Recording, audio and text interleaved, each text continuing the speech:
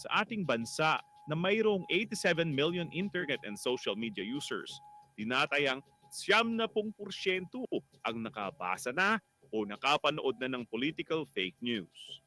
Sa survey naman ng social weather stations, lumalabas na 51% ng mga Pilipino ang hindi kayang tukuhin kung fake news ang kanilang nababasa o napapanood. Mabigat ang implikasyon nito.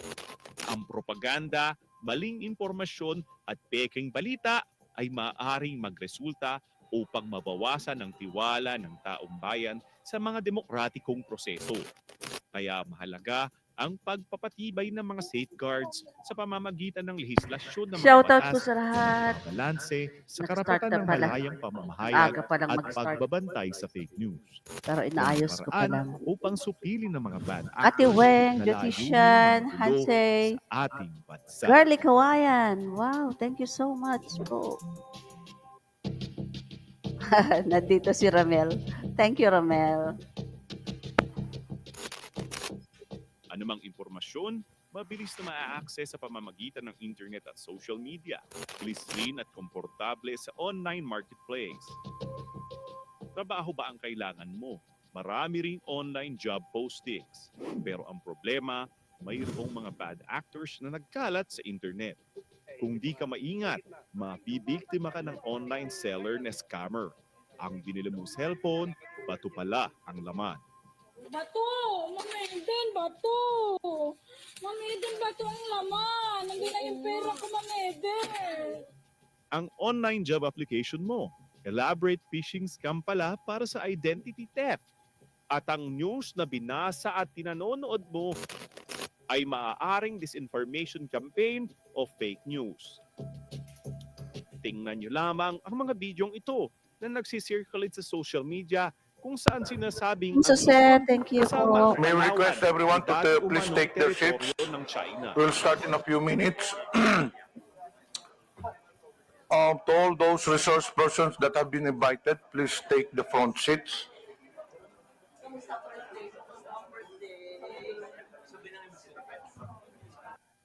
Okay na.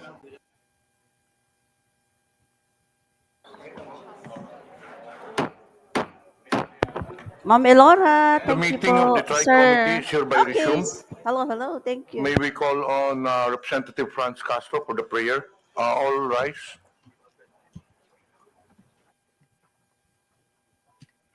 Thank you, Mr. Chair.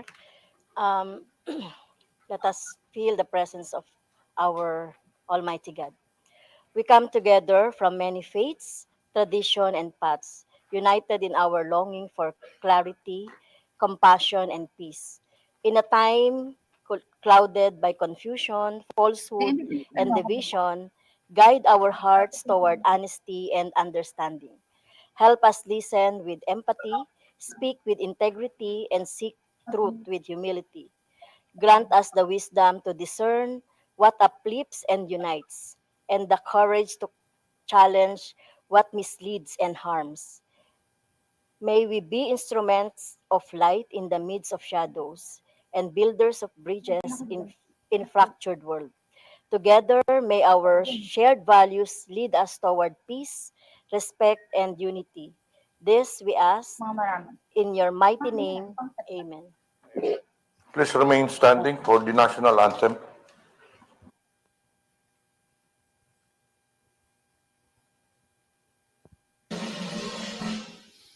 Bayang magiliw, perlas ng singanganan, hanap ng puso, sa dingding mo'y buhay.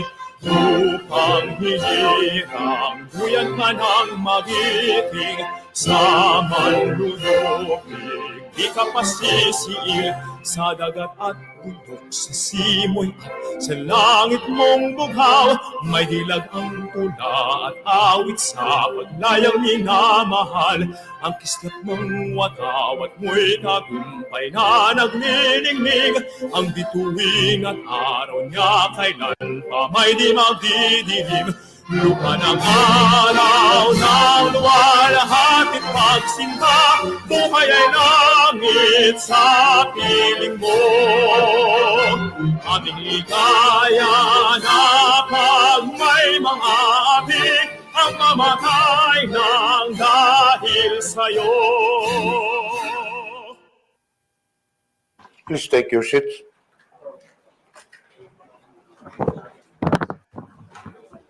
The first item on the agenda is the reading and approval of the minutes of the March 21 TRICOM meeting. Any motion from the Mr. members? Chair. Mr. Chair, Yes, Congressman Ako.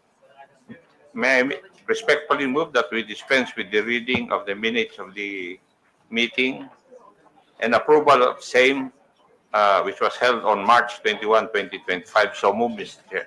Second, Mr. Chair. Is there any objection? There being none, motion is approved. Good morning to everyone, Morning. to my co-chairs, to the resource persons, members of the committee. We're gathered here today to continue our hearing on the critical issue of fake news, disinformation, and misinformation. This is the fourth hearing of the TRICOM, and as we convene, we find ourselves at a crucial juncture where digital landscape continues to evolve rapidly, presenting both challenges and opportunities for communication and information dissemination. The rapid evolution of technology and the rise of digital communication platforms have transformed the way we consume information. While these advancements have brought numerous benefits, they have also facilitated the spread of false narratives, manipulated truths, and an increasingly polarized public discourse. Today, we confront the daunting challenge of safeguarding our democracy and the integrity of our information ecosystem. Disinformation campaigns and the proliferation of fake news not only mislead citizens, but they also undermine trust in our institutions, weaponize public opinion, and threaten the very foundations of our democratic processes. Lalong-lalo na po sa panahon ito na kung saan ay naglipa na ang mga fake news laban sa mga tumatabong ngayong eleksyon. Nakakalungkot isipin na sa pagpapakalat ng mga maling impormasyon, hindi lang ang taong kanilang sinisiraan ang apektado, ngunit pati na rin ang ating bansa. Dapat tayo maging mapanuri. Huwag nating ipagwalang bala at bagkus labanan ang mga ganitong maling gawain. Together, we can confront the challenges posed by fake news and disinformation, ensuring a healthier public discourse. At sa hearing nito, we will continue our exploration of the multidimensional aspects of this crisis, examining the roles of social media platforms, the impact of algorithmic amplification, and the psychological mechanisms that make individuals susceptible to false information. We invited and will hear from experts, advocates, and those on the front lines of combating this misinformation epidemic, as well as those who have been adversely affected by its far-reaching consequences. Our goal for today is not simply to identify the problems, but to forge a path forward, developing actionable strategies for education, policy reform, and technology that can counter these threats. We owe it to ourselves, to the future generations, and to the principles of truth and integrity upon which our society is built. At gaya po ng sinabi ko nung nakaraang pagdinig ng TRICOM, as we engage with our witnesses and panelists today, I urge each and every one of us to approach this inquiry with open minds and collaborative spirit. It is only through this kind of thoughtful dialogue and a concerted effort that we can uphold the integrity of information and empower individuals to become discerning consumer of news. I hope everybody will engage thoughtfully and openly as we delve into this pressing issue that not only threatens our present, but also shapes our collective future. Let us work together to reclaim the narrative, restore trust, and uphold the values that define us. Maraming salamat po sa lahat. May I now call the COMSEC to acknowledge the presence of the members of the committee and colleagues in Congress. Thank you, Mr. Chair. Good morning, everyone, Your Honors.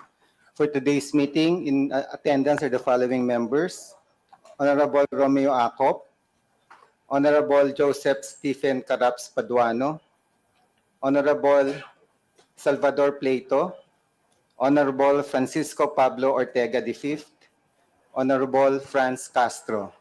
Also in attendance online, we have Honorable Jordan Jesus Romualdo, Honorable Edward Vera Perez Maceda, Honorable Marie Bernadette Escudero, Honorable Zia Alonto Adyong, Honorable Ed Christopher Go, Tata Jack. Honorable Ambrosio Cruz, Honorable Edgar M. Chato, Honorable Raul Buboy Tupas, Honorable Ching Bernos, Honorable Sunny S.L. Lagon, and Honorable Celso Say present. Licencia.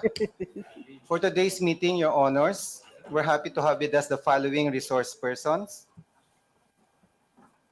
From the Anti-Money Laundering Council, we have Mag-iingay tayo Attorney sa set. Patrick Arnold Tetanco, the Legal Officer of Investigation and Enforcement Department.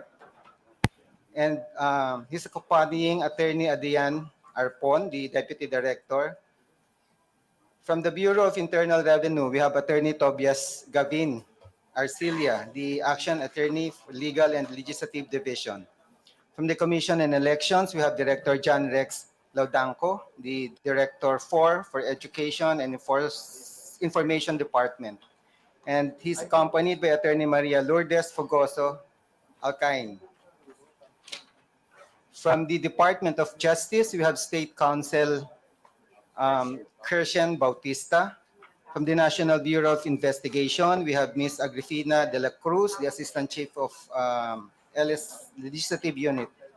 From the National Telecommunications Commission, we have Attorney Kathleen J. Luz Egipto, the Chief for Consumer Welfare and Prosecution Division. From the Philippine Coast Guard, we have Commodore J. Tariela, the Commander, PCG WPS Transparency Group, and Commodore Nelson J. Timbang, the Deputy Chief. From the Philippine National Police, we have Police Brigadier General Bernardo Yang, the Acting Director of the Anti-Cybercrime Group.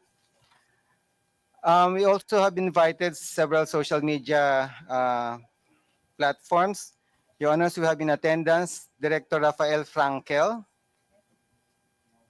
from Meta and Mr. Rob Abrams. From the broadcast industry, we have Attorney Rudolph Hularbal, the legal counsel for the kapisanan ng mga broadcasters sa Pilipinas, and Attorney Mark Tolentino. From the MBC Media Group or the Manila Broadcasting Company, we have Attorney Rina Seco, the counsel for MBC. In attendance also are Mr. Miko David, President of the Digital Marketing Association of the Philippines, Mr. Gerardo Sandoval, Vice President of the Social Weather Station, Mr. John Hart Alawigan from the Press One PH, and Ms. Lei Jensen San Diego. From civil society organization, wala yata from ngayon si Scamwatch ano, Philippines, we have TikTok. Mr. Josel de Guzman. TikTok. And some social media personalities we have in attendance: Ms. Grisette Laureata Chu, Ms. Elizabeth Joy Cruz, or Ms. Joy de Vivre, Attorney Rose Beatrix Trixie Cruz Angeles, Dr. Ethel Pineda Garcia, Mr. Manuel Mata, Dr. Richard Tesoro Mata, Mr. Elijah San Fernando, Ay, wala pang ano si TikToker. Dapat siya Miss nang unahin. Suzanne Batalya, Attorney Glenn Chong, Miss Maria Florinda Espenilla Duque, Mr. Claro Ganak, Mr. Alvin Montero, Mr. Jonathan Morales, Miss Vivian Max Zapata Velarde. Rodriguez, and Mr. Darwin Salceda. That's all, Your Honors. Thank you.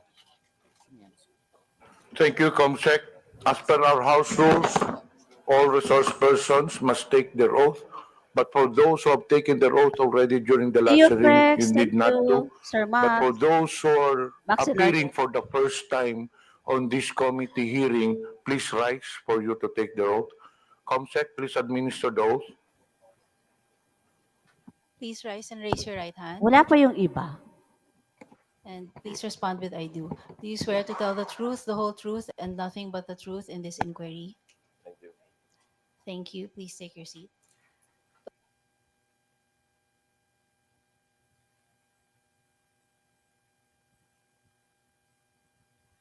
Hindi nila maayos-ayos ang signal ng TRICOM na to. Diba? Ayan nag-iikot-ikot na naman. Ay, gulay. Wala namang ibang nakabukas. Ay. Parating lang ganyan. Tingnan mo sa iba. Bakit lagi nilang ganyan na Wala eh. Umiikot. Ikot-ikot sila. House of Representative. Dito kaya meron. Wala eh. House of Representative. Tingnan natin sa iba. Bakit ganyan? Oops.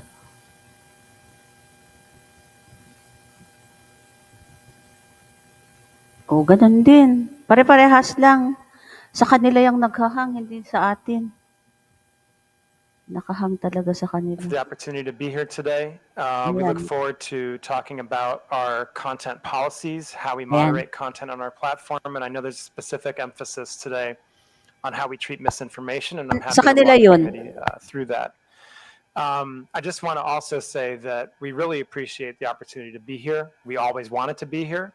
We absolutely appreciate the responsibility that Meta has in the Philippines. We know how important and essential our services are to the people, communities, government, and businesses of Philippines. We're very proud of the services that we provide in Philippines and the really wonderful relationship that Meta and the Philippine people have. We're proud of the support that we provide to Philippine businesses, in particular micro, small, and medium-sized enterprises. And so it's really an honor and a privilege to be here today. As you mentioned, Mr. Chairman, we do have a presentation, and I think that will serve really as my opening statement. And if we could therefore proceed to that, I'd be happy to walk the committee through our presentation, and then we're happy to take any questions. Okay, please proceed. Thank you, sir. But before that, may I acknowledge the presence? Oh, is he present or is he in the holding room? Later, we'll acknowledge him. Okay. May I acknowledge the presence of Honorable Arlene Brosas? Okay, please proceed, Doctor. Thank you, sir. Okay. So, Mr. Chairman and honorable members of the committee, this is a briefing on Meta's content policies and our enforcement, and like I said, with a particular emphasis on how we treat misinformation. Next slide, please. To begin with, I just want to emphasize some of the investments that Meta has made in the Philippines. Since 2017, we have been heavily involved in promoting digital literacy and digital entrepreneurship in the Philippines. We have a project called Digital Tayo, which we have engaged in with the DICT, the Department of Education, DSWD, and a number of international and local non-governmental organizations in order to train Filipino people, including youth, on digital literacy. Mr. Chairman, you mentioned in your opening statement the importance of empowering Filipino people to understand how to interact with and then digest information in this digital ecosystem. And so this is the point of this entire program. And through this program, we have trained over 6.5 million Filipinos in digital literacy. And we are now incorporating into that program elements on AI as well. And we'll get to that in a little bit. The other emphasis we've had here in terms of our training programs has been on digital entrepreneurship. And our digital entrepreneurship training has really been focused on micro, small, and medium-sized enterprises in the Philippines. We give them tools and training programs to upskill and understand how they can better perform in the digital economy. We have worked in this regard with DTI, BSP, PCW, DSWD, DA, a number of NGOs. And in this program, we've trained over 60,000 micro, small, medium-sized enterprises in the Philippines since 2017. We're very proud of that work as well. And again, we are now incorporating generative AI and AI into those skills and upgrades. Next slide, please. The second area where we have made significant investments in Philippines is in digital infrastructure connectivity. These are mainly the subsea cable network, which we have built to connect Philippines both back to North America and further in other places in the Asia-Pacific region. There are 4 main subsea cables that Meta is involved in that touch in the Philippines. The first is the Pacific Light Cable Network. This came online last year. Indeed, there's a picture of myself at the honor of launching the PLCN with President Marcos a year ago. And like many of our other subsea cables, this provides a lot of digital connectivity and infrastructure to the Filipino people. We also have the Jupiter cable system that connects the Philippines with Japan and the United States. This was completed in 2022. We have our Apricot system, which will connect Philippines with Taiwan, Japan, Guam, Indonesia, and Singapore when that's completed. And we also have our Bifrost cable system, and this is going to connect, again, Singapore with Philippines to Singapore, Indonesia, Guam, and the United States, and again, when that's completed. And so through these cable projects, the best estimates are that this is going to produce an additional $34 billion of GDP in the Philippines and can create more than 380,000 jobs on top of just the tremendous benefits that'll bring to Philippines who are trying to access the internet all over the country. Finally, I want to mention our most recent investments in Philippines, and this is really around AI. Only over the weekend, this is next slide, please. Meta launched our Llama 4 model, which is the most advanced by many metrics, open source AI, generative AI model that's ever been released. And there's two main parts to these investments. In terms of Llama 4, what this means is that as an open source model, this large language model is free for people to use. Researchers, developers, academics, engineers, companies, they are free to download our Llama 4 model and use it so that they can create their own AI tools and their own AI systems. And this is absolutely true the world in the Philippines. And for this release, so for Llama 4, it's worth noting that this Llama 4 model specifically has capabilities in Tagalog, in Philippines local language.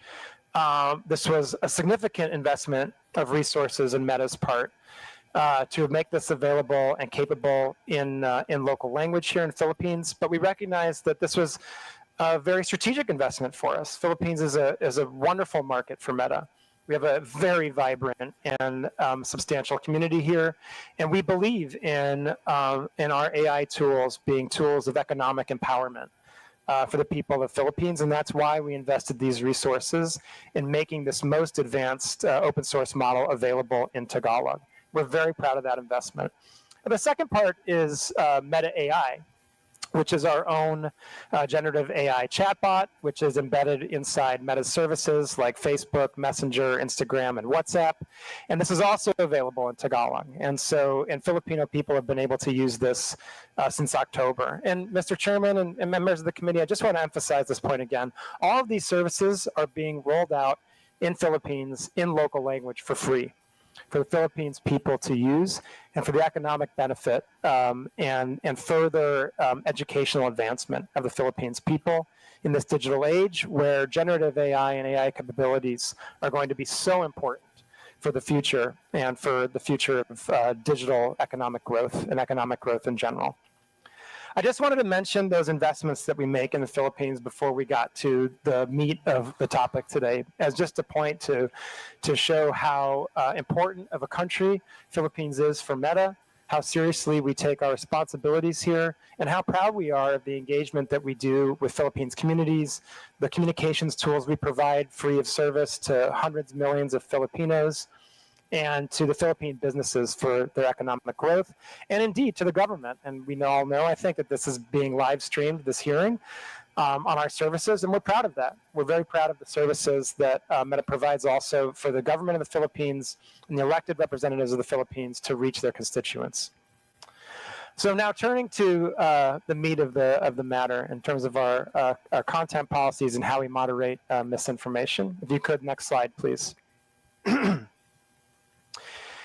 first and most important place to start is with our community standards. Meta has a single global set of community standards that govern how we moderate content and what is allowed on our platforms everywhere around the world.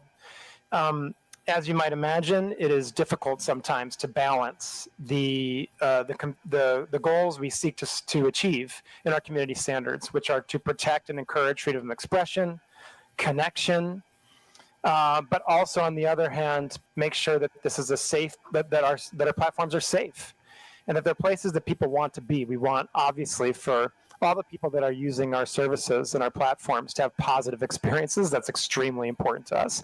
And so that means doing the very difficult work of balancing freedom of expression, the ability for people to have their voice, with community safety.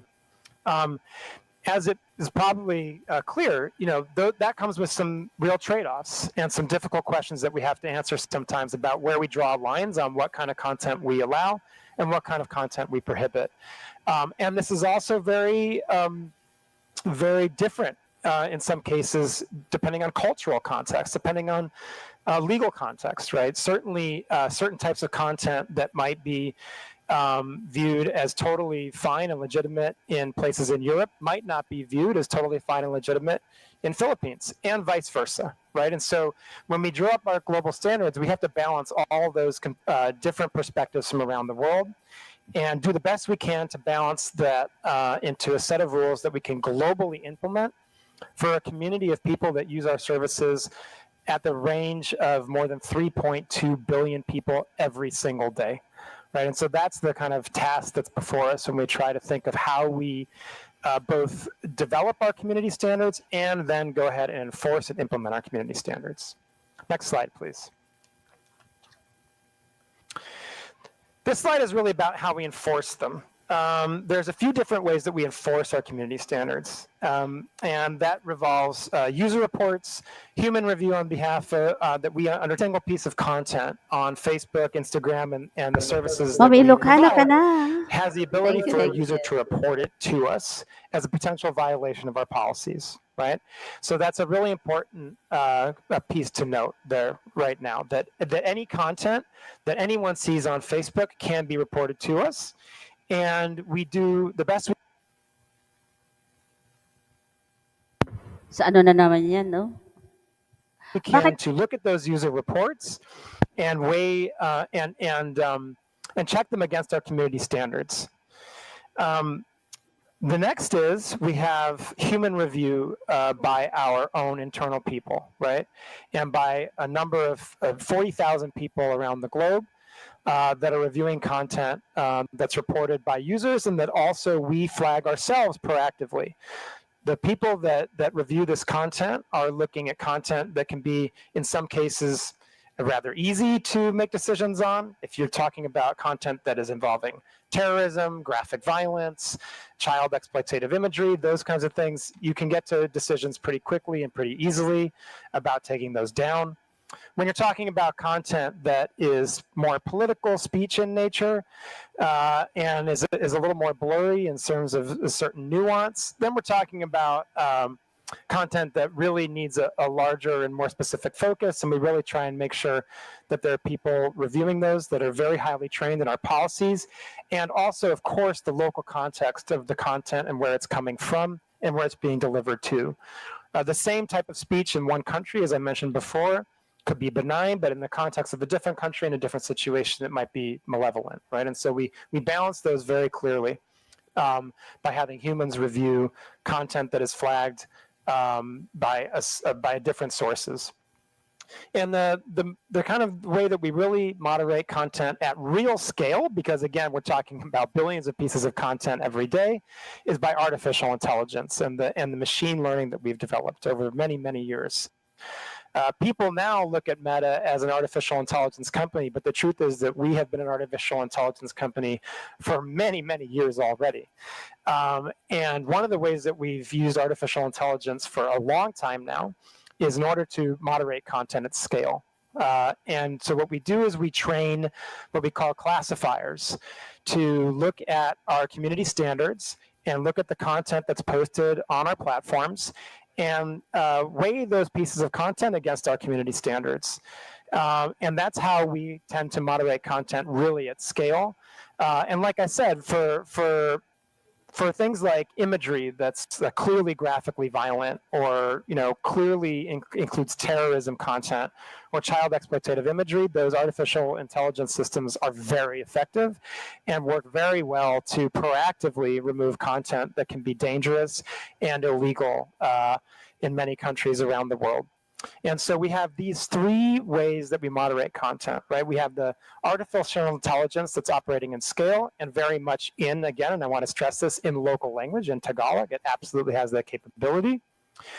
And then we have a series of, 40,000 people around the world that are humans that are trained in our community standards. And then we also rely on user reports. And it's those three main pillars that help us enforce our community standards. Next slide, please. Now, it's also important to recognize that there are a couple different ways you can moderate content. You can look at individual pieces of content, and that's very important, especially when it comes to user reports and anything that our machine tools are catching. But there's also the ways that we can look at disrupting entire networks of abusive actors, right? And so what we might look at when we talk about abusive networks are networks of people that are distributing child exploitative imagery, or like I said, terrorism content, or more recently we've looked at scam networks, right? We've looked at misinformation and disinformation networks. And in these cases, what you're talking about are a group of people that are intentionally coordinating their behavior to violate our policies. Often, in many cases, doing so by lying about who they are or being dishonest about who they are in the process, right? And so when we look and we see and we find evidence of these types of abusive networks, we have special policies in place that can also remove content at the network scale, right? And so when you think about that, then you're looking at removing content not just on a piece-by-piece basis, not just on a page-by-page or profile basis, but in a series of accounts, right? And so if you're talking about, examples where we might see a few hundred accounts or a few thousand accounts engaged in coordinated abuse of our platforms, then you're looking at the potential to remove all in one swoop, thousands or even sometimes hundreds of thousands, millions of pieces of individual content, right? And that's an incredibly effective tool that we use against criminal networks, and also in cases where we find there to be specific misinformation, disinformation campaign and foreign interference networks. At this stage, before I get to the next part about some of that work, I'm going to turn it over to my colleague, Rob Abrams from our law enforcement team. He's going to specifically talk about some of the work that we do in collaboration with Philippines law enforcement and the very close relationship that we have with them. And then I'll continue. Thanks a lot, Rob. Thank you, Rafi. So I want to talk a little bit in a bit more depth, but not with a level of granularity that would afford our adversaries any sort of unnecessary insight into the obstacles that we put up. But I want to talk in a little bit more depth about the network disruptions that we do. They're very strategic in in nature. They're not merely about scale and taking down, 10,000 accounts at one time. They're about removing a false web of bona fides that these criminals go to great lengths to create so that they can contact people unwittingly by seemingly being friends of friends or having other sorts of connections. A lot of the work we do, especially here in the Philippines, is informed by the signal sharing and by the data requests we get from agencies like NBI, from the Office of Cybercrime, from CICC, from the Anti-Cybercrime Group at the PNP. And others. So a lot of the work that we've been able to do, I say this under oath, and I say this with a lot of passion. The Philippines has been seriously global leaders when it comes to helping us fight forced criminality and these scam centers, formerly known as POGOs, if you like, that operate here in the Philippines, target not only Filipinos, but are engaged in human trafficking, forced criminality, and are a large part of the scam and increasingly misinformation ecosystem that, again, have a big role here. I think there's one advantage that I'd like to point out, and I know it sounds perhaps a bit counterintuitive. Here in the Philippines, we know that scam centers operate. We also know that law enforcement and the government here takes them very seriously. There are geopolitical black holes that we all know of, where law enforcement has no appetite to actually combat this. But because we have such a good relationship with PNP office, anti-cyber ACG, with the NBI, with various task forces, we are able to ingest signal regularly. I can say again, under oath, there's probably not a day that goes by where I'm not in contact with a member of Philippines law enforcement. So with that, and I'm quite certain I'll receive some follow-up questions and as we go forward. With that, I'll turn back over to Rafi. Thank you, Mr. Chair.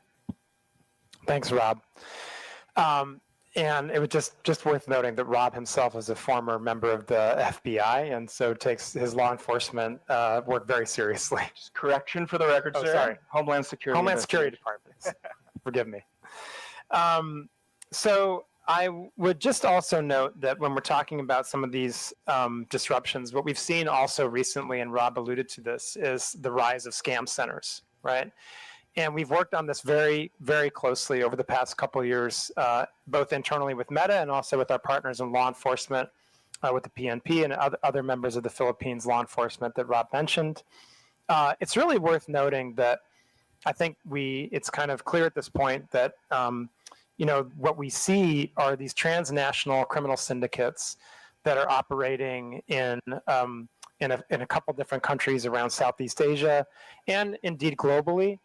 And they engage in forced criminality, human trafficking, and then, of course, the real horrible element of this is that not only are people forcibly trafficked to these locations, but then they're forced to engage in further crime and scams against other people. And so we've worked extremely hard to take down these networks on our platform to the point where by the end of 2024, we had removed and deleted over 2 million accounts that came from these organized criminal scam centers in Myanmar, Laos, Cambodia, the UAE, and indeed a few here in the Philippines as well. Thanks very much to our collaboration with Philippines law enforcement. I'd also like to just add for the record, the Filipino law enforcement community, as well as the BICAM in general, were among the first globally to flag this as a national security threat. So that has really sort of stepped up the tempo of our work and the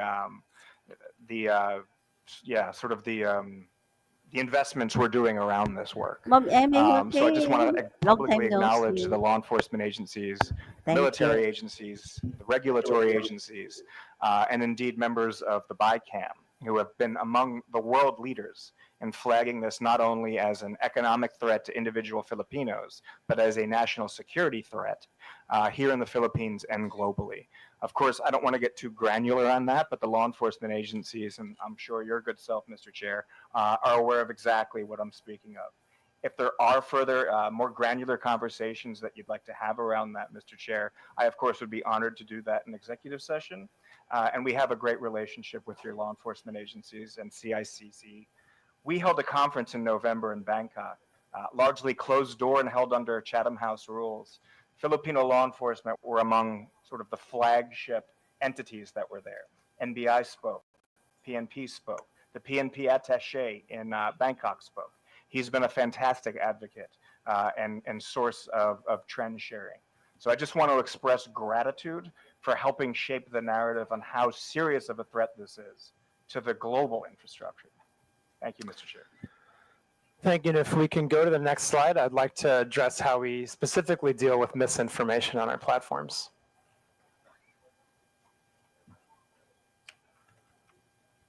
Next slide, please. Thank you. Okay. Mr. Chairman, I mentioned earlier how there are some of our community standards which are actually fairly easy to enforce. The bans on terrorism, child exploitative imagery, these kinds of things, graphic violence in some cases. Then there are topics that are much more difficult, right? And much more highly nuanced and very contextual. And misinformation tends to be, not always, but tends to be more in that second bucket of more difficult types of content to moderate. So because of that, and for various other reasons, we have a three-pronged approach to how we treat misinformation. Number one, we remove the most harmful misinformation that can lead to offline physical violence. Number two, we reduce the distribution of misinformation if it is found to be false by one of our third-party fact checkers, and then we will reduce that misinformation on our platforms so that people are less likely to engage with it. And number three is we seek to inform. If people have engaged with misinformation on our platforms, we want them to be informed that they have indeed done so. We want them to know that they have maybe unintentionally shared misinformation. And we want them to have access to authoritative sources of information. So those are our three-pronged processes, right? Remove the most harmful that can lead to physical violence, reduce other types of misinformation that may not lead to physical violence, and inform our community. I should also mention, and this is obviously very, very important in the context of the election cycle that we're also in. There's another type of misinformation that we will outright remove, and that is misinformation on elections, right? And so if there is misinformation specifically about electoral procedures, about the date the election is going to take place, the way you cast a ballot, those are other types of misinformation that we will outright remove from our platform. What's important to recognize, and I'll go to the next slide here, is how we determine the differences between what we remove, what we reduce, and how we inform, right? And so please go to the next slide. At Meta, and indeed I think most digital platforms take the same approach, where we want to be very careful about being the arbiters of truth. Right? In many ways, in many aspects, we feel that that's a responsibility that is too great for us to have, and can lead to situations where we're trying to make determinations that we're just not qualified to make about what is true and what is false. And as you might imagine, trying to police misinformation at the scale of more than 3.2 billion people every day would become practically impossible, right? And so what we do is we work with third-party fact checkers in more than 60 languages around the world. These third-party fact checkers are non-governmental organizations that are certified by the International Fact-Checking Network, the IFCN. That is how the fact checkers. Ay, ikot na naman. Sa ano yan? They're chosen, and that's how they are certified. And so what we do is, when we are made aware of a potential piece of misinformation, that piece of content will be enqueued to the third-party fact checkers themselves. In Philippines, we work with 3 third-party fact checkers. We work with Verifiles, Rappler, and AFP. And they are very active fact checkers, I should say. And then we wait for and while that content is enqueued, then it's up to the third-party fact checker to determine whether that content is indeed false, or there are other cases, right? You can imagine that misinformation isn't just binary. It's not necessarily true or false entirely. There are cases where it can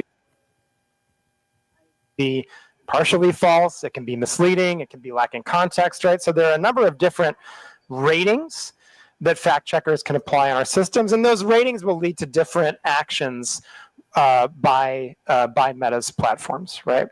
But in a case where a rating is rated false, then that content will be reduced in distribution and will have a label applied to it so that the people who potentially see that content can click on the label and read for truth or for authoritative information from the third-party source, right?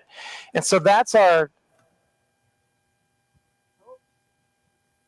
general approach to how we would treat misinformation when it would not be specifically physically lead to specific physical violence or lead to to misinformation on the elections process, right?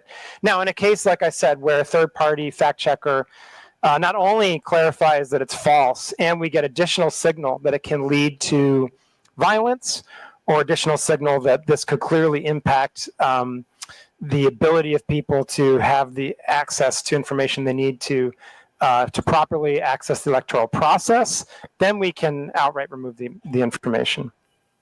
But that is not, those, I just want to emphasize that the outright removals of misinformation are much more limited in scope. I would also just like to note that, if we see that there are repeated violations, or sorry, I shouldn't say violations, if there are repeated instances of misinformation from the same people, from the same pages, then that can lead to overall less distribution of the content by those people and by those pages. And it can lead to other actions such as demonetization, the prohibition on placing ads, and so forth, right? So there are a number of kind of increasing scale of penalties that can be applied if you're a repeat purveyor of misinformation on our platforms. I think we have an example. If the next slide, please. Right. So here's just one example of a fact check on our platform. This was a fact check of a claim that a blogger made that the Philippines had used water cannons against the Chinese Coast Guard. This was false. This was rated false by our fact checkers. And you can see on the left, this is the actual fact check. And on the right, this is how the content would now appear on our platform with a screen over it, right, and a warning along with the label that explains that this is false content, right? And again, this would also be content that is reduced in distribution, and so even getting to that content would be much less likely on the part of any user using our platforms. I think the last thing I would just like to say is, on the topic of misinformation is, there can also be misinformation networks that are doing this with intentionality. We put out a threat report, I believe, every quarter, where we go through globally the types of actions we've taken against networks. Right. I mentioned a number of actions we've taken recently against scam networks and transnational criminal networks in 2024. That was included in one of our threat reports. But it's public information. You can go online and access this information. And we have taken down a number of networks over the years in Philippines for many different reasons, not just because of their misinformation. We've seen scam networks. We have seen misinformation, disinformation networks. Those are all publicly reported in our threat report. And again, we have done this in collaboration with local law enforcement, so that when we're made aware of, and our investigators internally can confirm that there are misinformation networks that are operating on our platforms, we will take those down. And Mr. Chairman, I've gone on for quite some time explaining our content moderation policies and the basics of our misinformation policies. I think Rob has added to that with some color around the very close collaboration that we have with law enforcement in the Philippines. I know there's a lot of questions that you and the committee want to answer, and I'm very happy to take those now with a lot of gratitude. And I want to emphasize this point: a lot of gratitude we have to you and the committee for giving us the space to be here to talk to you and the Filipino people about these very important issues. Thank you, Mr. Chairman. Thank you, Dr. Rafael. We will now proceed to the interpellation with regards to the meta issue. The first to interpellate will be Honorable Franz Castro.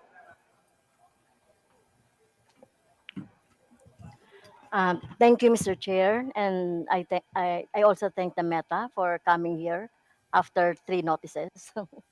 Thank you. I have some specific personal question about how the Meta is detecting community standards violation, or what you call violation of community standards.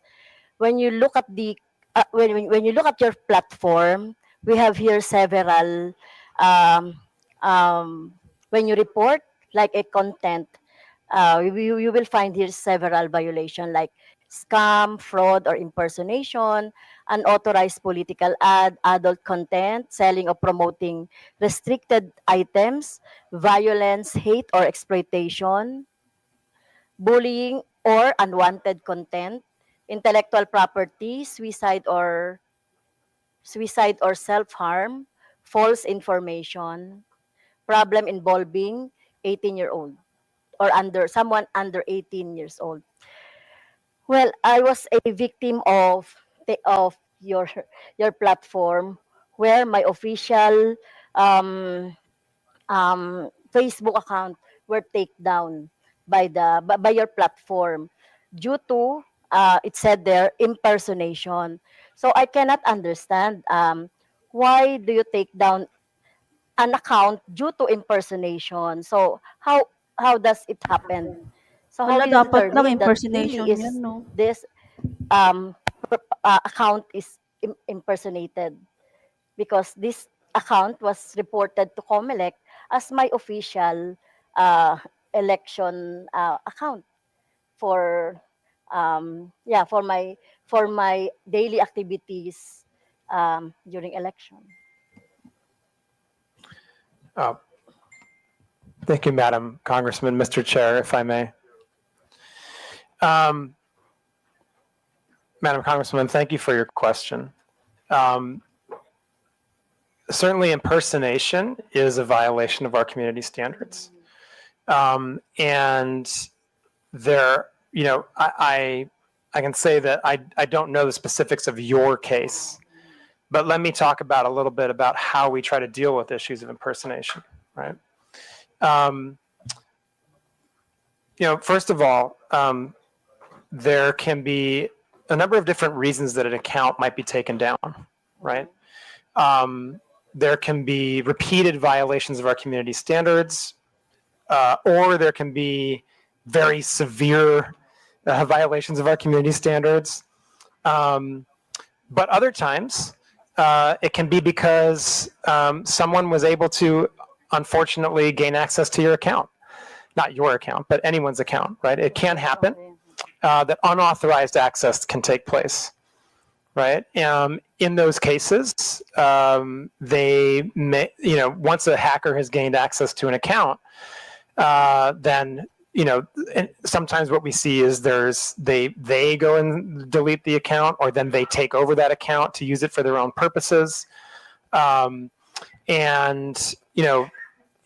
what we do in those cases is we work with the rightful account holder to retake control of their account, right? So we ask for credentials. It could be a government ID. It could be various email addresses or other identifying information that were used with that account in order to regain control of it. I think one thing we've seen and that we know is an extremely effective guard against having accounts taken over by hackers is two-factor authentication. Two-factor authentication is really the first line of defense that any user on Facebook, including members of Congress, have against their accounts being taken over. If you have two-factor authentication on, anytime someone would seek to make changes to your account, it would ping you to make sure that you're the right person and you're authorizing those changes. I would urge everyone to make sure they have two-fact turned on their account. I think it's also worth noting that, for government officials, for politicians who are engaged in an election cycle, we have specific channels where we can work together. We have our Meta Support Pro channel that you can access and that we're happy to work with you to make sure you have access to, so that if you have specific issues with your account, other members of Congress, other people running for election can access those channels. I think it's also worth noting, and I didn't really mention this in my opening comments, but I think I should, that that there are a number of different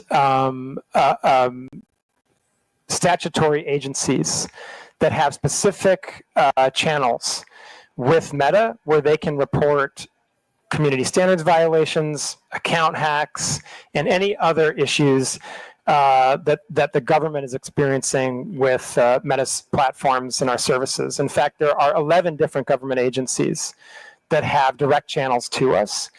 And so those are other channels that can certainly be utilized in cases where members of Congress experience those types of actions. And I would just also say, it does also happen from time to time that we make mistakes. That is also something that happens, and we're sorry for when that happens. We know it's a really poor experience. We don't want that to happen. We take those instances very seriously. We do everything we can to try to minimize them. And so that's also just something that can happen sometimes. So when my account was took down,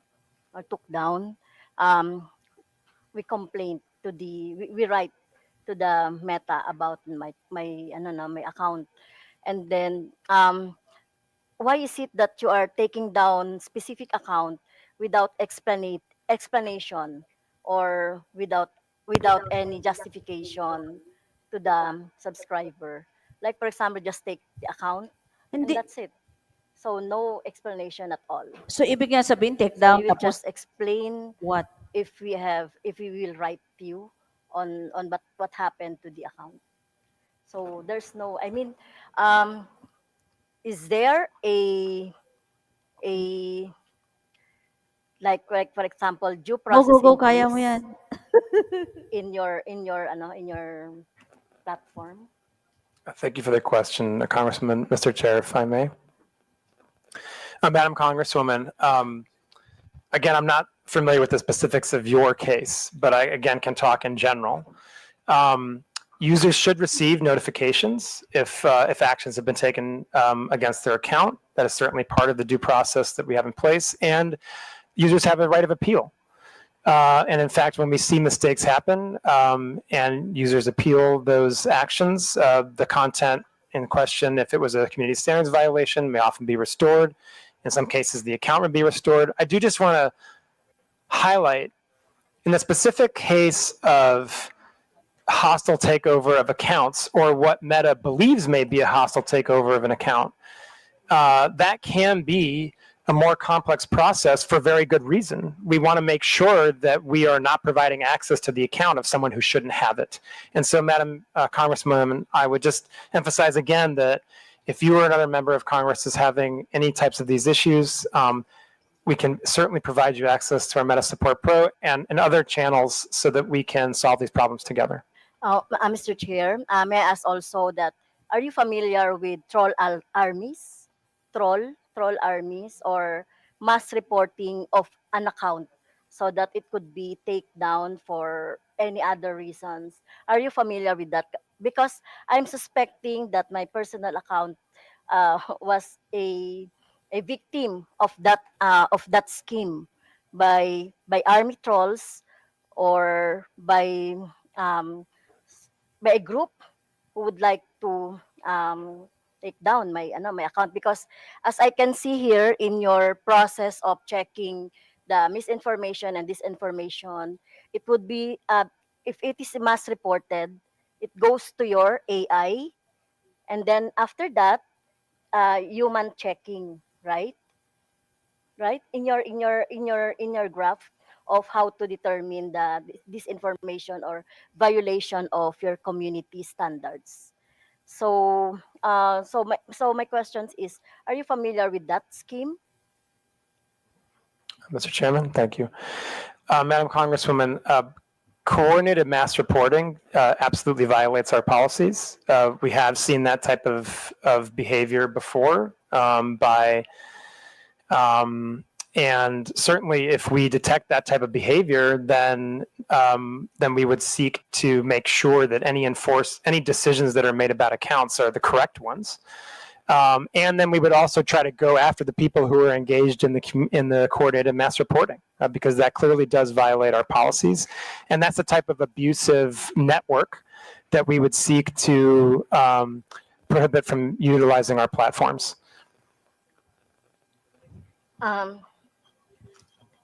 Another question, Mr. Chair, is about the inaction of the Meta on the AI-generated images abuse. I was also a victim of that when I hold a gun. Yeah, they are using the AI-generated, but still in the platform. But the Meta is not doing Sir anything about Tokes, that. And yeah. many progressive organizations and individuals are victims of that, Mr. Chair. Mr. Chairman, sorry. So the question. So how do you detect, or why are you not taking down AI generated images that you think are not or inappropriate or not true or misinformation? Thank you, Mr. Chairman. Thank you. Madam Congresswoman, and for the committee, I think I would start from the place of our view of misinformation is that that whether or not it's AI generated or not, it would be misinformation, right? And so I think first and foremost, what I would say and emphasize is that our misinformation policies apply to content that is AI generated and is not AI generated. Now, taking a larger look at AI generated content, okay. There's a few different pieces to this, right? First and foremost, if people use meta AI in our own products to generate for generative AI imagery or the like, we have the ability to detect that, right? And it'll come with a watermark, basically, and therefore a label and be recognizable as a generated AI image. Now, if people are using other tools, right, then basically it's harder to detect what is generative AI and what is not. This is an area of very significant investment for Meta right now. We're working very hard on ways to detect what is generative AI and what is not. I think that part of the issue that we have here, and this is one where what we need is collective action. At the moment, there's no agreed upon industry standard for watermarking or for how platforms like ours should go about detecting the difference between generative AI and non-generative AI content. And so that's an area where we really need more focused industry collaboration, and certainly we are trying to drive that. For Meta, we believe it's very important for that type of collaboration to happen between industry, civil society, and governments.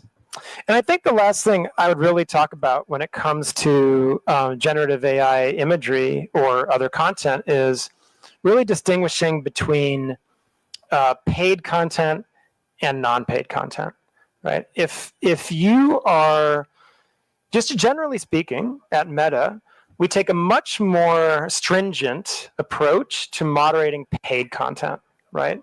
Because obviously we're taking money for it. We believe we have responsibility that's even greater, and the distribution would be increased, right? And so, in the context of anything that is, again, taking out the generative AI component of it, any type of content that is paid for, that is political in nature, that talks about a campaign or a politician or a social issue, right, is subject to our policies on political candidates and social issue paid advertising, right? And according to those policies, you would be required to disclose who is paying for the ad and sponsoring the content. You would also have to go through an authorization process, which would include, in most cases, providing a government ID. Okay, And you would have to be, you on that. if I could just finish one last point, you'd have to be located in Philippines, right? If you want to run a social issue or political ad, you'd have to be located in Philippines, right? And so there's a series of steps that you have to take to cross that threshold in order to be able to run those types of ads. And then in addition to it, if it is AI generated, you'd be required to disclose that it is an AI generated paid piece of content. Thank you.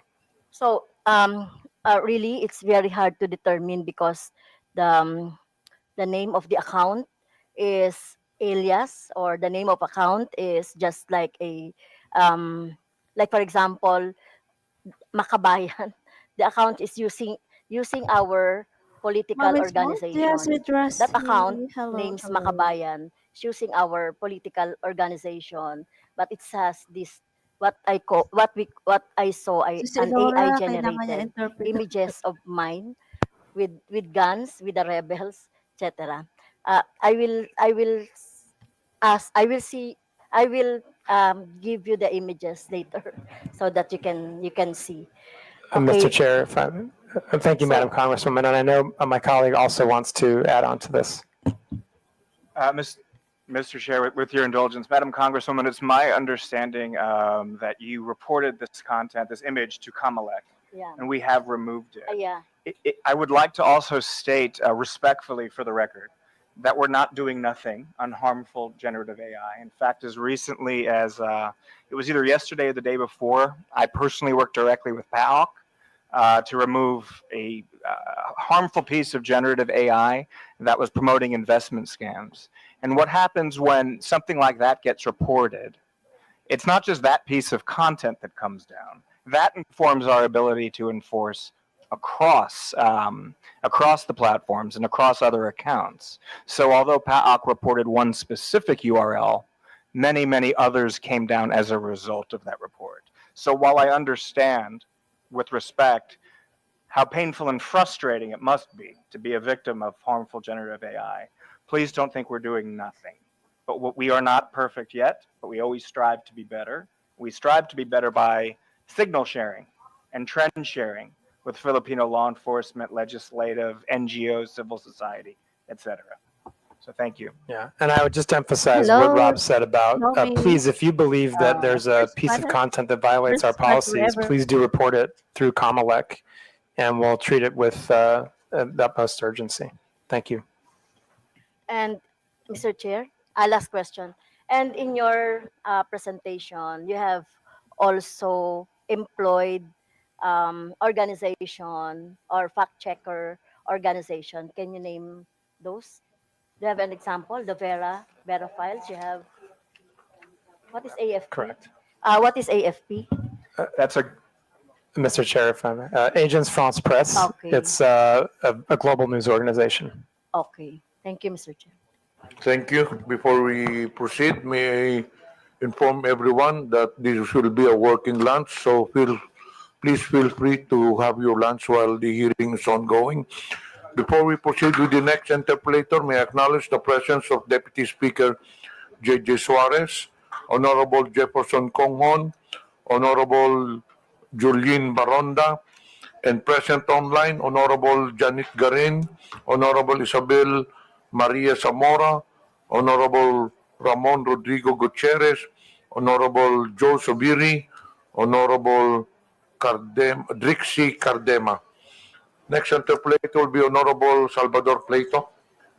Thank you, Mr. Chair. Good morning, everyone. To our dear colleagues and our esteemed guests.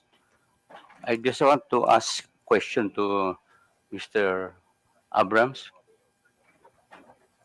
What Mita's stance on government requests for user data? For instance, for example, there is a law enforcement investigation against a blogger suspected of peddling malicious content on social media, and his data and posts are needed for the investigation. Will Meta provide those requested data?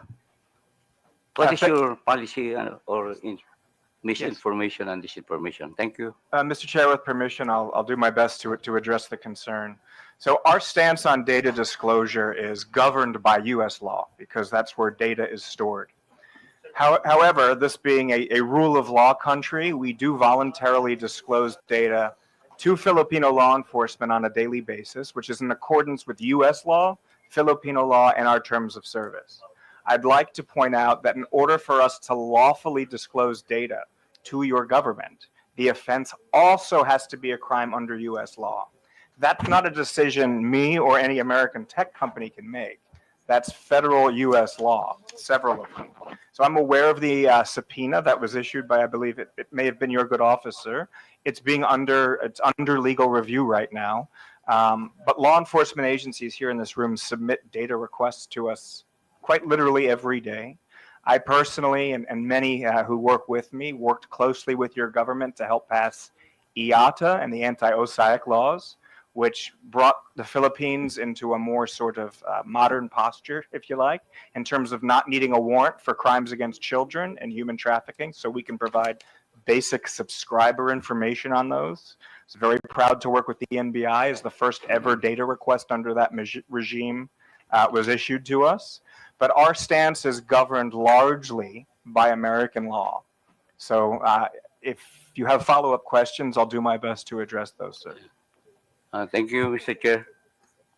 Another question is, do you have a system of censorship on posts which are against moral values, especially those which can erode the minds of children? Do you have the power to delete those unlawful malicious libelous posts?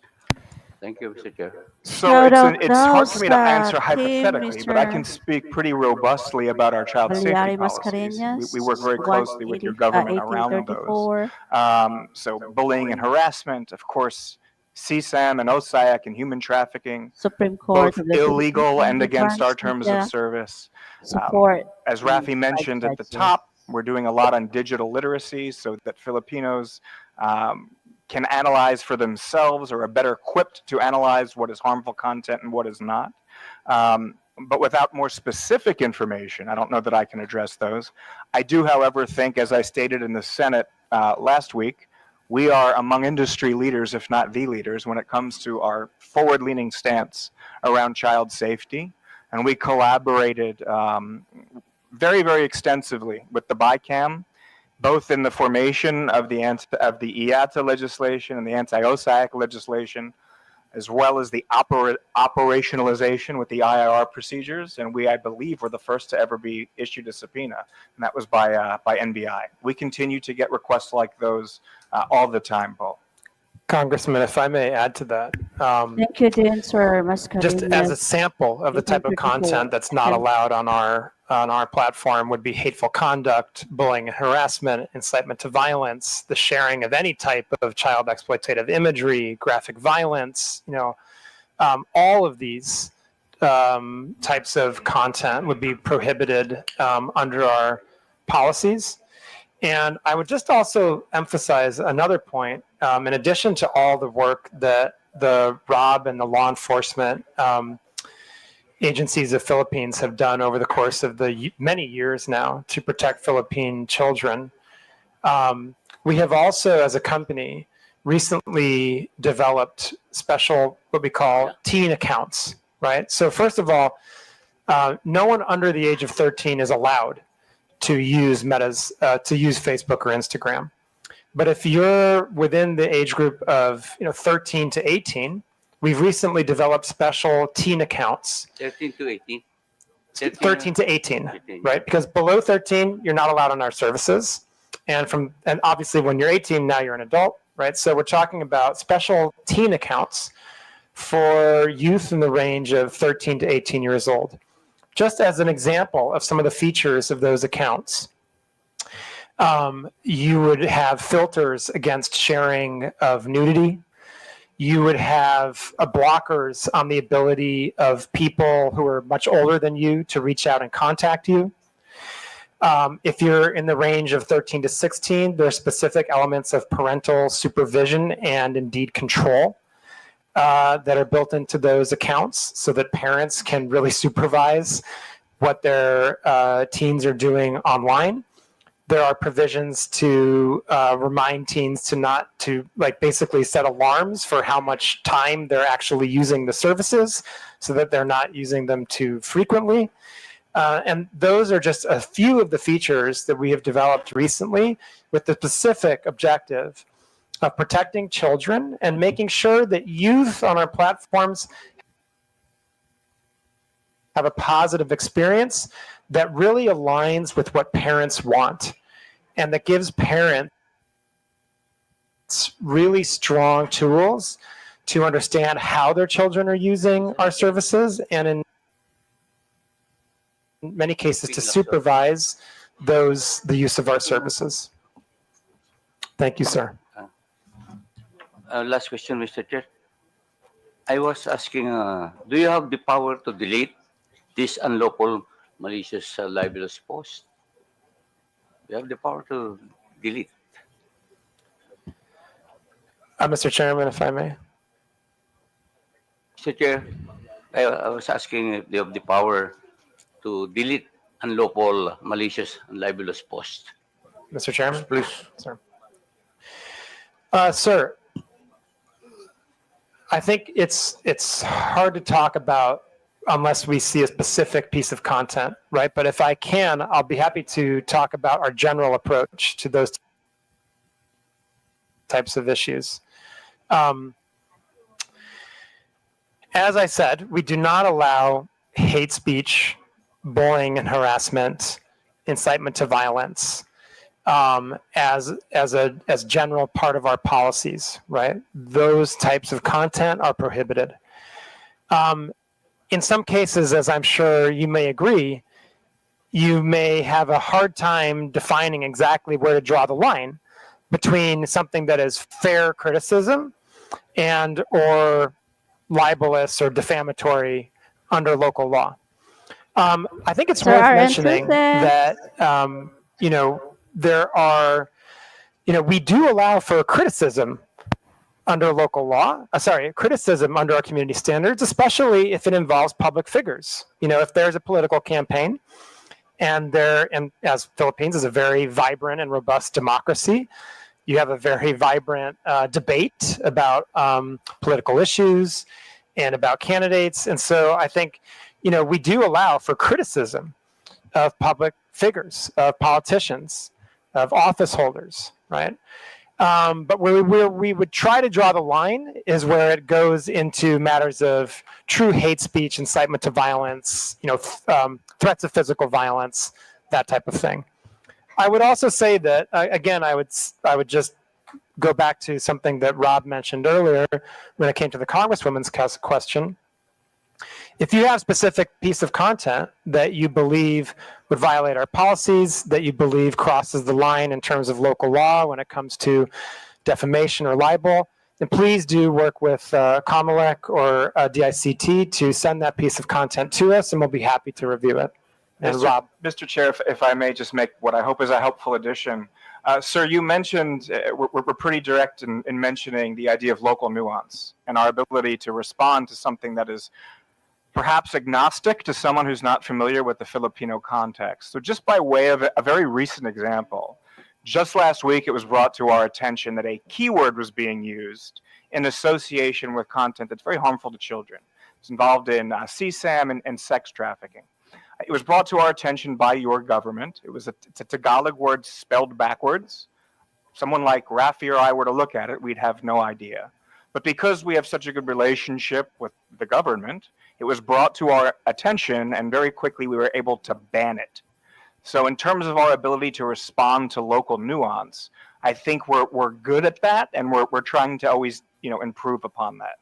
It's hearings like these, it's our daily interaction with the operational folks that keeps us sort of hopefully on the cutting edge of all of the local nuance that's continually evolving. Thank you, sir. Thank you, Mr. Chair. Thank you, Mr. Abrams and Director Frankel. Thank you very much. The next interpolator will be Honorable Paulo Ortega. Thank you, sir. Good morning. I would like to, of course, thank Meta for the partnership given with our city and district. The PLC and in San Fernando, La Union, you have created a lot of opportunities and jobs for our locals. With that, Mr. Chair, I would like to zero in on a few questions, mostly on the political context. The presentation has shown us a lot of different contexts, but I was looking for the political context side, but have a few questions directly about this. During the question and answer with some of the members, we've seen that you have taken already you have noted and you have done some actions to ensure that there is moderation with the content, especially politically. Are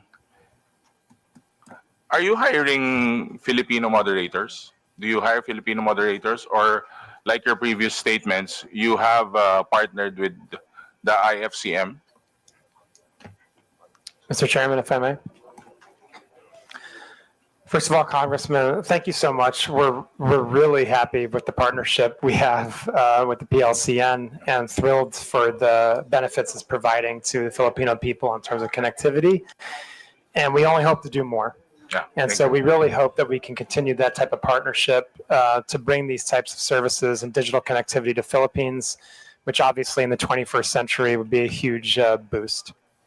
Thank you very much for the question. I think that I would, let me break this down into two different parts, right?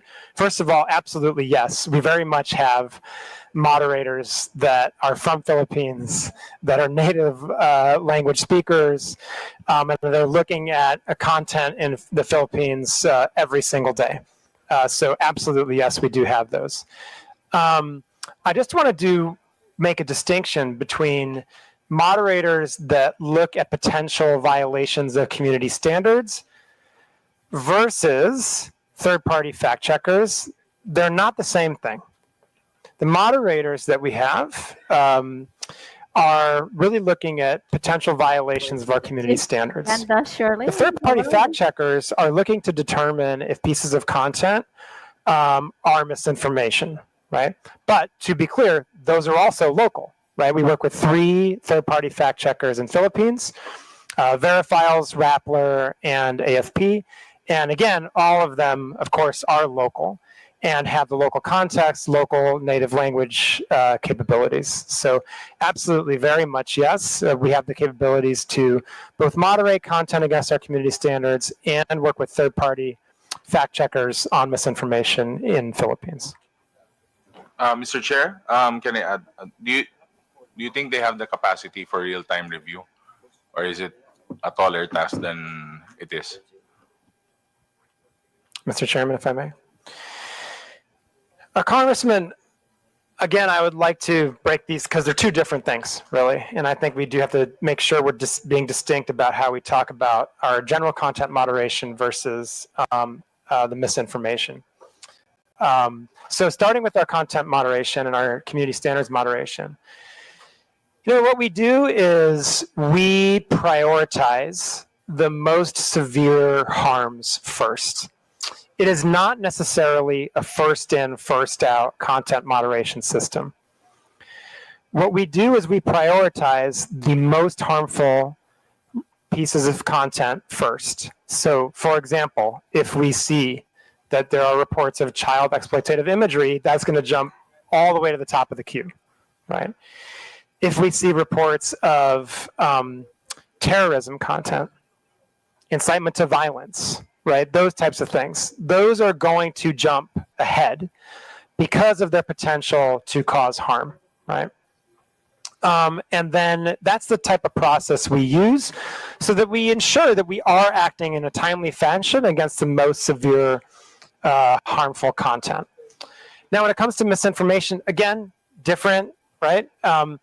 What we can do is we can ourselves send content for the fact checkers to check, or the fact checkers can do it themselves. They have the ability not to wait for us and to actually check content on their own. And what we see in the Philippines is they are very robust. I think we have some of the most robust fact checkers in the world active in the Philippines, and very active in terms of many of the political and types of content trends that we're seeing on our platforms today in Philippines. So Mr. Chair, you're saying that you are prioritizing real-world harm, something that would really harm a specific place, a community, or even other countries, same country you're in. Is that how I understand it, sir? Mr. Chairman, if I may. Yes, I mean, there's some nuance here, but in a basic sense, yes, right? I mean, certainly if there's content out there that can lead to real world, offline, physical harm, then yes, that's going to, generally speaking, jump to the top of the queue. Yes. So if I'm reading your presentation correctly, may I ask what type of accountability does Meta have in the Philippines when these things go south, or even if we tend to go to something a lot worse than regular trolling, regular misinformation? I would like to be clarified on that, sir. So, Mr. Chairman, if I may. So, just to emphasize again, I want to be really clear. These systems are operating in parallel. Our ability to remove content that has the potential to cause offline harm has no impact on our ability to work with third-party fact checkers on misinformation. Those are operating in parallel, right? So I think, is that the answer to your question, or are you asking something different? Yeah, it is actually, but I would like a sense of something more accountable coming from the company's sense towards a local like the Philippines.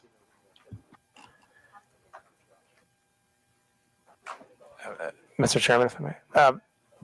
Yeah, Congressman, I think that, first of all, we're sitting here today, which I'm glad to be doing. I think it's very important that Meta, as a company with such ubiquitous and important services, answer your questions on these really important issues, especially in the lead up to an election. I'd like to point out that maybe we didn't actually show that slide now that I think about it, but we put a slide on our presentation that showed the award that we received from Comelec after the last election for the work we did to protect the integrity of the election. And so, and we intend, and we are in the process of doing that same work now with the midterm elections that are around the corner. And I would also just emphasize again that there are 11 different reporting channels that various agencies of the government and law enforcement have to come to Meta for accountability, right? And on top of all that, we also publish our transparency report every 6 months, where we demonstrate in a very transparent and open manner the content that we've removed based on violations of our community standards, the content that we have restricted due to local law, data requests that we have acted on based on law enforcement, and a number of other metrics that really show kind of how Meta is approaching our responsibilities in the Philippines. And I believe my colleague Rob would also like to add to that. Mr. Chair, with your indulgence, may I add to the response? A very important question when you're talking about accountability. So I just want to speak briefly about real-world harm. When there is potential, and there's been a crime committed, and there's potential for real-world harm, law enforcement agencies in this room know how to lawfully request data from us.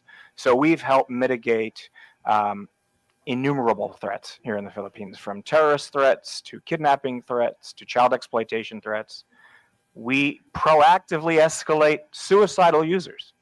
So when it comes to accountability, I think from the perspective of the law enforcement outreach team, we want to make sure that the Filipino law enforcement agencies present can probably speak to this as well, but we have a very robust data disclosure policy that's in line with our terms of service, American law, and Filipino law. And it's used each and every day by Filipino law enforcement so that they can go after the actual bad actors that are operating off-platform and coordinating off-platform harm. Thank you, sir. And lastly, Mr. Chair, to drive at my point, would Meta support Philippine Regulatory Committee for social media platforms so that they can partner and help out does the same regulatory committee if it was formed?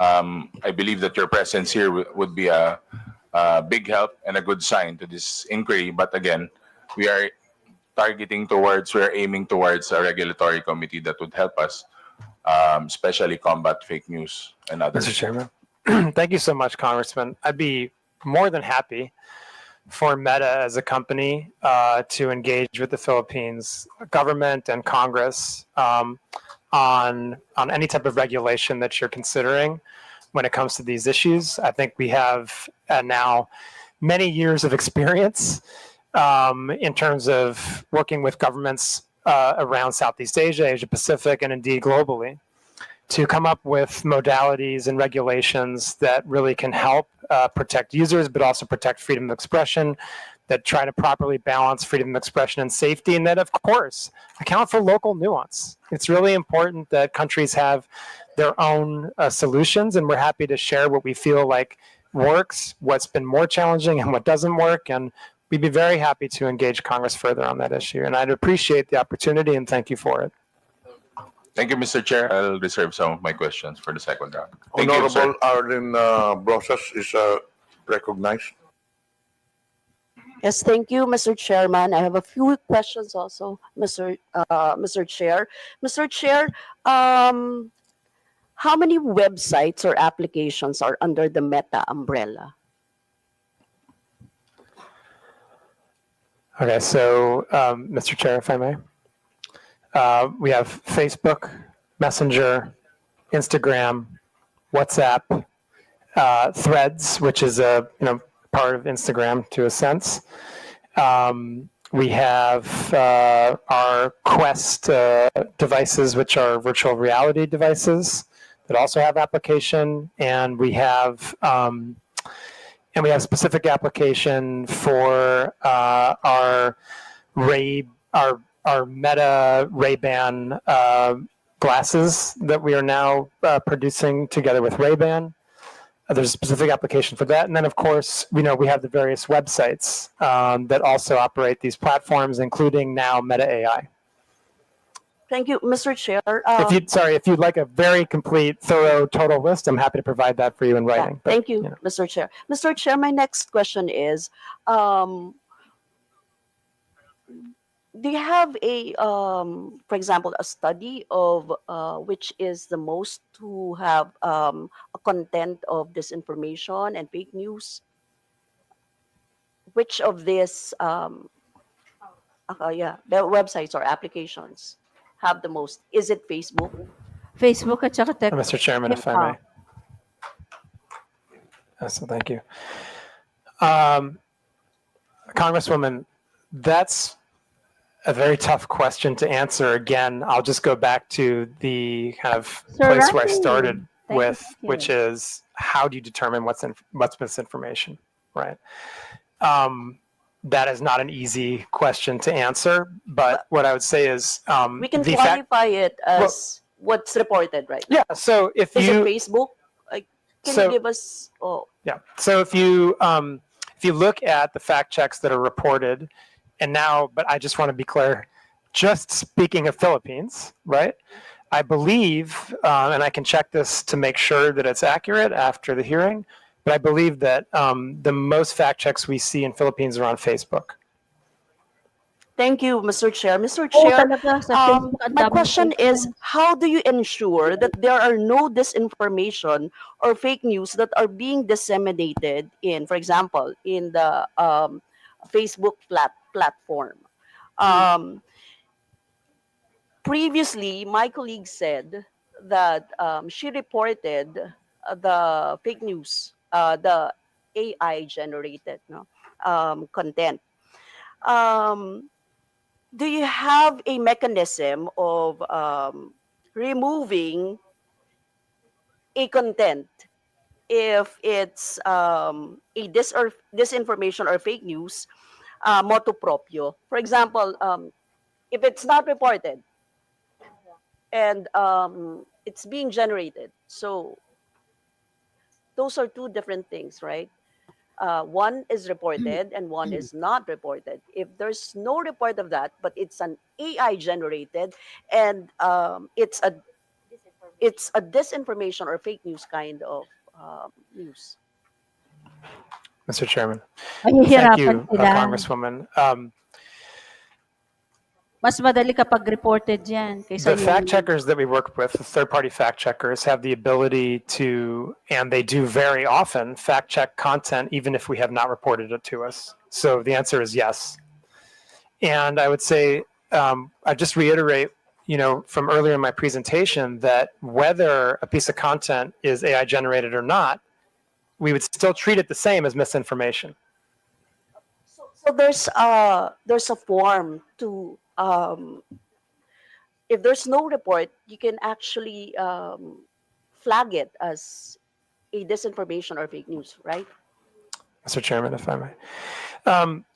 Yes. So let me talk about all the different ways that this can be done, right? First of all, as your colleague showed earlier, a user that's scrolling through Facebook can report something if they believe it's false information, and that would flag it for our systems so that we would have a look at that and potentially pass it on to a third-party fact checker.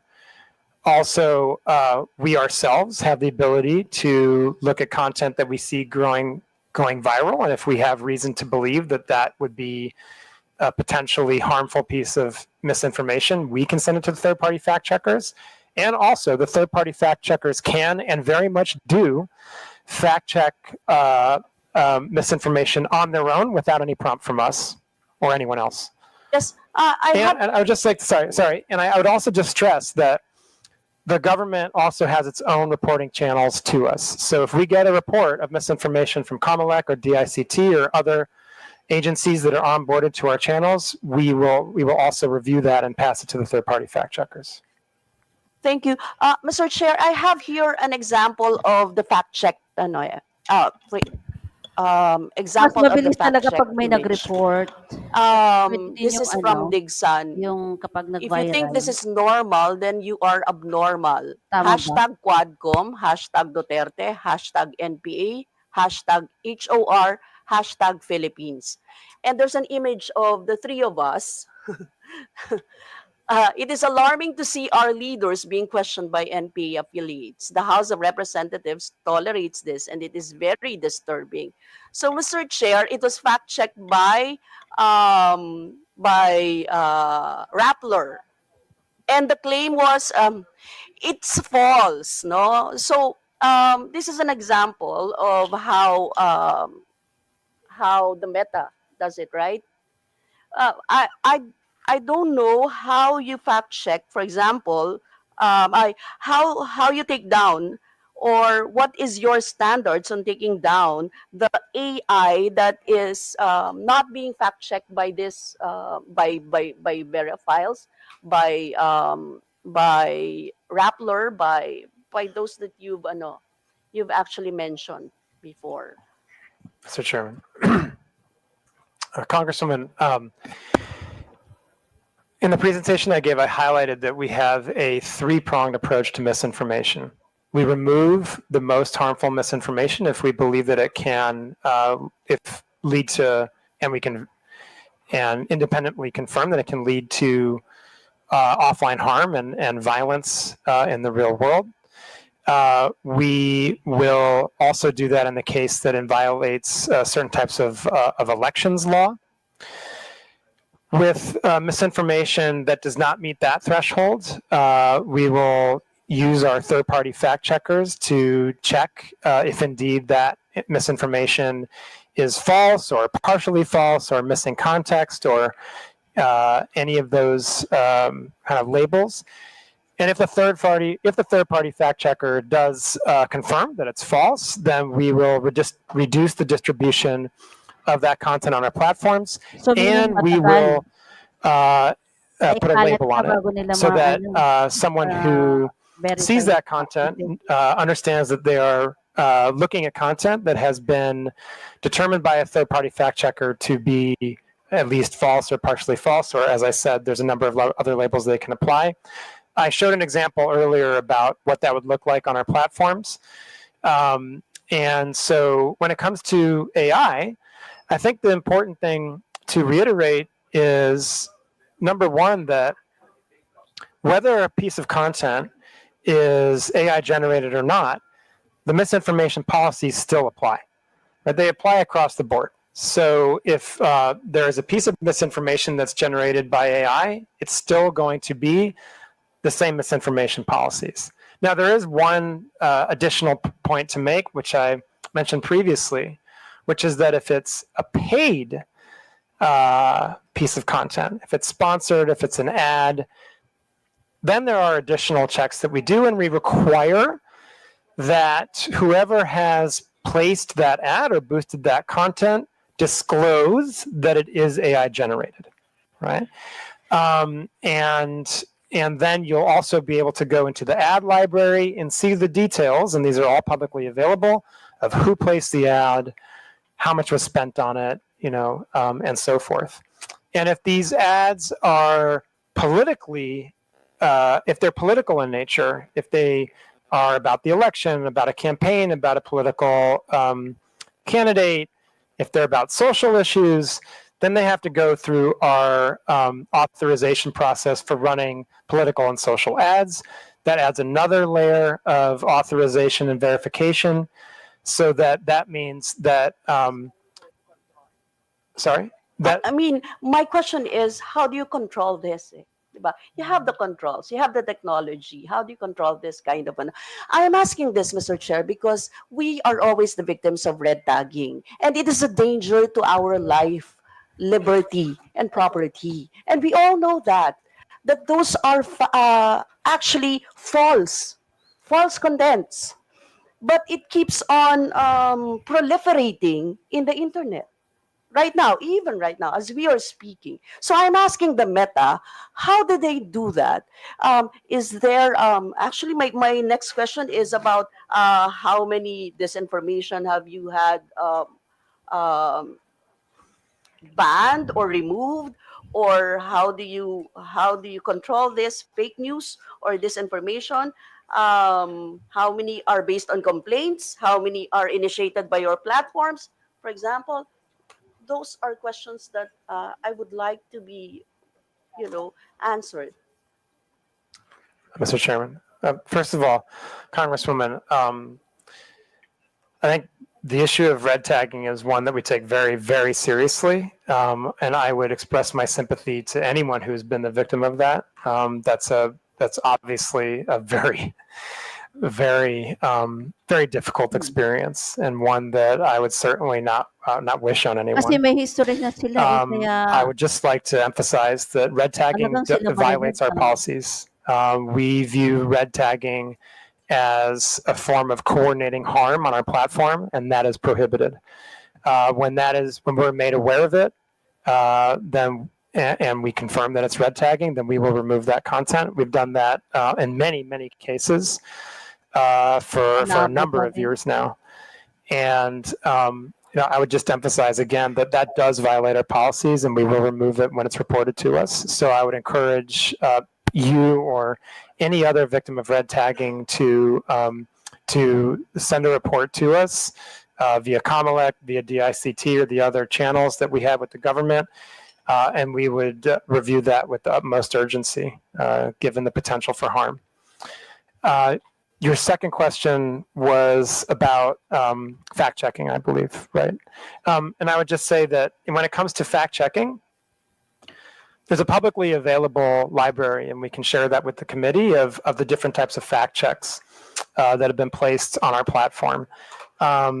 Just recently, I think we've seen a number of different issues that have been covered by our fact checkers in Philippines, and again, I think those are all publicly available, and be happy to share a list with the committee. But anyone can find that also, as they're all online. Thank you, Mr. Chair.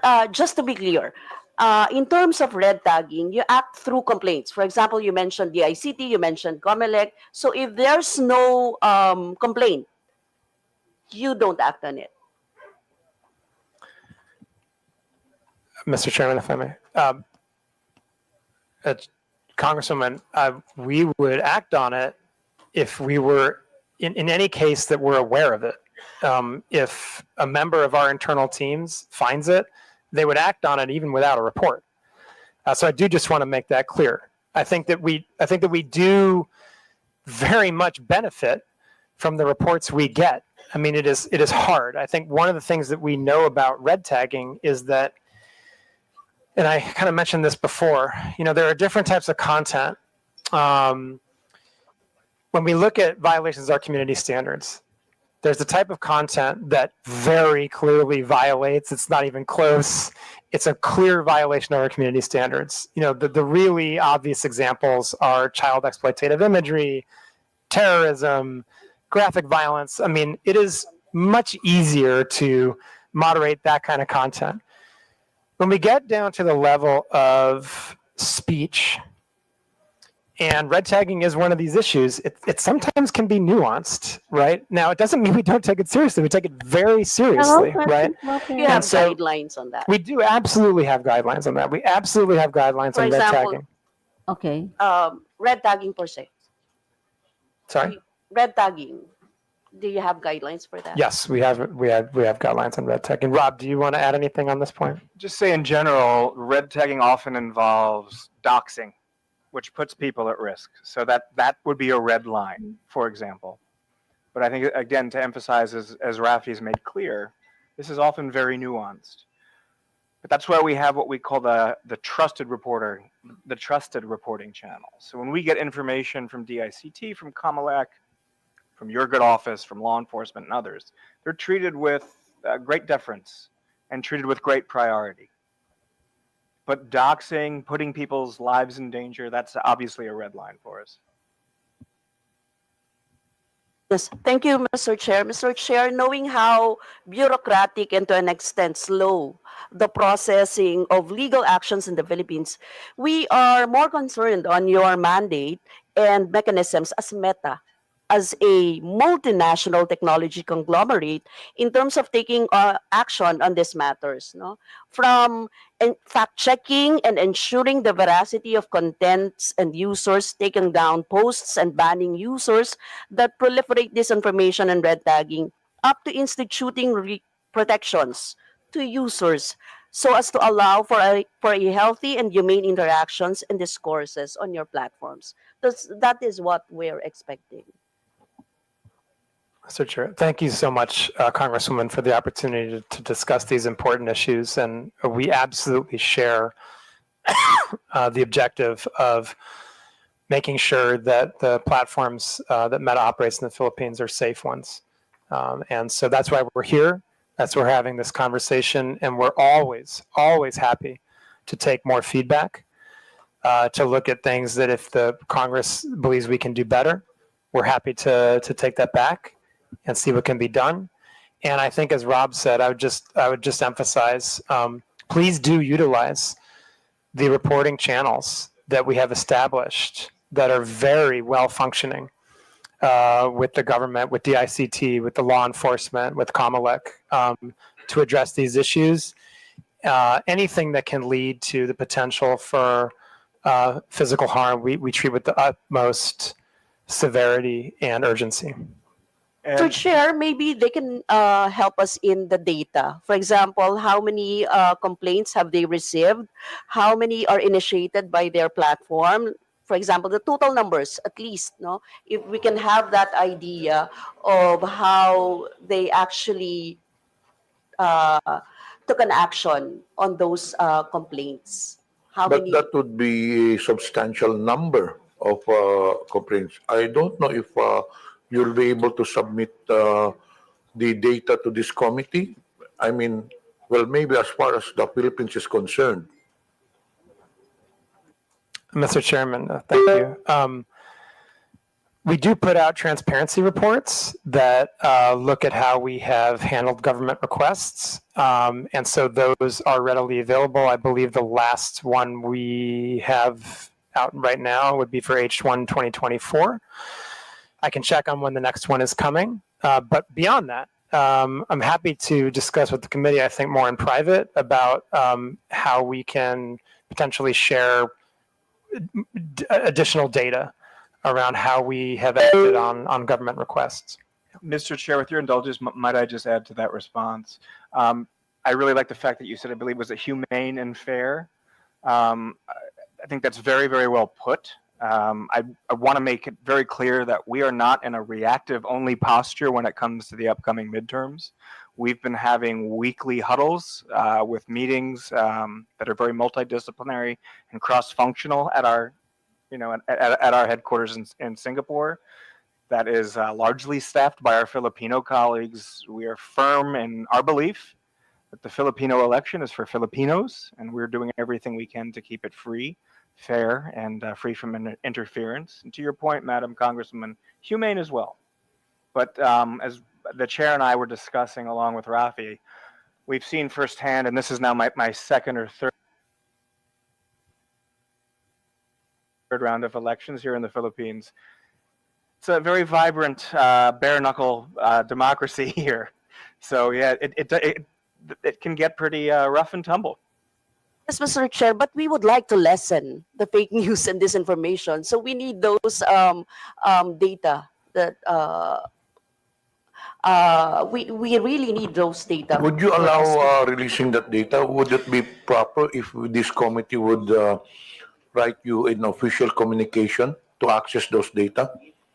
Mr. Chairman, thank you. Yes, I think it would be helpful if you could, as a committee, specify the type of data you'd like to see, and then we can take that under advisement and share what we can, and have a discussion about what type of data we share and kind of what's most helpful to you. Yeah, okay. We will send an official communication for that data. Last question, Mr. Chair.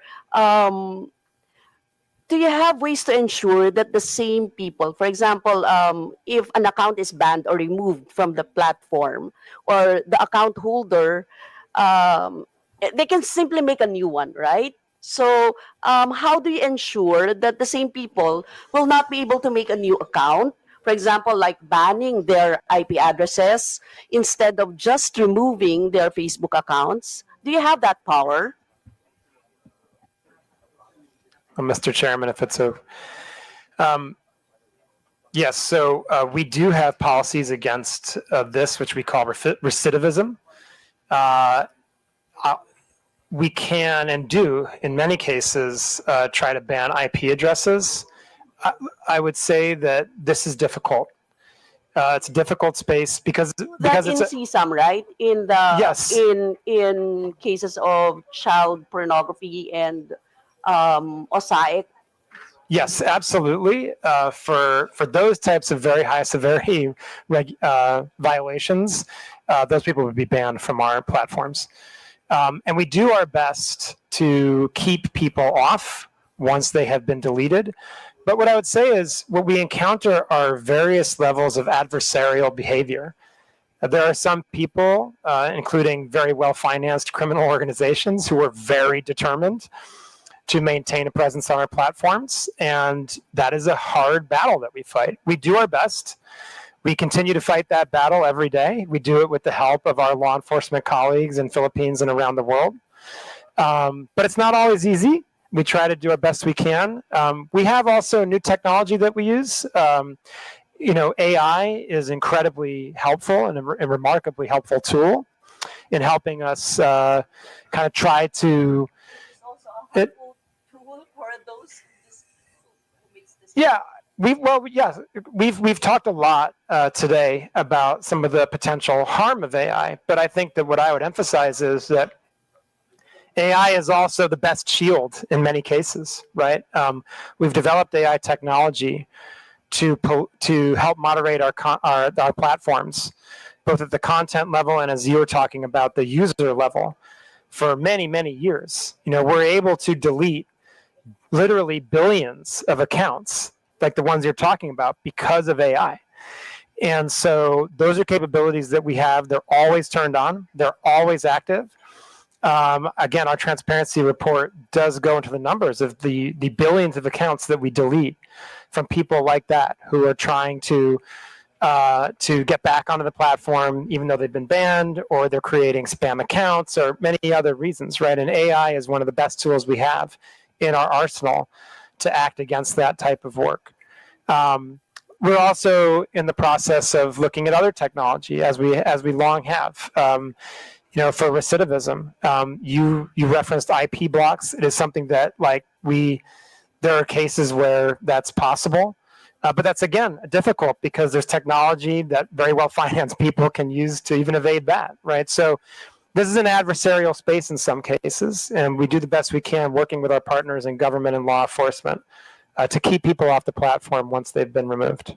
Rob, do you want to? Sure, I'd be happy with the chair's indulgence to add some additional context to that. So when we're talking about the use of AI for detection for harmful content, the reason that north of 99% of child exploitation material doesn't make it onto our platform is because of things like machine learning, AI.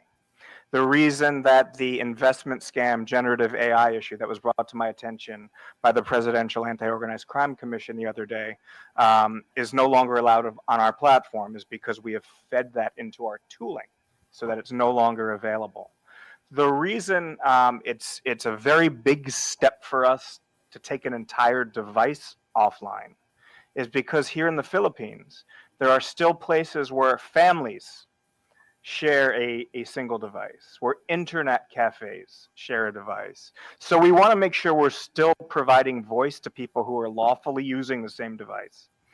We do, however, to your point, have certain absolute red lines. So a terrorist-related piece of content, CSIAM, human trafficking, there's no warnings given to users on that. Their accounts are disabled when something like that happens. Or when they post content of that nature is what I should say. Thank you, Mr. Chair. Mr. Chair, may we be furnished a copy of the red tagging guidelines na lang? And for the guidelines that they use for determining fake news and the specific timelines for the violations, for example, of the community standards violation, how long does it take? Is that being addressed to Meta? Yes, Mr. Chair. We'll include that in the official communication. Thank you, Mr. Chair. May I remind the interpolator, I think this would be the last interpolator because before we proceed, may I acknowledge the presence of our co-chair, Honorable Joe Aquino, and Representative Benny Abante. The Meta representatives will have to take their flight at 3 p.m. So can you make your questions concise? The next interpolator would be Honorable Roch Gutierrez. Thank you, Mr. Chairman. I understand the busy schedule that our resource persons have. I'll try to make it quick. Good afternoon to our dear resource persons. I'd like to direct my questions to the Meta while they're here. Mr. Chair, just very briefly, I hope you can bear with us. It's been, it could be confusing for us, especially. Ideally, we would be tackling this together with Google and TikTok. However, understandably, due to schedule concerns or for whatever reason, you've appeared separately. So we'll be going through this all over again. I hope you could bear with us. Before we begin, I'd just like to verify. So Dr. Frankel, is it, Mr. Chair, to the Honorable Chairman, can you tell us what you do in Meta? Mr. Chairman, Congressman, I'm the Director of Public Policy for Southeast Asia. And you are based in where? Singapore. In Singapore. And you are part of Meta the American company? So I'm an employee of Facebook Singapore PT Ltd. Meta Platforms is the American company. Meta Platforms is the American company, the Singaporean company. And Mr. Abrams, to the Honorable Chairman, maybe know your position in Meta. So I'm one of the heads of law enforcement and national security outreach, handling a large chunk of Southeast Asia. My employer is the same as my colleague Rafi. So likewise based in Singapore. Also based in Singapore. Here in the Philippines quite often. Here in the Philippines quite often. And generally for Meta, although Meta Platforms, the American company, when they operate in Southeast Asia, they would do so through Facebook Singapore. Is that correct? Every country, sorry, Mr. Chairman, if it's okay. Congressman, every country has a different legal structure. Here in Philippines, we have a representative office of our Singaporean company. It's important to note that that representative office is not in charge of business or operations. It does not do anything involving content decisions, right? Those are really, those are undertaken by Meta Platforms. Mr. Chair, I'm glad you brought that up, and actually that would be my next question. So if you are representing Facebook Singapore and you are doing these regulatory work in behalf of Meta Platforms through Singapore, I assume for Southeast Asia, what is it that Facebook Philippines, what do they do? If it's not anything to do with the support services or content regulation or the actual business of Facebook, Meta Platforms, sorry. It's actually very much about the business of Facebook. So we have sales and very robust sales and support team. Our public policy team, who's based here, while not involved in takedown decisions and data disclosure decisions, do work very closely with COMELEC and with DICT and with many NGOs. I think what we're trying to emphasize is that no decisions are made here. Those decisions are undertaken by our parent entity in Singapore or in the US. So this is really a sales and support office that exists here in BGC. I'd also say there are various programs that we run that are supported out of our Philippines office, including some of those I talked about earlier, which revolve around digital literacy. The digital literacy programs with Digital Tayo that we've used to train over 6.5 million people. The digital entrepreneurship programs where we've trained over 60,000 micro, small, and medium-sized enterprises. Those are also examples of the type of work that our local team here has undertaken, and so forth. There's other examples. And Mr. Chair, just for the record, respectfully, sir, it's Meta Platforms, Inc. that controls all of our platforms. Okay. If that's helpful, Paul. Thank you for that clarification. And in fact, it is more helpful, so we have a better idea now. So Facebook Philippines is mostly in the business of, well, the business, which is sales, and I would assume this is advertising? Yeah, we're an ads-based business. So it's advertising. How about Facebook Marketplace? Is that also within the purview of Facebook Philippines?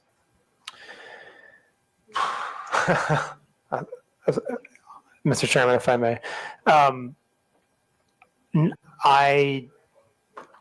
I want to check to make sure I get you the totally accurate answer, but I believe the answer is no. I think that Facebook Marketplace is, again, operated by the parent company in the United States, but I do want to qualify that by saying I definitely do want to check to make sure that's correct. Thank you. So I hope you understand where our confusion is coming from. So I would assume that Facebook Marketplace would be part of the business end of Facebook. So we would assume that that would be something within the purview of Facebook Philippines, considering that there would be regulatory requirements under the DTI and such. Mr. Chairman, if I may, this is where it does get a little complicated, right? I mean, to be clear, so there, there's no commerce that's taking place on Marketplace, right? And so but it doesn't mean that we don't comply with local law, right? We, as a global American company that lives up to the best legal standards in the world, we always want to comply with local law. So just because any of the platforms are being operated by an American company doesn't mean that we still won't comply with local law. Yeah, Mr. Chair, absolutely agree with you, and we are not implying any disregard for local law, but precisely I think if you've been listening to our fellow colleagues here, what we're driving at is accountability, which goes beyond just the legal requirements. So I hope you understand where we're driving at with this and why I'm asking these questions. We aren't implying that you aren't following local law. And in fact, we do appreciate all of these efforts that you've done above and beyond the legal requirements that we may have, such as your public outreach programs that you may have, and your facilitating the requests of some of our stakeholders in government. However, I hope you understand that what makes it very difficult for us is that when we have problems, it's very hard to reach Meta Platforms Inc. So understandably, we are of the position that if we have any problems or anything that we have to relay, we have to go through Facebook Philippines. But as you can see from our previous hearings, they've been tossing us around left and right. We go to Facebook Philippines, they tell us to coordinate, they have no involvement with Meta Platform Inc.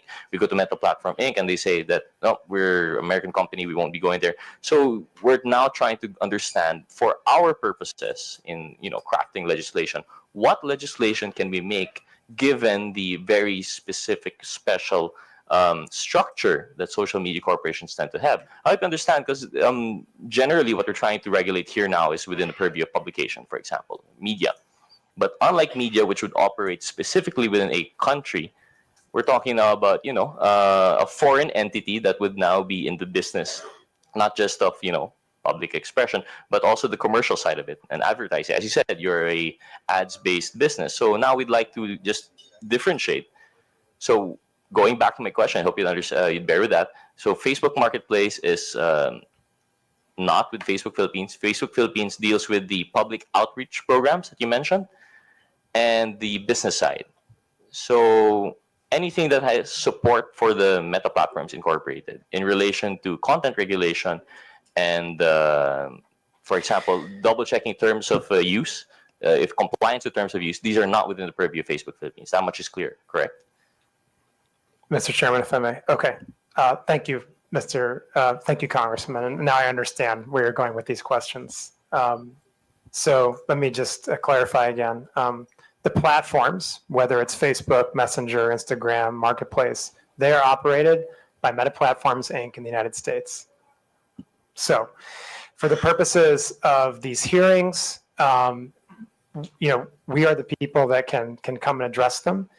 And I just want to clarify, and by the way, also, if you would like to have further discussions on regulation that you're considering, we're happy to do that. And I also just want to really, really clarify and emphasize a specific point.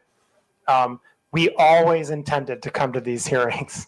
I really do want to make sure I say that and repeat it, because it's very true. We always intended to come to these hearings. We needed a little bit of time to make sure that me and Rob could get here.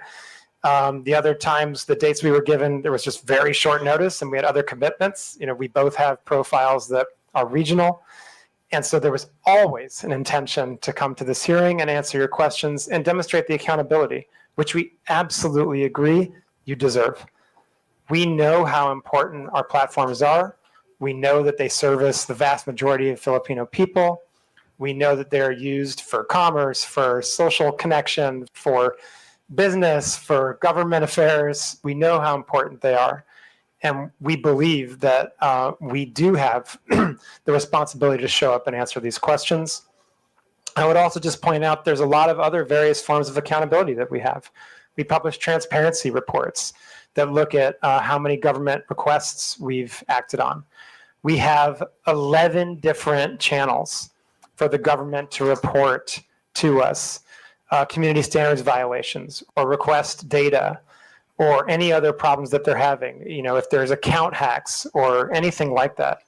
There are 11 different channels that we have set up with various agencies of the Philippines government and law enforcement, we're accountable to every single one of those channels and agencies. And beyond that, I think that we try to do the best we can to answer the questions as forthrightly as we can, to explain, frankly, very complex and sometimes nuanced issues the best we can.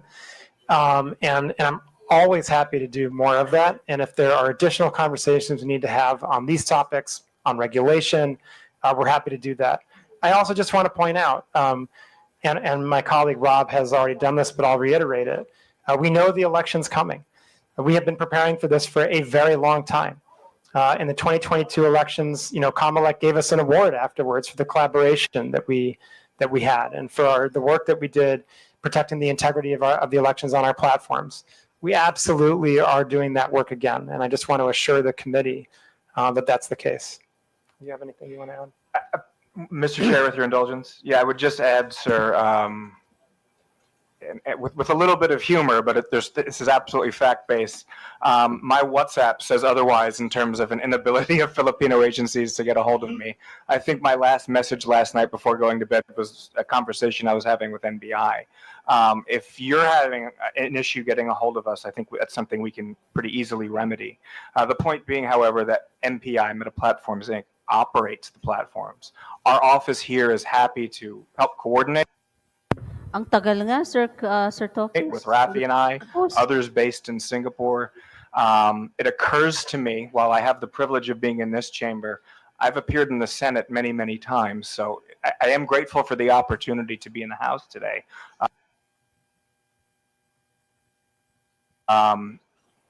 To your point, it is my first time here in the House, but I've had the privilege of representing MPI, previously Facebook, here in the Republic of the Philippines for over 6 years now. And I hope that our relationship simply continues to grow stronger. Thank you, Mr. Chair, respectfully. And thank you. We appreciate those responses, and we do not doubt that you had the intention to attend. But I just wanted to point that out as an example of how difficult it would be for us to demand accountability. Now, on that question, on that point, that you have 11 different avenues to coordinate with your law enforcement. I hope you understand that's our point. These 11 different avenues are going straight, I'm assuming, to either Facebook Philippines or Meta Platforms Inc. Is that correct? You're saying that these 11 avenues are going directly to you, right? To your WhatsApp personally, and you are an employee. No, sir. I apologize. Sir Tokis, kulang pa naman yung apologize baong for breaking English etiquette there. ngayon. The daily sort of informal interactions that I have with the many alphabet soup agencies here represented, and I say that as someone who 6 years ago would be on that side of the table, your side of the table.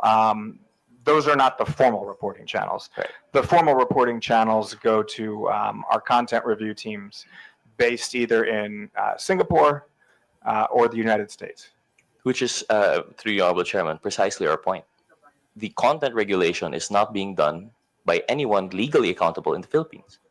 All of these avenues of recourse that you're giving our law enforcement agencies, they have to go to either Facebook Singapore or Meta Platforms Inc. Or in fact, Facebook Singapore will only serve as a coordinating office to Meta Platforms Inc. if I'm understanding this correctly. So can you just correct me if for this statement that if Facebook Philippines does not control the platform, there is no Meta affiliated entity directly accountable in the Philippines? Mr. Chairman, if I may, we're specifically talking about content, then again, the platforms are operated by Meta Platforms Incorporated in the United States. Precisely. So there is no Meta affiliated entity responsible for the content regulation in the Philippines. Correct. There. Thank you. Thank you for that. Thank you for clarifying, because it seems to us that for us to craft meaningful legislation, we have to take into consideration the fact that there is no legal entity here. Mr. Chairman, if I may, Congressman, I just want to, I would, if I could, take a step back here. I think that what future conversations, what we should focus on are, what are the objectives you're trying to achieve that you don't feel like you're achieving now? I think that we have seen similar requests in other countries, which emphasize a similar point that you're making here. But, I think we've proven through our collaboration that Rob has with law enforcement, through the collaboration that my teams and our other teams have with the government, with the ICT, with Kamalek, that we are extremely responsive, that we get to the important things quickly, that we act on reports from the government and good faith trusted partnerships that we have in the country. And so I think that, as a global platform, we have to have global systems in place. There's no other way we can operate it at the scale of 3.2 billion people every day. So if there are specific issues that you feel like we need to address and do better, let's absolutely collaborate to address those issues. But I can say, and I feel very confident in saying, there's an immense amount of connective tissue between Meta platforms and all the platforms we operate and the companies that are incorporated under Meta platforms and the Philippines government as a whole. And that relationship that is broad and deep, both, has produced very strong results in terms of collaboration and in terms of removing harmful content, in terms of addressing misinformation. And as I mentioned before, when it came to the last round of elections, it even produced an award from Kamalek. And so I think we feel pretty confident that we have the right structure in place. But if there are specific issues that you'd like to address and specific regulations that you'd like to work on, we are very happy to sit down and talk to you about this. Thank you to the Honorable Chairman. We appreciate that response. But as we mentioned, what we're trying to come up with here is meaningful legislation to curb fake news and misinformation. So while we do appreciate that Meta Platforms Inc. and Facebook Singapore are very responsive, what we're trying to do here is to come up with, of course, you have to understand, we're not only dealing with Meta, we're also dealing with Google. We're also dealing with TikTok, ByteDance, right? So we're trying to come up with meaningful legislation that can consolidate our issues with all three. So while we do appreciate, again, it bears repeating that we appreciate the responsiveness of Facebook Singapore and Meta Platform Inc. through your respective offices, it doesn't skirt the issue for us that there is no baseline legal responsibility within the Philippines. There is no Meta-affiliated entity within the Philippines. And that's what I believe makes it hard. To just drive that point, perhaps, Mr. Chair, I'd like to make a quick side question to maybe one of our officials from the CICC. For example, to our CICC, when we have requests for takedown from Facebook, what is the general turnaround time? First and foremost, do you acknowledge that Facebook is very responsive in your requests? Yes, Your Honor. So they are very responsive, and that again, we do not doubt that. But what's the turnaround time? Is it fast? Is it slow? Usually, it will be from 6 hours to 24, most of the time. And in 6 hours to 24 hours, that would be sufficient time for something to go viral, correct? That's very correct. And by then, usually the damage is done, especially when we're talking about public reputation. Yes, Your Honor. So I think, thank you for that. So I think that's what we're trying to drive at here. We're trying to work with a system that would make it easier for coordination, but that's besides the point right now. Moving on, since we're beyond already the structure, we understand that the Philippines, there's an acknowledgement that there's no Philippine-based entity.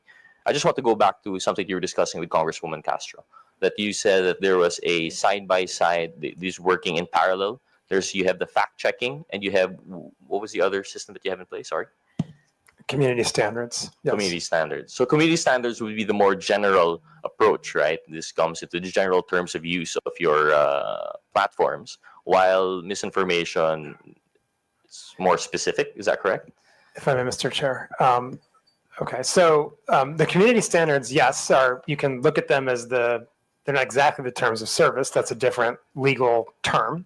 But the community standards are the policies and the rules by which we moderate content on our platforms, right? They're the rules that say this is allowed on our platforms, this is not allowed on our platforms. The rules we have around misinformation are part of the community standards. I think the distinction I was trying to make with the Congresswoman earlier is that when it comes to misinformation,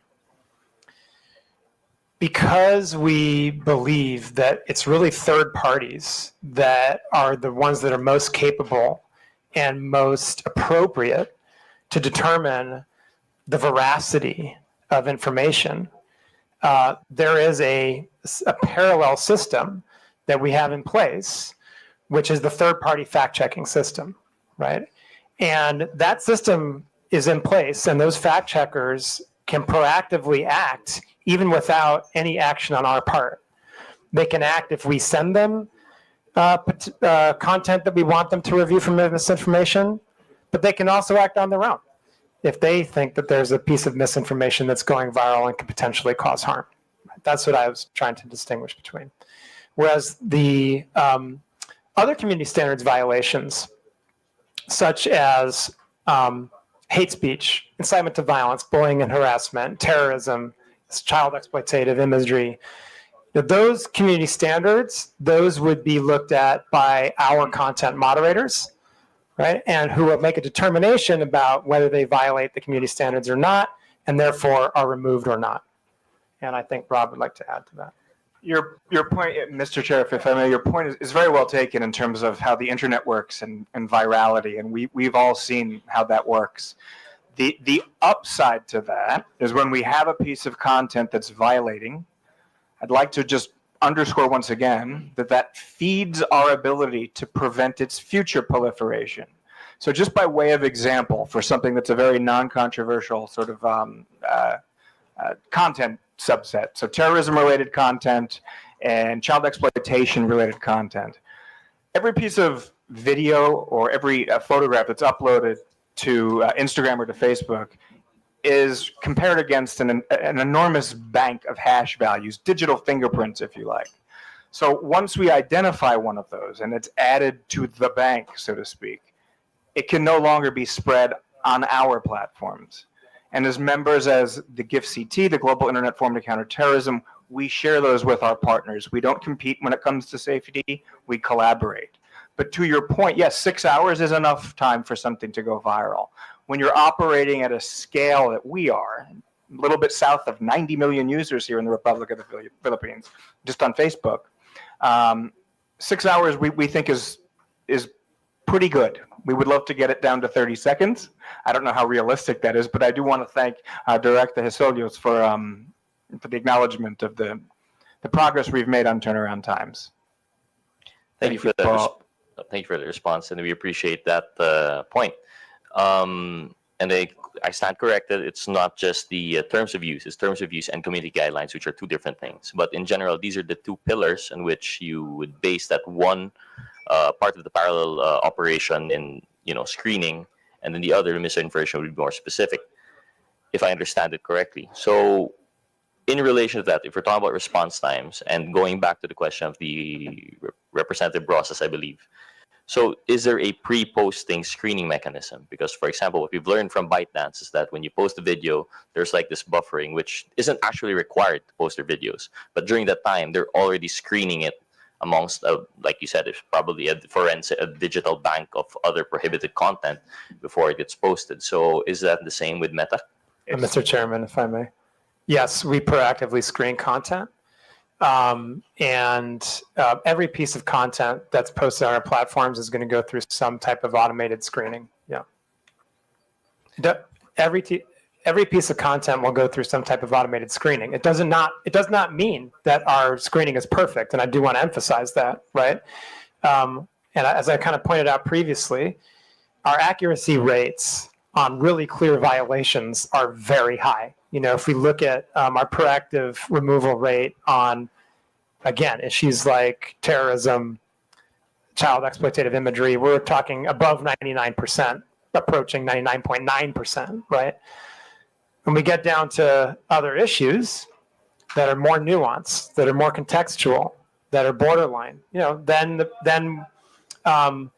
those proactive systems, they may flag it for a human to review, right, as a next step, because it's just kind of too difficult for a machine to make that determination, right? So the review process is complex, but it involves like many different layers. The first one very much would be an automated one as a proactive measure.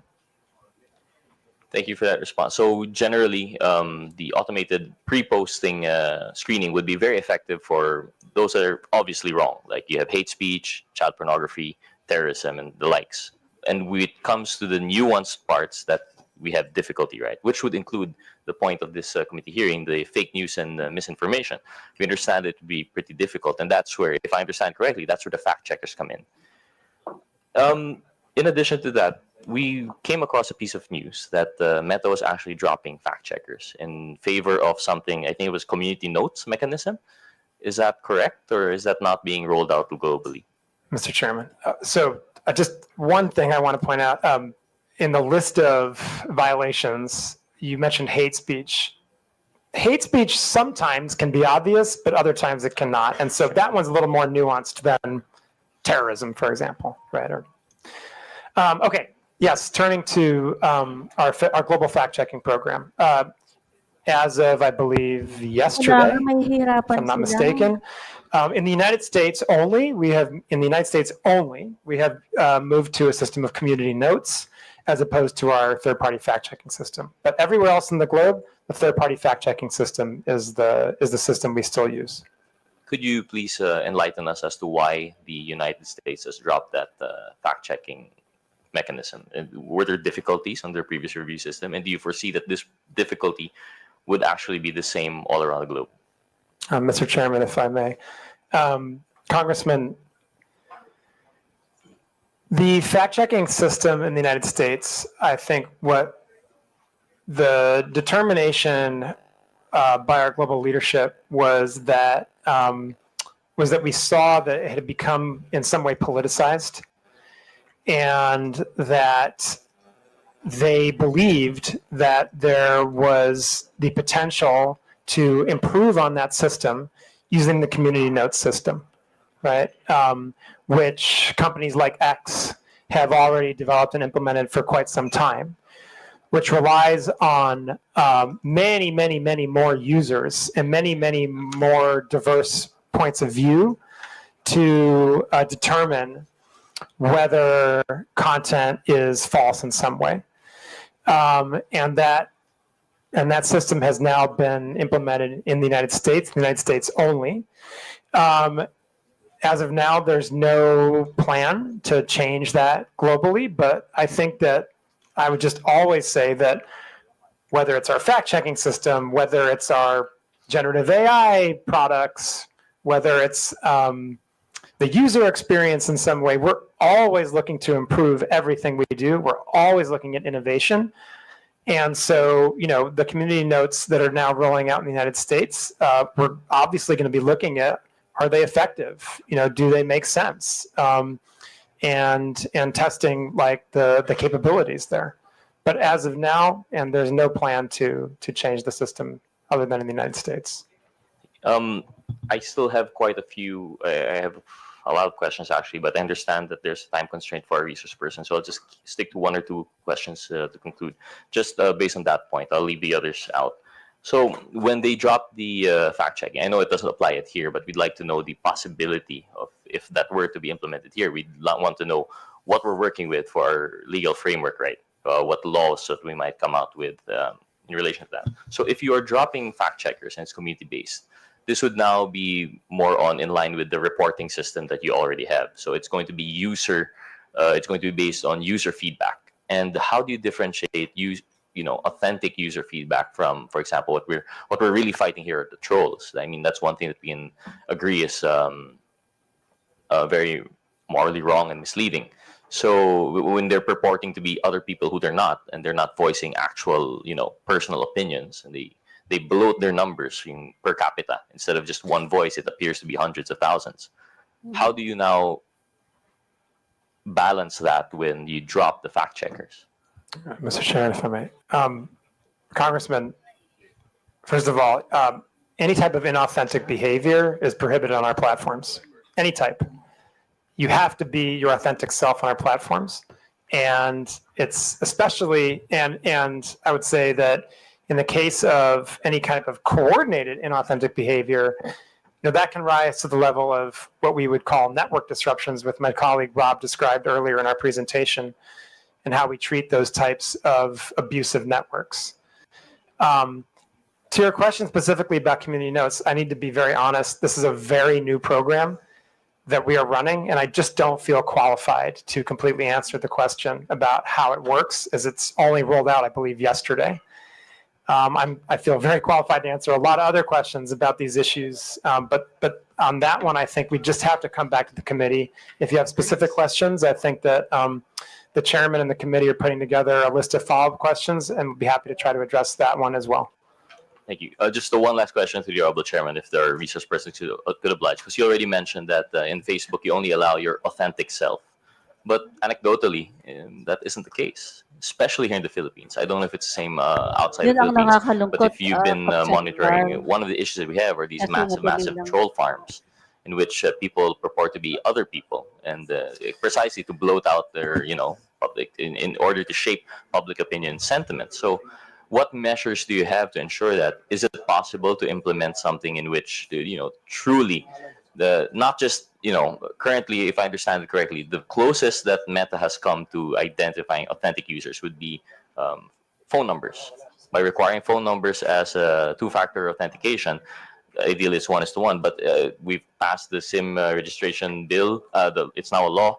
It hasn't curbed the number of SIM cards being registered to, being used by one person but registering other persons. So how do we go about it? I see Mr. Abrams doesn't agree, and I know I agree. It isn't the best way, but from my understanding, the phone numbers was being used by Meta to sort of validate whether a person is not. You have verified accounts in which you require them to submit IDs, but not everyone's verified. So what steps is Meta taking? What steps could they take to curb these inauthentic users? Mr. Chairman, if we go ahead. Mr. Chairman, may I respond? Actually, I actually am agreeing with you that SIM card registration was probably the way to go. That way you're getting at the bottom of the pyramid. Over 80%, I believe, and I want to go on the record as saying that's my belief right now. I don't have the actual numbers in front of me. Over 80% of our Filipino community of users uses phone numbers to register. But to say that phone numbers are our sole way of checking for authenticity is not the case.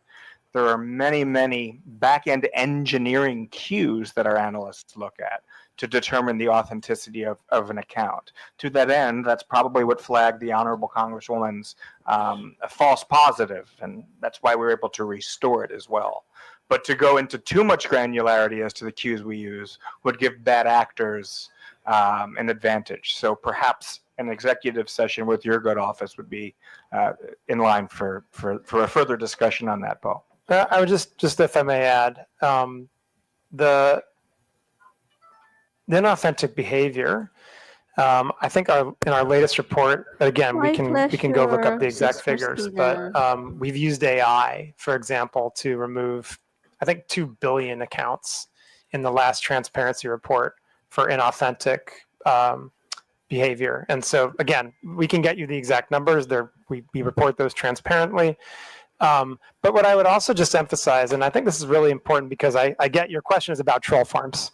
So I just want to address that head on. We would view that type of behavior, generally speaking, under our coordinated inauthentic behavior policy, which prohibits exactly what that sounds like.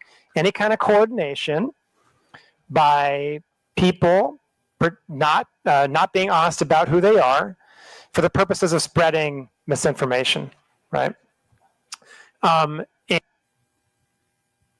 And we have very stringent policies on that, where not only if we find someone engaged in that kind of behavior, we don't just take down that account. We do what we call fan outs, and we investigate what other accounts that account is coordinating with. And that is what leads us to undertake much larger network disruptions of accounts that are coordinating in abusive behavior on our platform.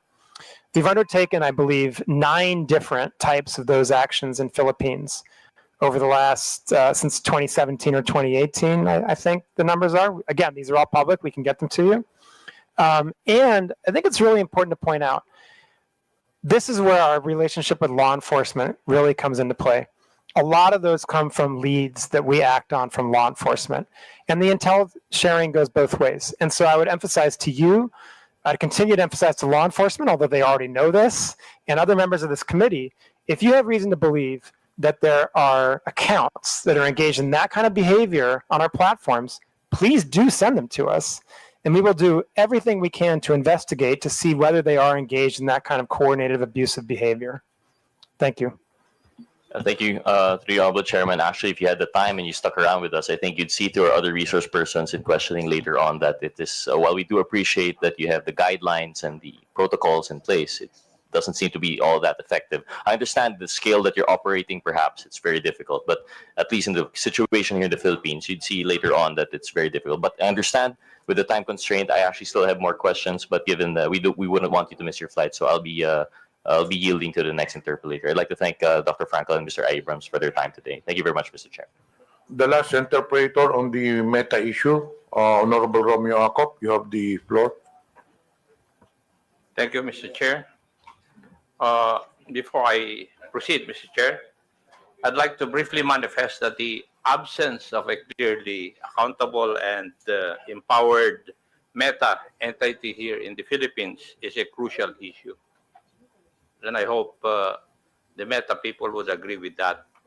As we have heard, Facebook Philippines does not control the platform, nor does it handle content regulation or policy enforcement. This makes it difficult for Filipinos to seek timely and effective recourse when harm occurs online. That is why we are exploring the idea of requiring accreditation or registration for social media platforms operating in this country to ensure that there is a readily accessible, responsible point of contact that understands and complies with our laws. It's a matter of accountability, Mr. Chair, not just for regulation, but for the protection of the Filipino people. And may I proceed, Mr. Chair? I'll touch on accountability, which was a little bit touched by the Honorable Gutierrez. May I ask, Meta, are you aware of the number of Filipinos who use Facebook and Instagram? Are you aware of the number? Mr. Chairman, if I may. Congressman, I assume you're referring to here in the Philippines or globally? Philippines. Yes, I think the last numbers that we've reported were over 90 million. 90 million. Over 90 million. Okay. And would you agree that you have a responsibility to these users to keep the space you provide them free and open? You have that responsibility, would you agree? Sorry, do we have the responsibility to keep our platforms free and open? Yes. Sir? I think we have the responsibility to do the best we can to balance the rights of Filipino people to free expression, but also the rights of people to have a safe space on our platforms. I believe that's what you're getting at. Yes. And because of such, the posting of false information and misleading news, the content that harms not only the subjects of the questionable post, but also the public trust in state institutions should not be tolerated. Would you agree with that also? Mr. Chairman, if I may. Well, the answer is yes or no. I think, Congressman. Would you agree with that? Congressman, when I want to answer this question carefully. May I know why you are going to answer it carefully? Sir, yes, absolutely, sir. I want to say that when we come to topics like misinformation, there are different interpretations of that. And this is why we rely on third-party fact checkers to be the authoritative sources of what is true or false and to make those determinations so that we, as a neutral platform and one that is committed to providing, again, the best we can do to balance freedom of expression and safety, are not the ones making the determination about what is true and false. So I believe that we have the proper system in place where we rely on third-party fact checkers that are internationally certified to be the authoritative sources on what constitutes misinformation. And from that point, we have the responsibility to act on the findings that those third-party fact checkers provide to us. And if they provide us the finding that that's false, then we do have the responsibility, and it is in our community standards, to make sure we've reduced that distribution of the content and properly labeled it. So anyone seeing that content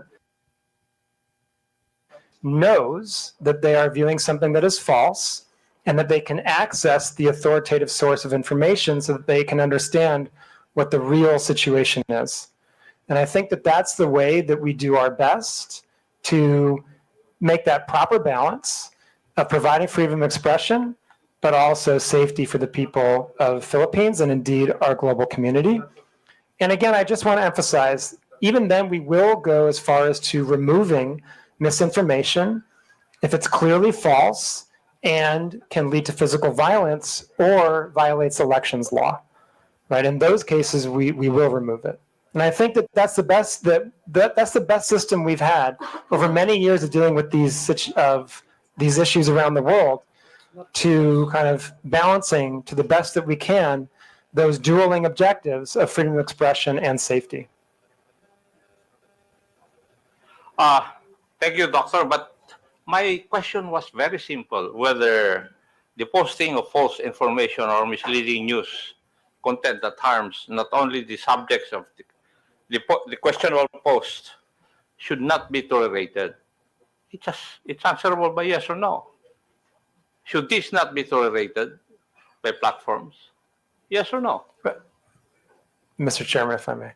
Congressman, again, I want to just emphasize the point that people disagree. We're in a world right now when people disagree on what's true and what's not true. Are you trying to tell this committee that you do not agree with that?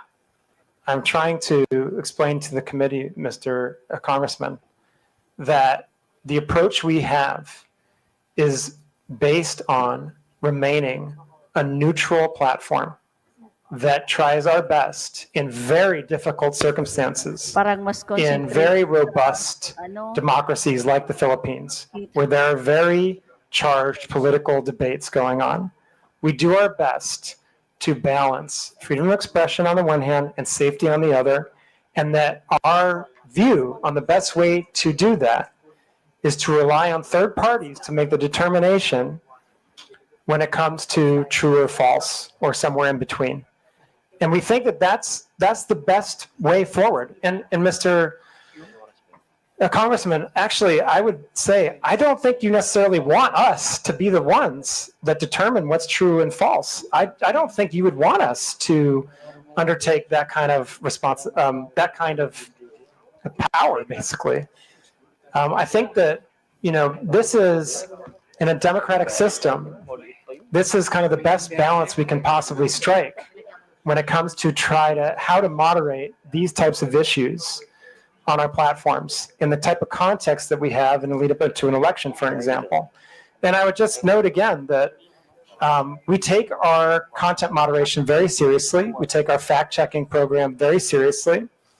We have 11 different channels between the government and our platforms to address any type of misinformation or other harmful content. We undertake network disruptions if we see that there's a coordinated abusive pattern when it comes to misinformation or disinformation or any type of foreign interference. And as a result of that, and I would just, again, in the last election cycle, we were given an award by Comelec for this work. And so I just have to continue to lean on that posture and on that approach as the best way that we can support the community that we have here in the Philippines. Thank you. But as we have discussed earlier, that there are systems and controls in place to remove posts that violate community guidelines. So we can both agree that some posts do not belong on the platform. Yes, we can absolutely agree. We can absolutely agree on that. Yes. You can agree with that already. There are some posts that don't belong on the platform. Yes, absolutely. And as the platform itself, you would take action to remove this post? Yes, sir, that's correct. And if they therefore, violate our community standards, we would remove them. yes, thank you. And therefore, it's fair to say that the platform has a duty to prevent the spread of such posts because they can cause harm. Would that also be correct? Mr. Congressman, we have a duty to act on content that violates our community standards, and in some cases, specifically if it violates local law. No, Doctor, my point is that you have a duty to prevent the spread of such posts because they can cause harm. That's the gist of my question. We have a duty to remove posts that we're aware of that violate our community standards. Yes. Thank you, Doctor. Now, could I say that you recognize that Meta bears some responsibility for what is shared and posted on Facebook or Instagram? Mr. Chairman, if I may. Sir, every individual user bears the ultimate responsibility for what he or she posts on our platforms. I think that it's important to underline that That's point. a given. That's a given. Okay. Now, Right. what So I'm asking is whether Meta bears some responsibility for what is shared and posted on Facebook and Instagram. That's my question. Yeah. So what I would say is we absolutely. Do you? Yeah, sir, if I may, we very much believe that we have a responsibility to provide a safe platform for our users around the world, including in Philippines. That's your obligation. But my question is, would you bear some responsibility for what is shared and posted in your platforms?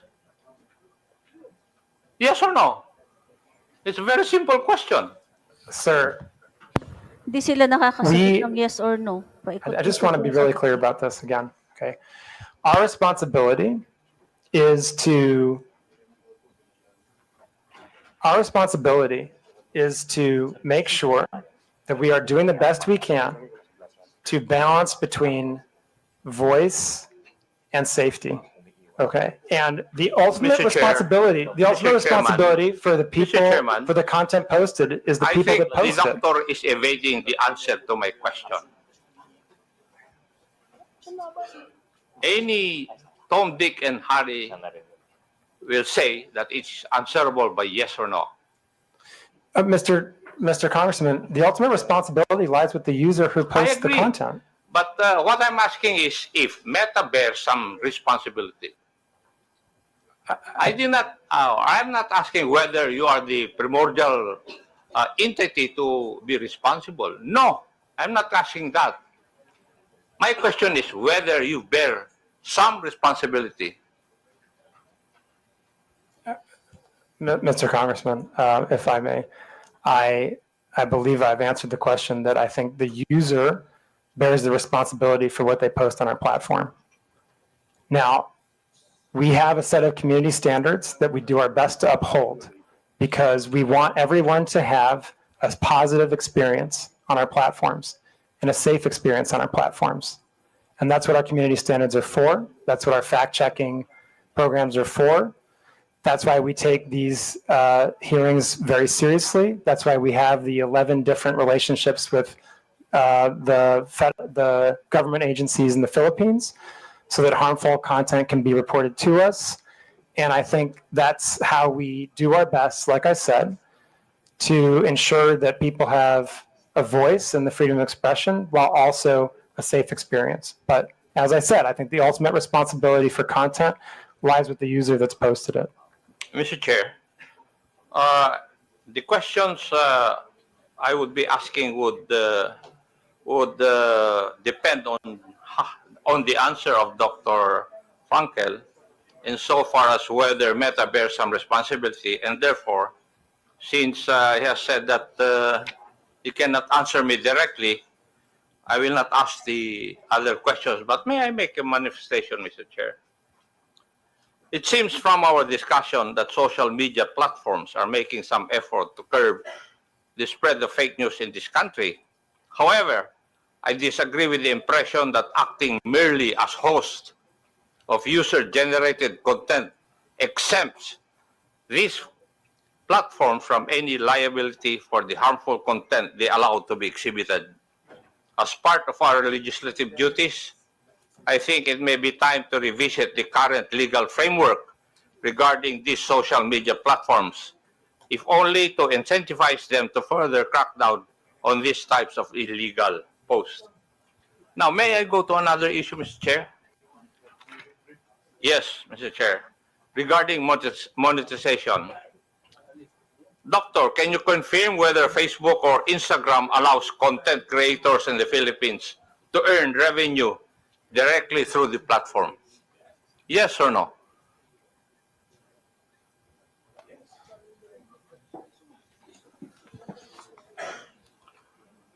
Congressman, I believe the answer is yes, but I want to make sure to check on that. I believe we have content creators that can monetize on our platform in the Philippines, yes. Thank you. And would this mean that Facebook directly pays users upon fulfillment of certain requirements and upon reaching specific targets? Would that be correct also? I'm not familiar exactly with the modality of payment, but again, I believe, yes, we do provide content creators with the ability to monetize here. Thank you. And what are the means of earning through the Meta platforms, Facebook and Instagram?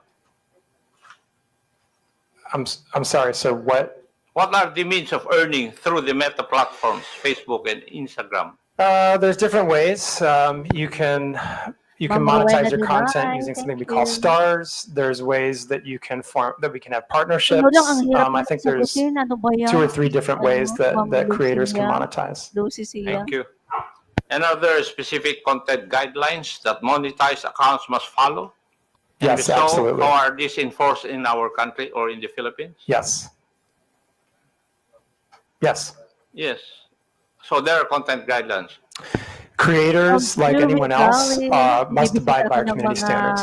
Now, is there a process also for demonetizing content that is later found to be false, misleading, harmful, or otherwise violative of the community guidelines?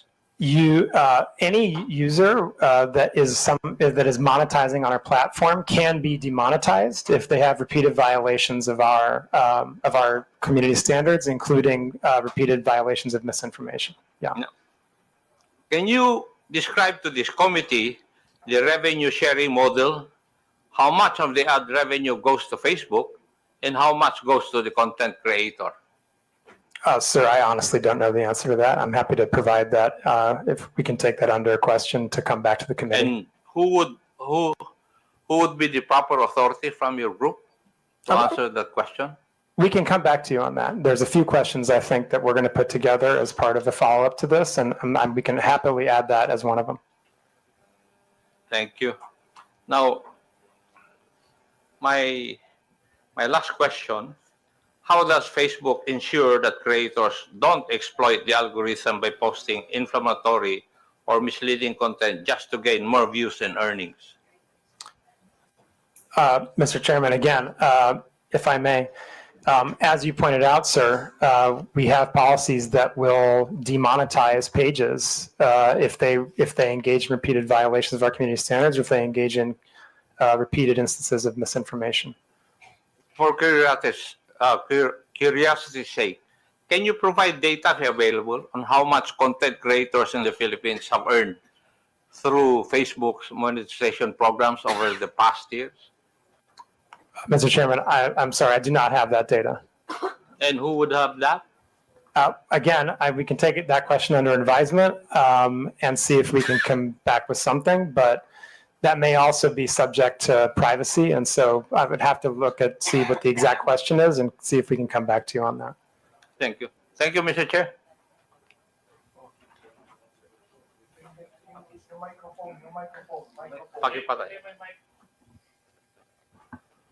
Thank you. Okay, for a last manifestation, you're given 5 minutes, Honorable Abante. Mr. Chair, thank you very much. I really would like to ask some questions, but I'm not going to ask any questions anymore. But as I listen to your explanation, I begin to realize, and I don't understand what Meta actually is. All right? I have to admit I'm ignorant of what you're trying to do. But I would think, Mr. Chair, that Meta is a self-regulatory agency because you have community standards. Content and accounts that violate our community standards, including harmful misinformation, and you remove it. And you're not telling us that you have, in a way, a responsibility to do it.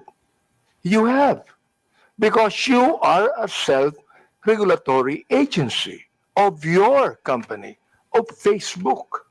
Now, Mr. Chair, I'd like to ask if Meta could be able to provide us a data of whatever your community standards are, because we don't even know. We'd like you to give us a data of what you mean by harmful, this misinformation. I'm not going to ask this question anymore because I know you're going to answer us with a lengthy statement, but just give us a data. What do you mean? Guidelines. What do you mean by community standards? What do you mean by harmful misinformations? Just give us the guidelines for that. Can you do that, Mr. Chair? Mr. Chairman, if I may.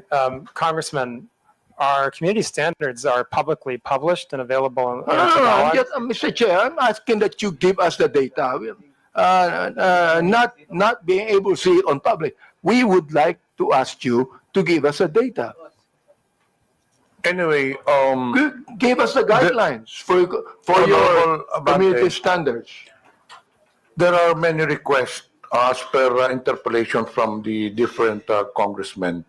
So we will incorporate all these requests, requesting data.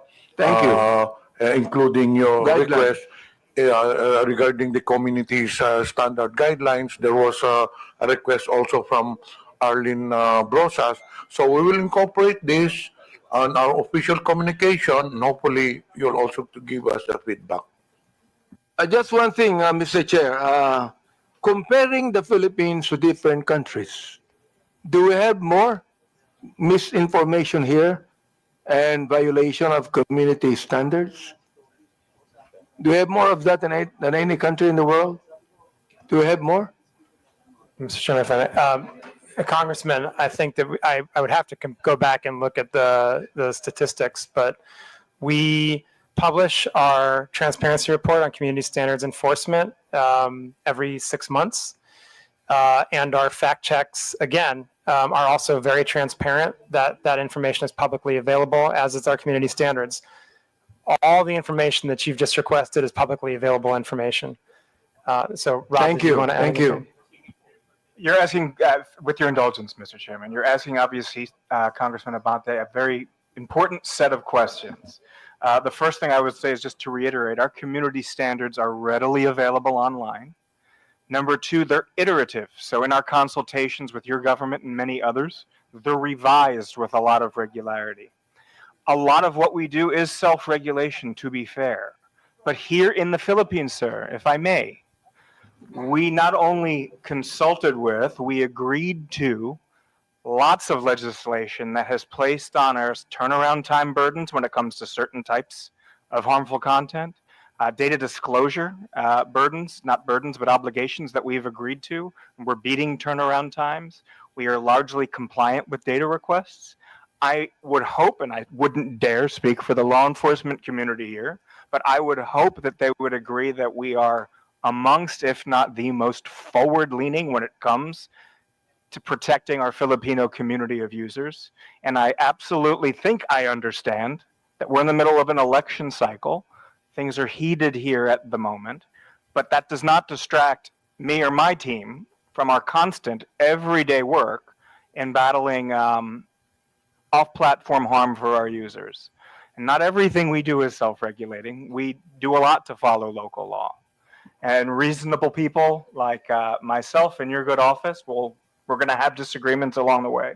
I think the point is to keep these dialogues open. So with that, I do want to genuinely thank Congress for allowing us to be here today. Maraming salamat po. Thank you for that. Yeah, I would just emphasize, Mr. Chairman, we heard a lot of questions today, and very good questions, very fair questions. I hope that the answers we provided in the presentation were educational, informational, and I hope that we demonstrated, as Rob just pointed out, the very strong collaboration we've had with many different parts of the government, different administrations, Congress, on developing regulation and laws, implementing them, living up to our legal obligations here in Philippines, and again, being a platform that is a positive social net good for Philippines, because it helps people build their businesses. It helps the economy grow. It helps people connect to their loved ones for free. It helps people learn about the world and gain new skills. And of course, with the election coming, we're absolutely determined to protect the integrity of the election on our platforms. And I hope that we can have more of these conversations. Congressman, we're very happy to sit down and collaborate on additional regulation if you feel it's necessary. There's a number of different examples of how we've worked with Congress over the years. Most recently, for example, on the Internet Transactions Act. There's also the digital VAT. I mean, these are just two very recent examples of collaborations we've had on law and regulation here in the Philippines with Congress and with the administration, and absolutely happy to continue that. And I do hope, as Rob said, that our responsiveness to the government and Filipino community's concerns has come out clearly today, and we remain very determined to be a great partner to the people, businesses, and the government of Philippines in the future. And thank you so much for the opportunity, Mr. Chairman, to present this today and to speak to the committee and the people of the Philippines. Mr. Chair, thank you for your statement, Dr. Frankel and Mr. Abrams. This is the very reason why we have this hearing, so we could be able to craft laws about what is happening right now. I'm so glad you said that you be compliant to every legal thing we have in this country. And thank you very much for that. And Mr. Chair, I'd like to assure Dr. Frankel that Mr. Abrams that we will, in my own capacity, talk to you about many of these things. Thank you very much. Actually, we still have many questions to Meta, but unfortunately, because of time constraints, we cannot do so. So in behalf of the committee, Dr. Frankel, Mr. Abrams, would like to thank you for attending the hearing. You are now excused. It's already 1 p.m. You go direct to the airport. You might miss your flight. Thank you very much. Thank you, Mr. Chairman. Thank you, committee. Ano yun, The nabilis? Chair acknowledges the presence of Senior Deputy Speaker Aurelio Dong Gonzales, araw. Honorable Ernesto Junicio Jr., and present online, Honorable Arjo Ataide, Honorable Jonathan Flores.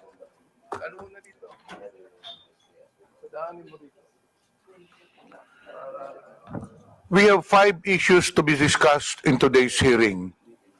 1, social media platforms. 2, celebrities. 3, testimony from Commodore Tariela. 4, testimonies from social media influencers. And the last one is testimonies from government agencies. So for celebrities, may I understand Kabayan Noli de Castro is present. So may I request the COMSEC to invite Mr. Noli de Castro?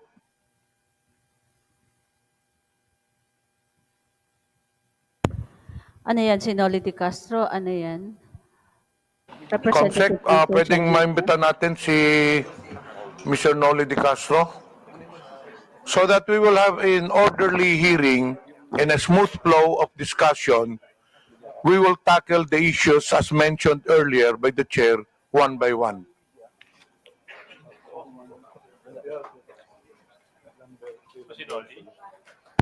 Medyo mahaba-haba. COMSEC, I understand. I was informed earlier that Mr. Noli de Castro is in the holding room. Yes, sir. Okay. Can we invite them?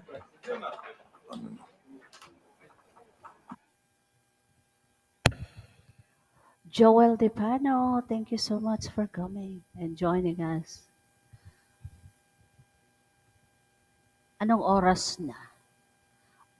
Nag-lunch na ba kayo mga ka-BMB, Comsec, mga kapatid? paki-escort lang sa upuan si Mr. Noli Di Castro. Matanda na din siya, no? Parang kasabayan din niya si Jason Sa. Pero parang mas Thank matanda you, siya si Noli De Castro. Kabayan Noli, for attending the hearing. We will give you an opportunity if you would like to make an opening statement.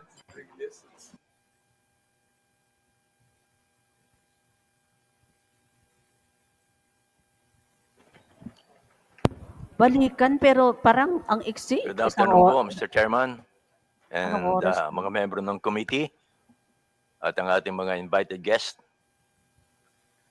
Kanina po nanonood ako doon sa loob ng hearing ho ninyo. At sinusuportahan ko po itong initiative ninyo na labanan ng mga fake news. Kasama ho kami dyan. Yung mga misinformation at saka disinformation. Kasama na rito po ang deepfake. Naging biktima rin ho ako niyan.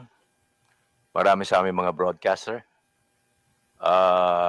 Bunso din po ng Gen AI at ang iba pa mga advanced technology po ngayon. Hindi natin mapipigilan ho yan.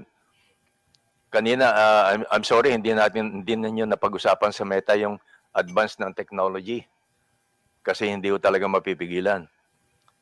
Yung pinsala na dulot nito ay hindi lamang po sa aming mga personalidad and even to you, Congressman, kundi pa sa pangkalatan sa publiko na nakababasa, nakakita at nakakapanood po nito. Kailangan ng sabayang pagkilos para sa education ng publiko at sa aming media practitioners para mamula to ang mas nakararami tungkol sa masamang epekto ng fake news sa ating bansa at sa demokrasya. Kami ho sa media ay alam ko malaki rin ang responsibility sapagkat mas mabilis kaming ma-check ang mga fake news. At the same time, ma-check kaagad namin ang fake news. Although sana po ay naka-ready din ang mga government agencies na sagutin yung mga lumalabas na fake news. Especially sa mga congressman din po. Thank you. Thank you po. Thank you, Mr. Noli Di Castro. As per our House rules po, all resource persons will have to take their oath. So, can you please rise? Comsec, please administer the oath. Comsec, please administer the oath. Please raise your right hand, sir. Do you swear to tell the truth, the whole truth, and nothing but the truth in this inquiry? Before we proceed with Thank you, interpellation, Mr. the chair acknowledges Honorable Geraldine Roman. The first to interpellate, Representative Kunghon, you have the floor. Thank you, Mr. Chair.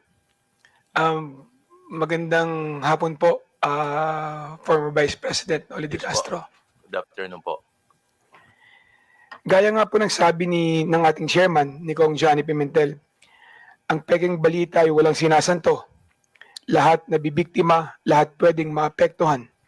At bilang public personalities, isa sa madalas na nagiging biktima ng fake news ay ating mga local celebrities at sikat na media personnel. Mula sa peking iskandalo hanggang sa maling impormasyon, lagi silang nadadamay ng di makatarungang paghuhusga. Dahil dito, may inimbita tayong mga ilang sikat na media personality para magpahayag ng kanilang karanasan bilang nabibiktima ng fake news. Mr. Vice President, I think it's fair to say na madalas po kayong nagiging subject ng fake news. Tama po ba? Opo. At dahil din po dito, nagkaroon po kayo ng pampublikong hinaing regarding sa mga fake news. Lalong-lalo na nung nakaraang linggo. Tama po ba? Opo, opo. At base sa preliminary research na isinagawa po natin, isa sa mga pekeng balita na kumakalat tungkol sa iyo ay ang nausong quote card na pagkatapos na pagka-aresto ng dating Presidente Rodrigo Duterte, kung saan sinabi mo daw na the former President Rodrigo Duterte, Tatay Digong, did not start the war to kill. He started, nasa ano po yan, meron po tayong, pwede po bang pakilabas? Yan po ba? Tama po ba ito yung isa sa mga code card na Paktay ka dyan. bigay po sa inyong kaalaman na peke na sinabi niyo raw po ba? Sinabi niyo raw po, tama po ba? Medyo hindi yata ho masyadong malinaw ho ito, Mr. Chairman, tungkol dito. Ang nakalagay po doon, sir, is former President Rodrigo Duterte did not start the war to kill. Okay. He started to save lives. He Really? gave drug addicts a chance to change, to surrender, to choose a better life. But many refused. They kept using, kept selling, kept killing innocent people.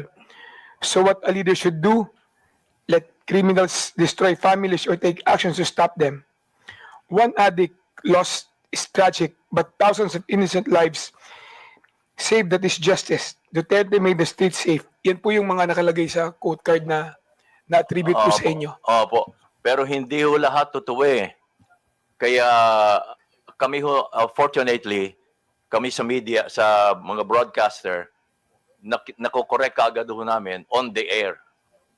On the air. Once na lumabas yung fake news, nakokorek agad namin. In my case, meron po akong IG na ginagawang ko kagad doon ng word na malaki na in bold letter na fake. Tapos nakikiusap po ako sa aking mga kaibigan na may Facebook din, may IG, and other form na ipakalat naman nila na yung lumabas na ba na news item ay fake. Yun ang mga ginagawa ko para mabilis na nakakakalat yung information na that item ay fake. Thank you, Mr. Vice President. Mr. Vice President, nakikita niyo po ba yung nakalagay sa screen natin ngayon? Opo. Ito po ay galing kay ito po ay pinost, no? Ni JM, di ko alam kung paano i-pronounce itong Almine o Almine. Oh. Almine. Ayan, JM Almine. Nakalagay po dito, sabi niyo raw po na di ko binoto si PRRD dahil gustong-gusto ko talaga si VP Lenny. Familiar po ba kayo sa napabalita ang sinabi niyo daw po? Opo. Alam ko ho, fake ito. Kaya gumawa kaagad ako ng version ko at nilagyan ko ng in bold letter na fake. Mr. Vice President, kilala niyo po ba si JM Almine? Hindi po. Hindi ko po siya kilala. Sinubukan niyo po bang kilalanin kung sino yung nag-post nito? Hindi na po dahil baka mamaya hindi tunay na tao ito eh. Uso ho ngayon yun. Ano po ang naging reaksyon niyo na nakita niyo yung post na ito? Well, sanay na ho ako sa mga lumalabas na ganito eh. So ang first reaction ko ay gumawa ng paraan para may pakalat ko na fake nga ito. Lagyan ng bold letter na fake. Kumisano, ginagawa ko pa, naka-flash yung fake. At makiusap sa mga kakilala ko na may mga Facebook, IG at iba pa, na ipakalat din nila para marami po makabasa. Nung nakita niyo po ito, ano po yung personal na naramdaman ninyo? Dahil karamihan po sa nakabasa nito, naniniwala na sinabi niyo raw po ito.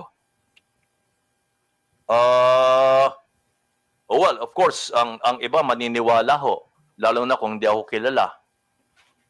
Pero sa newscast, nako-correct naman ho namin ito eh. Itong ganito. Kaya madali lang ho eh. Hindi ho ako masyadong naapektuhan kapag ganito. Maswerte lang ho kami dahil mga broadcaster ho kami. But kung pag-uusapan ho yung pangkaraniwan tao, yun ang madaling maapektuhan. At wala silang means, wala silang source para makorek agad yung lumabas na fake news. Mr. Vice President, pagkatapos po kumalat itong mga fake na quote card na ito, madaming organisasyon ang nag-post at nag-fact check din ng balita na ito. Alam niyo ba kung ano-ano yung mga organisasyon na ito tulad ng ABS-CBN Fact Check, Opo, meron po kami ganon. etc.? Opo, meron po kami ganon. Ang ABS-CBN may fact check at inilalabas po namin yan sa TV Patrol. Yung mga fina-fact check po namin. Sa inyong personal na opinion po, Mr. Vice President, nakakatulong ba sa pagtigil at pagkalat ng fake news ang pagpa-fact check ng ABS-CBN, Rappler, Verifiles? Nakakatulong po ba ito? Well, nakakatulong ho, pero hindi ko alam kung ilang porsyento ang naitutulong nito. Pero nakakatulong ho. Definitely. Thank you. Sir, isa na naman pong balita na kumalat sa inyo ay yung pagkakadulas ninyo. Naalala niyo po ba ito noong 2021? Dadulas. Meron pong fake news na kumalat noon, yung pagkakadulas ninyo, pagkakoma at pagkamatay umano. Noong October 26, 2021. Opo. Naalala niyo po ba ito? Opo. Kung saan kayo po ay nag-post katabi ng inyong koi pond ng magandang umaga bayan. Pagpalain sana po ng Diyos ang inyong umaga, mga kabayan. Naalala niyo po ba yan? Kasunod po nito, yan po yun, kabayan. Nasa screen po natin. Kasunod po nito ay nag-post kayo ng isang video na may caption, miss ko na po kayo mga kabayan, abangan. Opo. Naalala nyo rin po yun. Pati po ang inyong anak na si Madam Kat de Castro ay nangangailangan pa mag-post upang patunayan na ang balita na yon ay fake news din sa inyong pagkamatay. Kaya ang sabi niya, hi everyone, my dad's absolutely fine. We just had dinner. Ang post ni Madam Kat de Castro. Opo. Ano po ang inyong reaksyon nung nakita niyo na may kumalat na kayo ay pumanaw na? Well, sabi nga ho nila, kapag kayo nabalita na patay na kayo, ay masahaba ang buhay nyo. But isa pa ho, sabi ho namin kami mga personalities, bad news or good news ay publicity pa rin ho. Kaya kung may ganyan ay pag-uusapan pa rin kayo. Pero may mga news naman na medyo masakit na. Lalo kung affected ang ating bansa, Kung ako lang, okay lang 'yon. Pero pag affected na ho ang bansa, iba na 'yon. Mr. Vice President, yung mga tao sa paligid nyo, yung pamilya nyo, naapektuhan ba sa fake news na ito? Medyo ho, mas una silang naapektuhan kapag may mga fake news na involvo ako. Naniwala ba sila agad nung nakita nila yung balita na yan? Ay hindi ho, dahil alam mo naman nila ang nangyayari ho sa akin.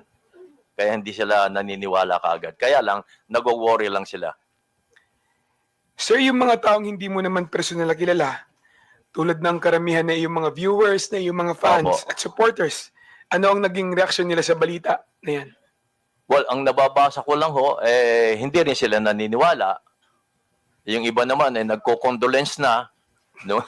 Lumabas ng balita na ako'y patay na. So, sinasagot ko sila, hindi ho, buhay pa ho ako. Yung mga ganon. Sir, sinubukan niyo po bang alamin kung sino yung nagpalaganap ng fake news na ito? Gusto ko ho lang alamin, pero wala akong means na alamin kung paano Kung ang meta nga, walang masyadong means para alamin Napansin ko kanina sa tanong nila, Congressman Gutierrez Wala Sir, naman nireport silang niyo po ba nasagot eh. yung fake news na ito? I mean sa Facebook, sa Meta? Hindi na po. Lately ko lang nalaman na kinakailangan pa palang i-report mo para umaksyon mo sila. Kailangan pang i-report. Actually, pagkatapos nung kumalat na kayo ay pumanaw na, marami din po ang nag-fact check, no? Na organisasyon para siguraduhin na may tama yung kumakalat sa inyo na balita na kayo ay pumanaw na.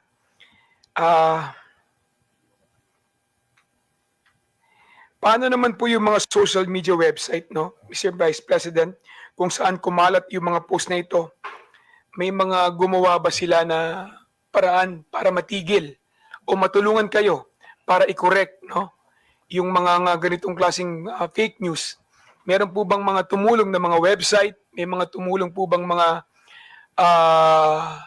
individual para kayo'y matulungan na pagsawata itong mga fake news na kumakalat sa inyo? Again, may minso kami para maharang kaagad yung mga fake news na yan because nakikita nila ako sa television na nagbabalita pa rin ng live.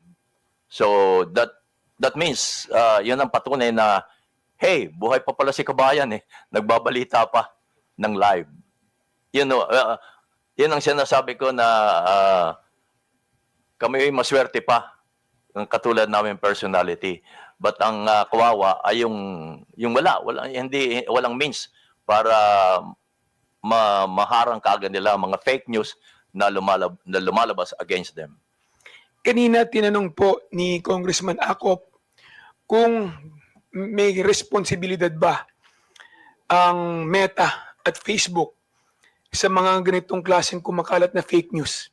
Tingin niyo po ba, kabayan, merong responsibilidad ang Facebook at Meta sa mga ganitong klaseng fake news na lumalabas at nakaka-apekto, lalong-lalo na sa buhay ng mamamayan? Opo, naniniwala po ako doon. At naniniwala din akong negosyo ito eh. Pati na po sa mga vlogger, kaya o sila naingganyong mag-vlog, ay dahilan sa kumikita rin sila. Aminin natin, huwag na tayo maging hipokrito ho dito. Pati ang Meta, alam naman nila yon, negosyo nila yon eh. So, tingin niyo po, hindi lang sa content creator o nag-post ang sole responsibility pagdating din po sa mga post na pinopost nila, pati rin po ang Meta. Opo. Meron tingin niyo, meron din pong responsibilidad po. patungkol sa mga post na ilalagay sa kanilang platform. Mahalaga po yun. Dahil silang means para may pakalat yun eh. Wala namang iba. Sila rin kung Facebook, kalimbawa, Facebook lang ang magpapakalat niya, wala nang iba. Facebook to Facebook, yung may mga Facebook.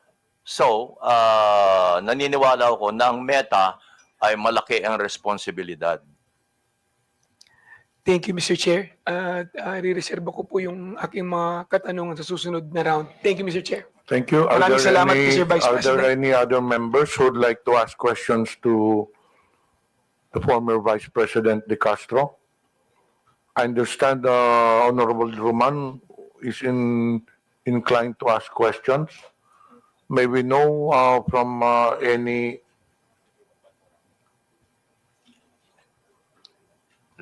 Nagpalista po si si General Honorable Roman. But it seems that Lumabas.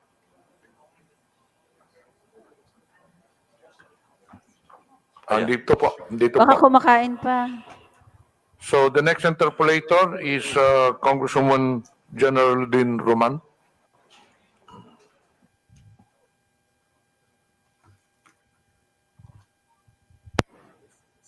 Ay.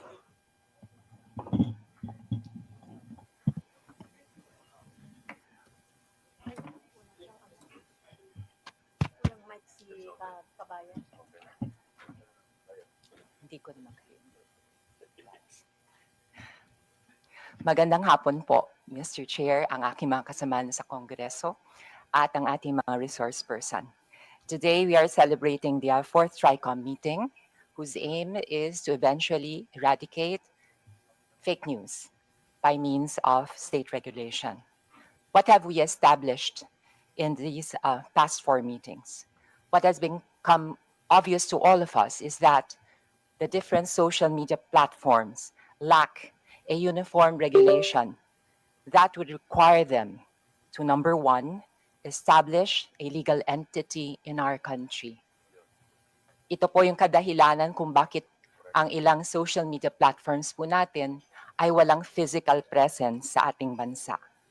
Wala rin po tayong isang regulation kung saan nasasaad na ang kanilang perang kinikita ay dinedeclare o binabayaran ng corresponding tax.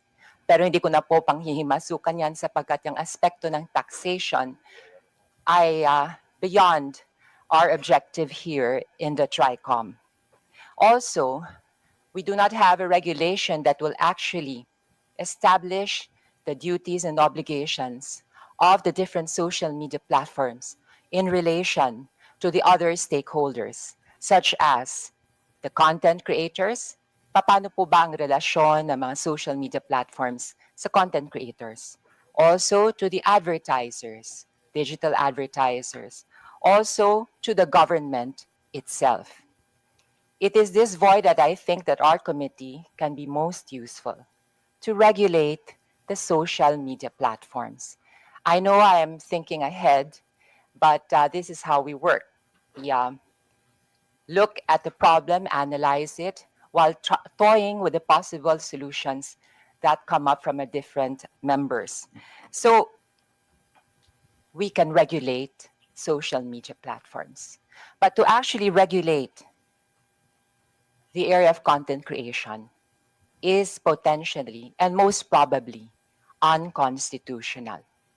In my research, I have discovered that any kind of state regulation over content creation should pass the strict scrutiny test that will be actually applied by the Supreme Court or any corresponding court if the constitutionality of this state regulation is questioned. So from a pragmatic point of view, mas mabuti pa sa puntong pa lang ito, alam na natin kung ano ang haharapin kung tayo ay magkakaroon ng state regulation over content creation. Why? Because content creation is the expression of our fundamental right to free speech. And this is guaranteed by the Constitution. We cannot regulate opinions. We cannot regulate how and what content creators should produce. But we can regulate social media platforms by empowering them and requiring them to act as gatekeepers by establishing guardrails. To give you an idea kung ano po ang magiging problema kung tayo ay magre-regulate ng content creation, ay yun ho, mangyayari, magdedemanda to, question sa Supreme Court. At by default, actually, it will be considered as unconstitutional. Dahil automatically, we are dealing with a fundamental right, the right to free speech and the right to expression. And the government will have to state and prove and establish a compelling reason, which is rather difficult. So if you were to ask me, and this is something that I've been wanting to tell my colleagues, if we are to regulate, let's regulate the social media platforms. Mr. Chair, this afternoon, I would also like to report to the committee what has been going on in the past weeks. Actually, in the past TRICOM meetings, I have been proposing the establishment of a digital council of the Philippines. To recall, it is similar to the kapisanan ng mga broadcasters of the Philippines, to be formed among the stakeholders themselves by associations and groups of content creators, as well as the digital advertisers, as well as digital marketing firms, as well as the Global AI Council, as well as members of the academe, rather, because the idea was to make the Digital Council of the Philippines a medium by which we can educate the public, in particular the youth, on the responsible use of social media and, most importantly, critical thinking. We also wanted representation from the DICT in the Digital Council of the Philippines, as well as the NBI and the PNP. So the idea is basically self-regulation. It has worked for the advertising world when commercials are submitted to the scrutiny of the Ad Standards Council to see, based on their own code of ethics and standards, if the commercials are fair and true. So, depende po sa findings ng Ad Standards Council of the Philippines, ay aaprubahan ng isang commercial o hindi. Sa kapisanan ng broadcasters ng Pilipinas naman, sa aking pagkakaunawa, ito po ay hindi government-controlled. Ito po ay self-regulating. And they came up with their own code of ethics and standards, which is to be followed by its members. And they also have their own redress system. And to my knowledge, the Kapisanan ng mga broadcasters in Filipinas also acts as a guild of sorts for its members, to give its members legal assessment and counseling, as well as legal assistance in case any of its members encounter, I don't know, a lawsuit or something in that like. Or as a group, as a guild, because there is strength in unity, Kong it Roman use its ang position nagsasalita. to leverage. If there is something they have to negotiate with the government. So, going back to the Digital Council of the Philippines, in the past weeks, I have met with the CICP, I have met with the Global AI Council. I also met with the Digital Marketing Association of the Philippines. And they are all in agreement that they would rather that they form their own council and that they come up with their own code of ethics and standards than being regulated by the government. Now, you may Kumalang ask ako me, ng kape ko. para pa tayo entonces nag-investigation?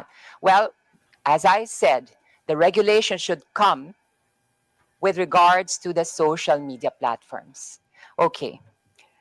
Kasi mukhang interesado si Vice President Noli de Castro, I will briefly explain kung anong functions itong Digital Council of the Philippines. Yun na nga, unang-unang kailangan meron siyang ma-formulate na code of ethics and standards to be followed by its members.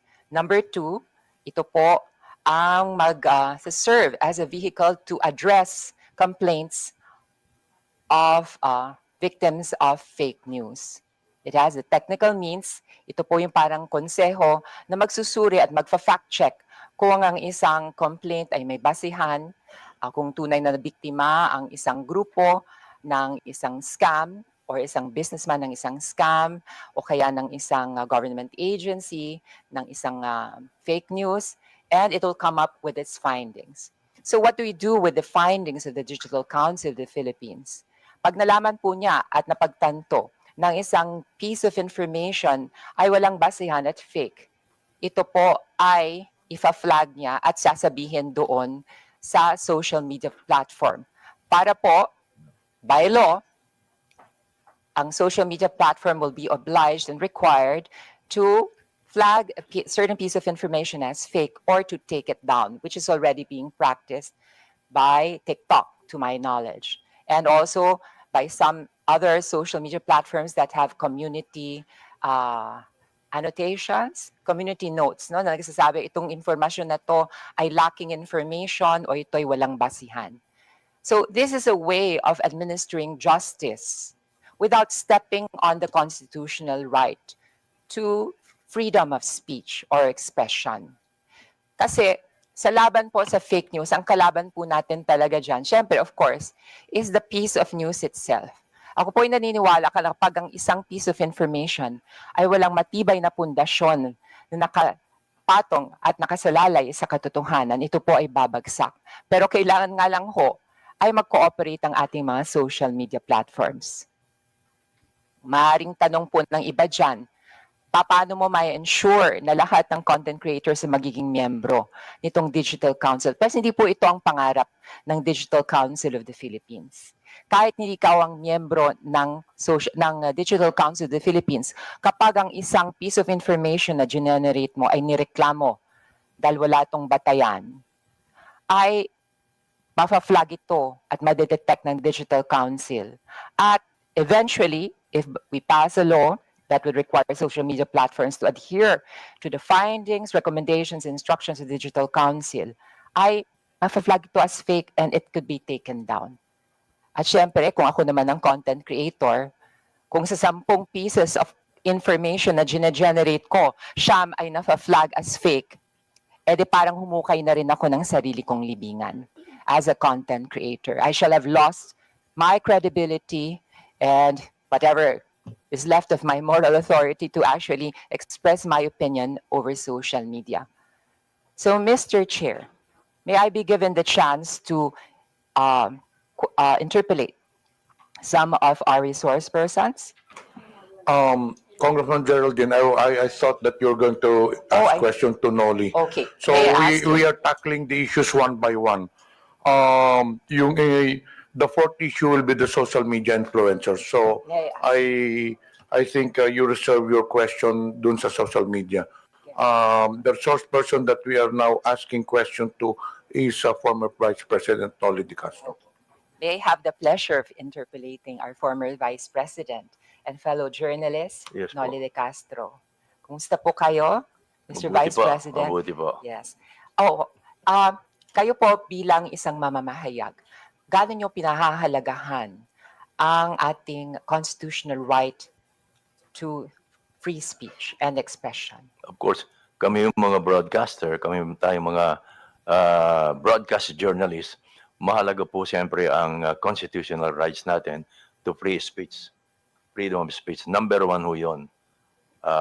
Pero, as a broadcaster din po, sinabi niya sa kapisanan ng mga broadcaster ng Pilipinas, during our seminars, way back, ang ni-instill sa aming utak ay maging responsible journalist.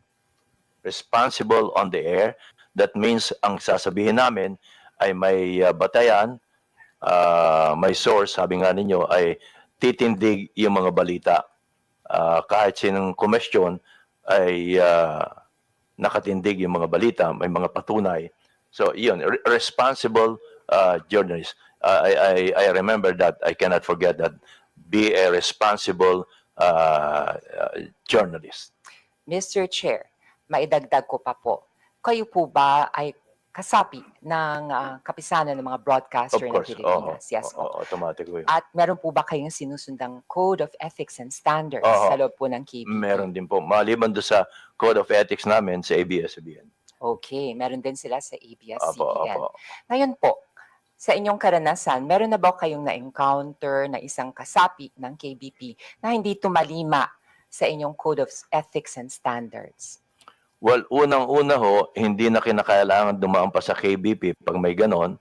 Yung mismong station ang nagdidisiplina sa kanya tungkol diyan. Kasi kumisan, inaamin ko rin naman na may mga broadcaster na may mga political leanings. Lalo na ho ngayon, malapit ng eleksyon. So, meron ding mga broadcaster ang nagagamit ng ilang mga, well, of course, kandidato dahil sa malapit ng election for monetary reason. Yes po, Opo. Mr. Chair.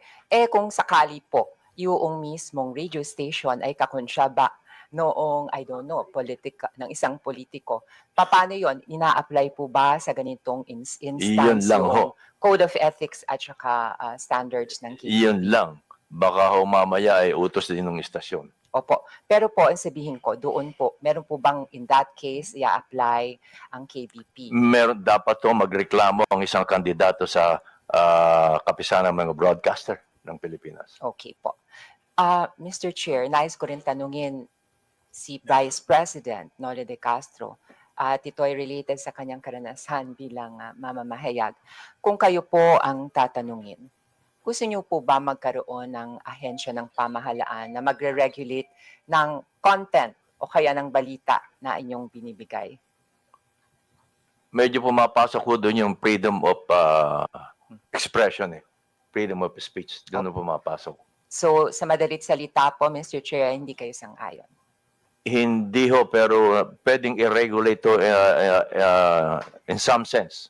hindi ho yung pure regulation. Yes. Mr. Chair, for the information of our resource persons and my colleagues, there is already a law that actually addresses the problem within the world of journalism. And this is the 2012 Cyber Libel Act. Basically, we have the freedom of speech and expression. But there's just like any other right, this is not absolute. Absolute. The state can regulate in order to protect public interest.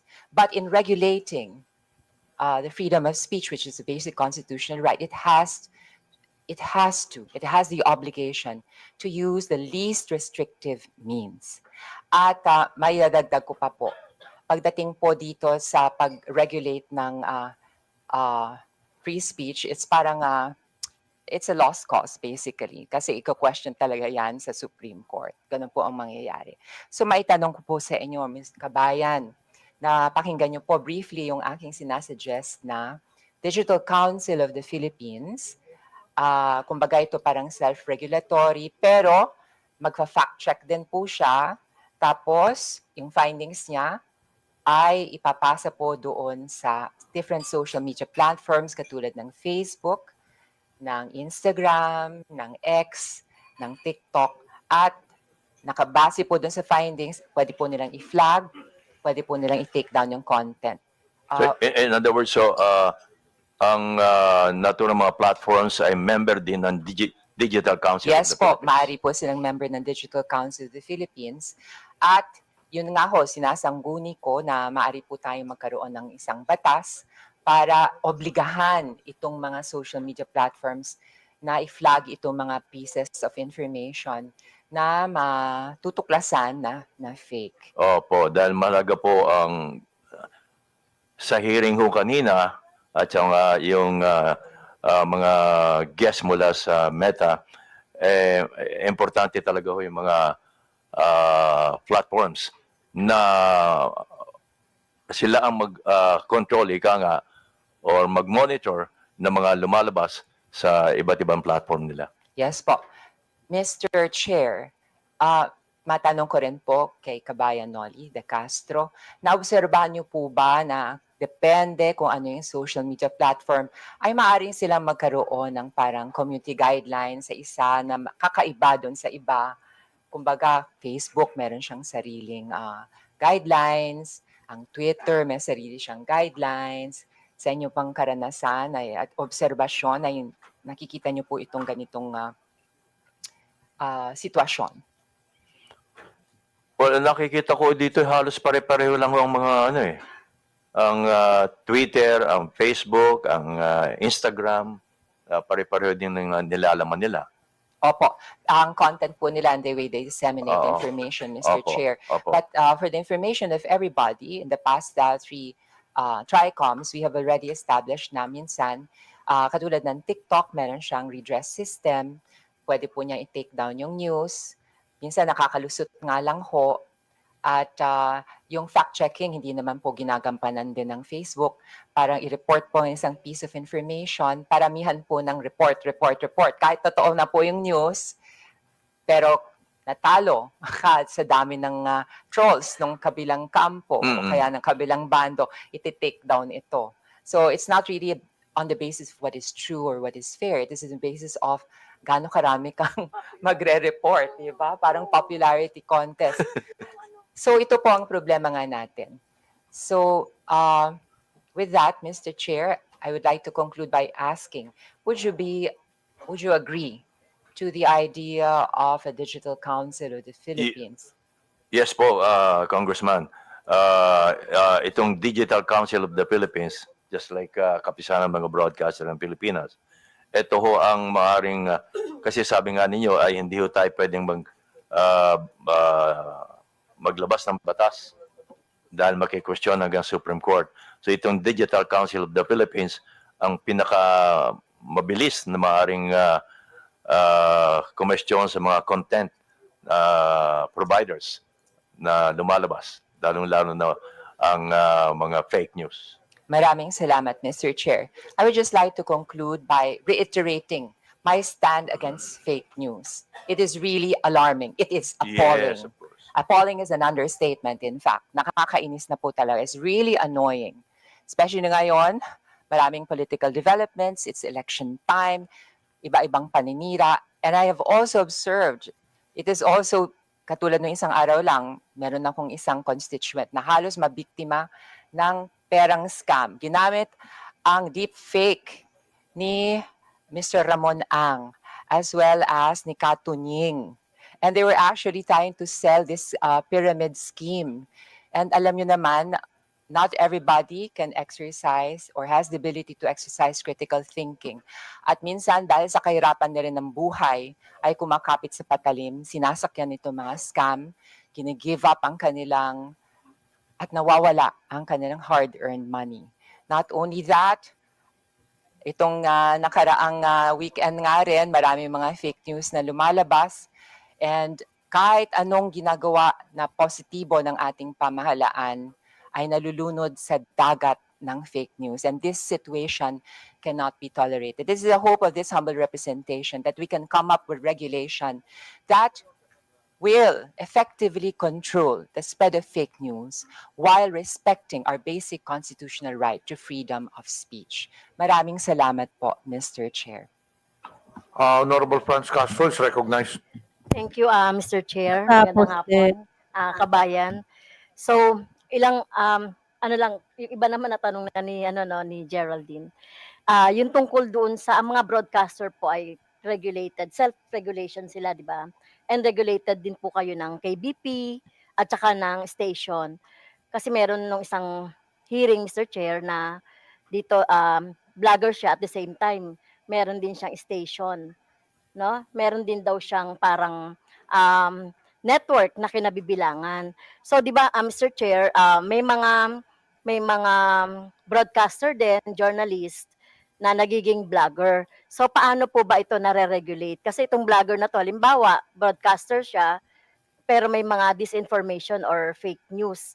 Nire-regulate din ba ito ng station o yung network na kinabibilangan niya, kabayan? Dapat po, kasi kung mga fake news ang sinasabi niya at hindi lang once, twice, or thrice, dapat ay kumilos na ang istasyon or even ang kapisanan ng mga broadcaster ng Pilipinas. Okay, so nag-a-announce ba ang network na may mga ganitong disciplinary doon sa mga broadcaster at the same time vlogger na nagbibigay ng disinformation? Normally ho, ang aking experience ay sinasabihan lang ho sila Okay. to stop yung ginagawa niya. At nagko-correct. Tama po ba? Dapat i-correct Dapat niya. kino-correct no, Oo. yung mga disinformation. Kasi kung hindi niya i-correct, paulit-ulit na siya sasabihan or until isuspindi siya. Okay. Kahit na po ito ay information, dapat po kung meron siyang sasabihin na opinion, ay dapat nakabase pa rin sa facts. Sa tamang impormasyon. Yes, sa tamang information. Opo. Pangalawa, Mr. Chair, ito syempre, kanina sinasabi natin na hindi naman maiwasan na yung isang broadcaster o kahit na kayo po kabayan, meron kayong sariling opinion Opo. sa mga bagay-bagay. So, paano nyo po yun masasabi? I mean, di ba, freedom of expression, pero kung kayo po ay nakapaloob sa sa isang network na halimbawa may political leaning, paano po nyo ma-express yung inyo pong sa programa ninyo? Well, sa akin pong experience, hindi ko po tinitingnan yung kung ano man political leaning ng istasyon. Ang sa akin po ay kung ano aking opinion, kung ano ang tama, yun ang sinasabi ko. Wala pa naman ako na-experience na sinabihan ako ng istasyon, oy, medyo hinay-hinay ka dahil yung ating boss ay iba ang political leaning. Wala pa naman akong ganong experience. Dahil ang human being po, Mr. Chair, ay socially and politically charged. Siyempre, meron siyang sariling opinion. So, naniniwala kayo na among broadcasters, journalists, wala naman talagang sinasabing neutral. Tama po. Kasi meron din kayo talagang sariling choice, political opinion, etc. Opo, talagang meron ho kami. Okay. So, gusto ko lang sabihin, Mr. Chair, kasi katulad din sa teacher, experience ng teacher, na yung mga teacher kasi, minsan, minomonitor yan ng mga kanilang superiors. Kaya, syempre, ang mga teachers dapat din nagpapahayag ng sarili nilang experience or sarili nilang pong choices, etc. So katulad din po yan ng mga broadcasters, though meron po silang tinatawag na regulation. So ano pa rin po, Mr. Chair, no, above all pa rin yung freedom of expression. Thank you po. Maraming salamat, Nor Franz Castro. Mr. Vice President, mukhang wala na yatang magtatanong na congressman. Pero bago po kayo umalis, meron lang akong katanungan out of curiosity sake. Hindi pa niyo sinubukang alamin kung sino ito mga nagpakalat ng fake news sa inyo? Hindi na po, Mr. Chair, eh. Kasi karaniwan naman hindi tunay na pangalan na ginagamit nila eh. Oo. Although, nag-isip sana akong lumapit na ako sa NBI kung hindi siya hihinto. Pero huminto naman ho nung sagutin ko na sa pamagitan ng paglalagay ng bold letter nga na fake. Madalas po ba kayo ginagawa ng fake news? Well, pag ganito malapit ng eleksyon. Pero pag walang eleksyon, hindi ka na kayo ginagawa. Medyo tahimik ko sila. Pero sa tingin nyo, Vice President, bakit kayo ginagawa ng fake news? Meron ho bang galit sa inyo? Hindi naman no, siguro being a radio and television personality, nakikita nila na kapag akong ginamit, mukhang sisikat sila. Yes, parang gano'n no. Oo, parang gano'n no. Pati nga, sorry to say this ha. Pati nga yung utot ho binibintang sa akin. Nag-viral ho yun eh. Sikat ho talaga kayo eh. You're well known all over the country. So probably some of these, I would say, bloggers are taking advantage of your popularity. Ika nga ginagamit kayo para naman sila maging popular din po. Oh, well, sabay na ho yun. Sabay na yun. Kaya lang ho, hindi ako kumikita, sila ang kumikita. Hindi, kumikita naman po kayo doon sa broadcasting. Last tanong ko po, yung ganyang fake news, hindi po ba kayo nasasaktan? Hindi po ba kayo nagagalit? Hindi naman po eh. Hindi ako tinatablan eh. Hindi ako tinatablan po. Hindi kayo naapektuhan, kagaya noon, na pinagbintangan kayo na hindi kayo bumoto kay PRD, bumoto kayo o yung sinabihan patay na po kayo, hindi ba kayo nadidepress o nagagalit? Hindi po kasi nasasagot ka agad. Yun ang advantage ho namin, nasasagot namin kaagad bilang isang broadcaster. Oo. Pero sa pangkaraniwan tao nga po, sabi ko nga, baka mahihirapan nung sila dahil hindi kaagad nila masasagot. Wala silang means para masagot kaagad. Alam niyo, Vice President, you're very well known sa broadcasting industry. And I believe that you are liked by the people around the broadcast industry. Pero nakikita mo kahit na magandang ang ikangang image mo sa broadcaster industry, wala ka namang kinakalaban, wala ka nang kinakaway, pero meron talagang mga tao na gusto lang talagang sirain ang isang tao. Hindi po ba? Kahit kayong mga congressmen, ganun din. Lalo na po kami, lalo na po ngayong eleksyon. Kahit maganda ang ginagawa ninyo, dahil sa mga fake news ngayon, iba ipalalabas nila. Sabi niyo kanina, hindi kayo naapektuhan kahit na anong fake news ipalabason ninyo. Ano bang pwede niyong i-advise sa amin? Kasi kami naapektuhan minsan. Sir Rehel, Sagutin ka agad doon nyo. magandang umaga. Ganun po ba? Sagutin ka agad. So, kailangan sagutin ho namin. Opo, na may mga kaibigan naman ho kayong may mga YouTube doon, may Wala mga Facebook, gaya ng Wala pong ginagawa ko nga ho, nagpapakita sa bold mga letter, at komisyon nagpa-plus pa, fake. Tapos pinakikiusap ko sa mga kaibigan na ipakalat. Yun, no? Kasi hindi naman kayo pwede o kaya, tumawag ko kayo sa mga broadcasters, sa mga broadcast journalists. At ipakiusap nyo kung pwedeng ma-interview kayo para ipaliwanag nyo itong lumabas na balita. Siguradong tatanggapin naman po kayo. Basta open lagi po. Yan ang pinakikiusap ko sa mga government agencies na open lagi sila kapag may lumalabas na balita. Kasi kuminsan ho ay kumakalat na yung balita ng mali, hindi kaagad nasasagot ng mga government agencies. Sa tingin po ninyo, kailangan ng Kongreso gumawa ng batas para mapigilan ang paglaganap nito mga fake news, para naman maprotektahan yung mga reputasyon ng mga tao. Kasi nakita naman ho ninyo, marami yung mga personalidad nasira rin ng reputasyon because of fake news. Tingin nyo, kailangan ho natin gumawa ng batas? Baka ho magandang pag-aralan nitong kay Congressman na Digital Council of the Philippines. Para lahat ng Facebook, YouTube, member ko dito, para kung meron ng reklamo tungkol sa mga post na hindi maganda o hindi totoo, may papasok agad dito sa Digital Council of the Philippines. Kasi po, I don't know, Congressman, Mr. Chairman, baka ho kumisan pag may batas, napapalusutan pa ho eh. Tama po. Pa ho pa sa batas. Umaabot ho hanggang sa Supreme Court. Baka ho dito, baka makatulong itong pag-aralan ho nating mabuti ang Digital Council of the Philippines. Baka ho mas may ngipin ho ito para mapigilan ang pagkalat ho ng fake news.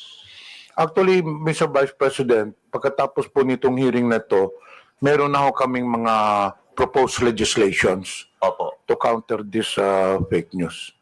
So hindi na po ako magtatagal, Mr. Vice President. In behalf ng committee, maraming salamat po sa presensya ninyo. Pwede na po kayo ma-excuse po. Kasi we'll now proceed to the next issue, which is yung kay Commodore Tarriela, and after that, the social media personalities. But before that, I noticed dito sa mga resource persons na inimbita, some of these, I believe, wala na pong question yung ibang mga congressmen dito ngayon. Some of the resource persons were requested to be invited by some congressmen who are not present. Sila po may gustong tanong. So, are there any questions for SWS rating survey company? May question ba, mga congressmen? Wala. So, dito po kaninang SWS, hindi po ba? So, I believe that there are no questions. Actually, there was one congressman, I will not mention anymore, who requested you to be present. Also, Pulse Asia, and then yung ibang mga survey firms. But he's not around, so the congressmen are not inclined to ask questions to you unless you have a statement to make. None, Mr. Chair. Okay, you are now excused. Thank you. Itong broadsheets din, andito po ba ang Philippine Star, Daily Inquirer? Nandito po ba? Wala. Okay. So we'll now proceed with the next item on the agenda, which is the issue of Commodore Tarriela. Do you have any statement to make? Yes, Mr. Chair. I Okay. prepared the presentation. Okay, let us proceed with the presentation. Afterwards, the first to interpolate will be Congressman Ernest Junicio.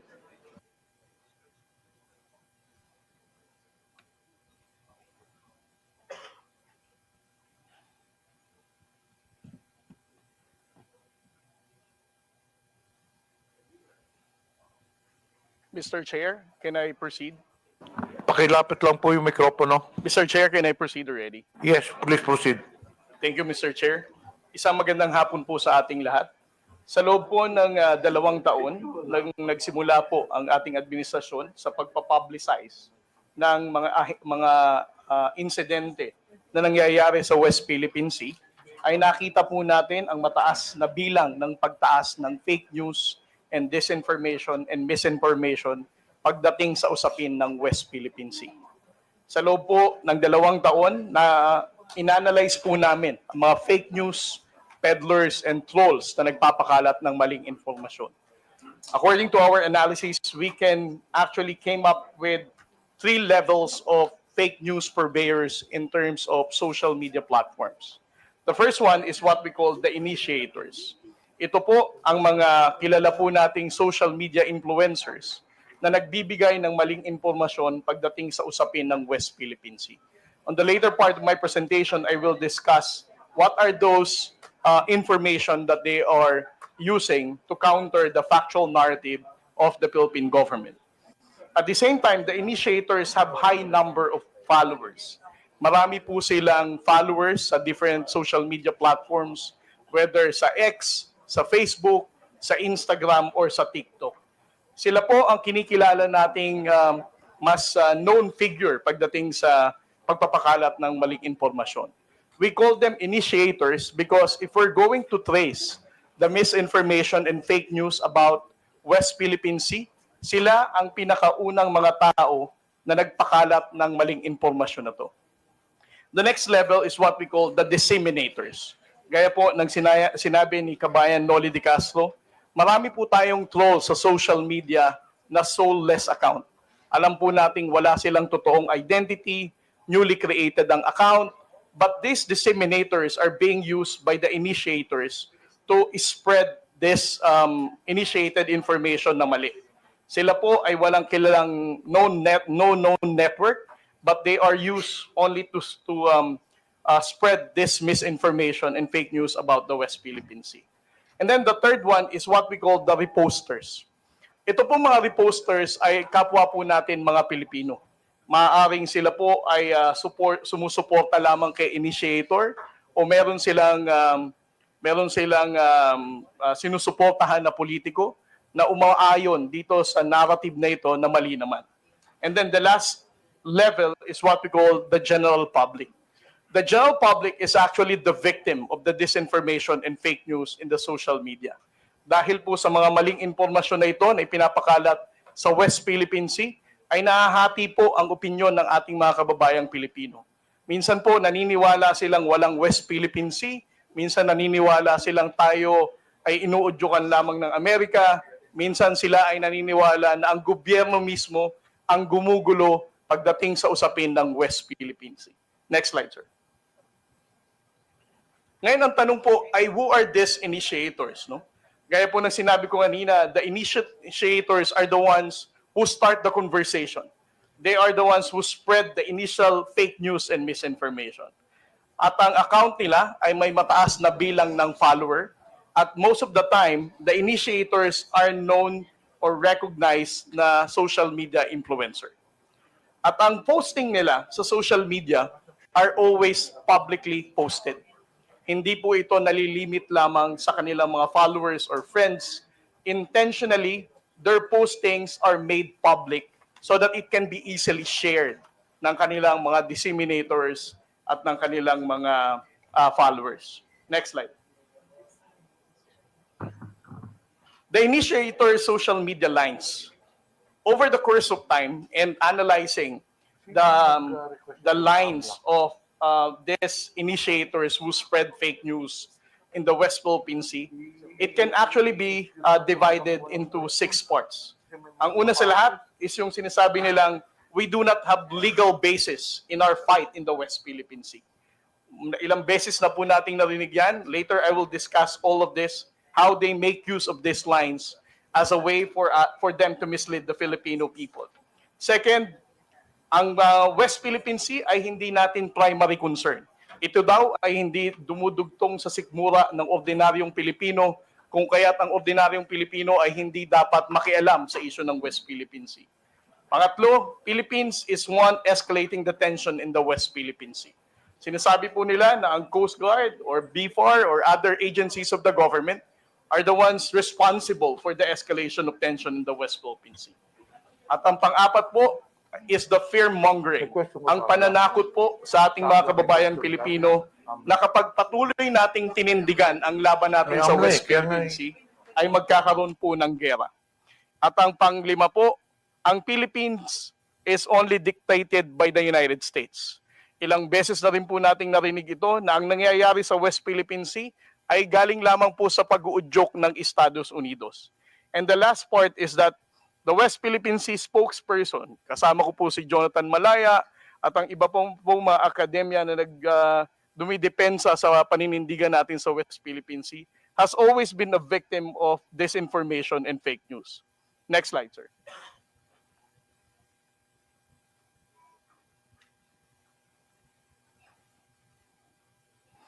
For their line na we do not have legal basis, paulit-ulit po nilang sinasabi na ang West Philippine Sea is just a fiction. Ito po ay gawa-gawa lamang daw nung panahon ni Pangulong Noynoy Aquino at wala naman daw po tayong basihan. Secondly, they always downplay the 2016 Arbitral Award.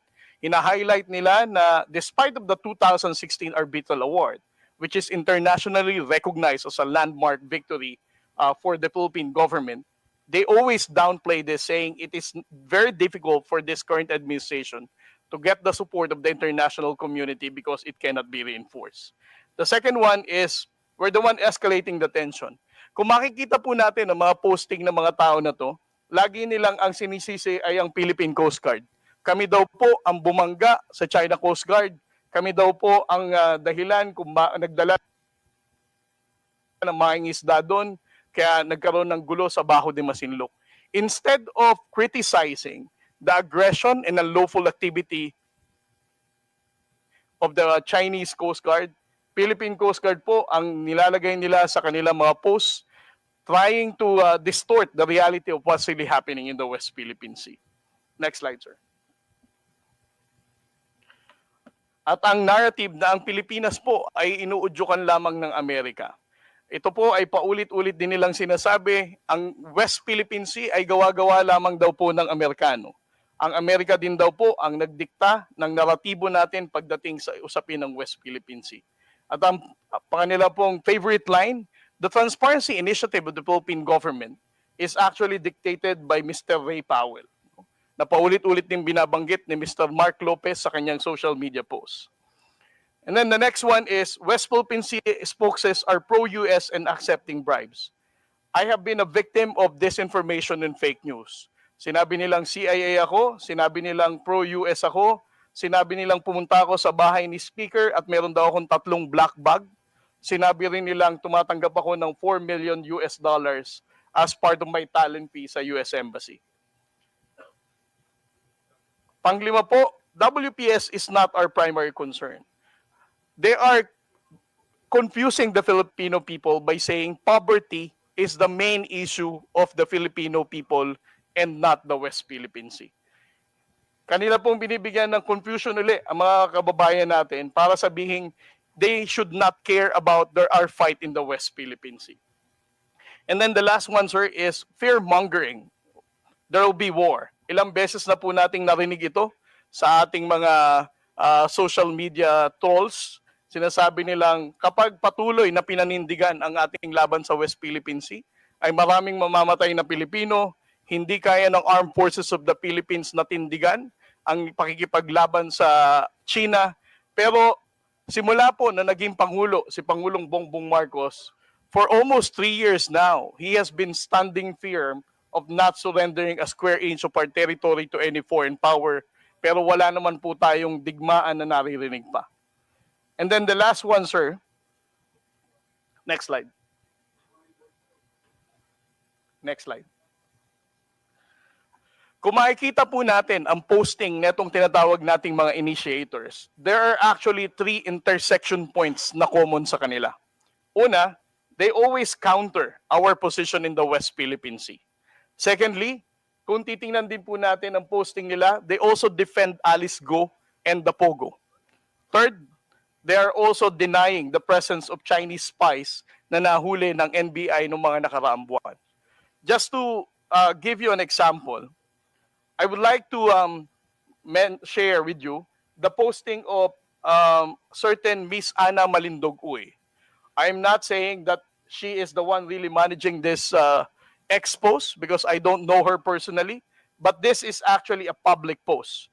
She said, with regard to Pogo, ano daw ang sabi ni DASA, upgraded ang Pogo seriously last August 6, 2024. She also commented, investigasyon ng Kongreso sa issue ng Pogo, nakakahiya. And then when it comes to the issue of the spies, last January 29, 2025, she also posted, do we really think that a superpower like China would send someone unqualified to spy on the Philippines? And when it comes to the harassment of the Chinese Coast Guard, she also said, study the footage carefully and draw your own conclusion. Note the time that when the collision happened, according to the reports and based on the footage, the Philippine Coast Guard ship MRB 4410 suddenly turned right and rammed into the Chinese Coast Guard. Again, she is actually narrating a narrative that it is the Philippine Coast Guard who rammed the China Coast Guard vessel. Miss Ana Malindugoy, I don't know her, but again, these are public posts. And I would also like to share to the Honorable Committee the article written by Mr. Ado Paglinawan. He also wrote about Tarlac Mayor Alice Guo, suggesting that she is being disgracefully grilled by the senators. And when it comes to the spies, he also wrote an article 2 months ago saying that it's a mistaken identity is a result of sheer incompetence. And when it comes to the issue of the West Philippine Sea, publicly posted last February 27, he said the West Philippine Sea lunacy continues as China Coast Guard simply ignores our cheers. These are the types of the issues that I would like to present to the Honorable Committee, sir, to highlight that the issue of disinformation and fake news is actually countering our own position in the West Philippine Sea. Thank you very much, Mr. Chair. We'll now proceed to the interpellation. Ernest Junicio, representative, is now recognized. Thank you, Mr. Chair. Thank you to our colleagues. Commodore J. Tariela, magandang hapon po sa inyo, and thank you very much for the detailed presentation. Actually, marami po akong tatanungin sa inyo, supposedly, but it was already answered by most of the questions na tatanungin, nasagot na po ng presentation ninyo. Commodore J, alam ko yung laban nyo sa West Philippine Sea eh. I would see you in the news, yung mga fake news naman na kayo yung dinidiin pa na masama. Yung masakit kasi dito, Mr. Chair, kung sino na yung nilulusob, sino na yung inaargabyado, yung pa may kasalanan, this has to stop. So, Mr. Chair, just like to ask a few more questions kay Commodore J. Commodore J, ito bang ano bang talagang diferensya sa opinion ninyo yung pagkakaiba ng opinion sa fake news? Mr. Chair?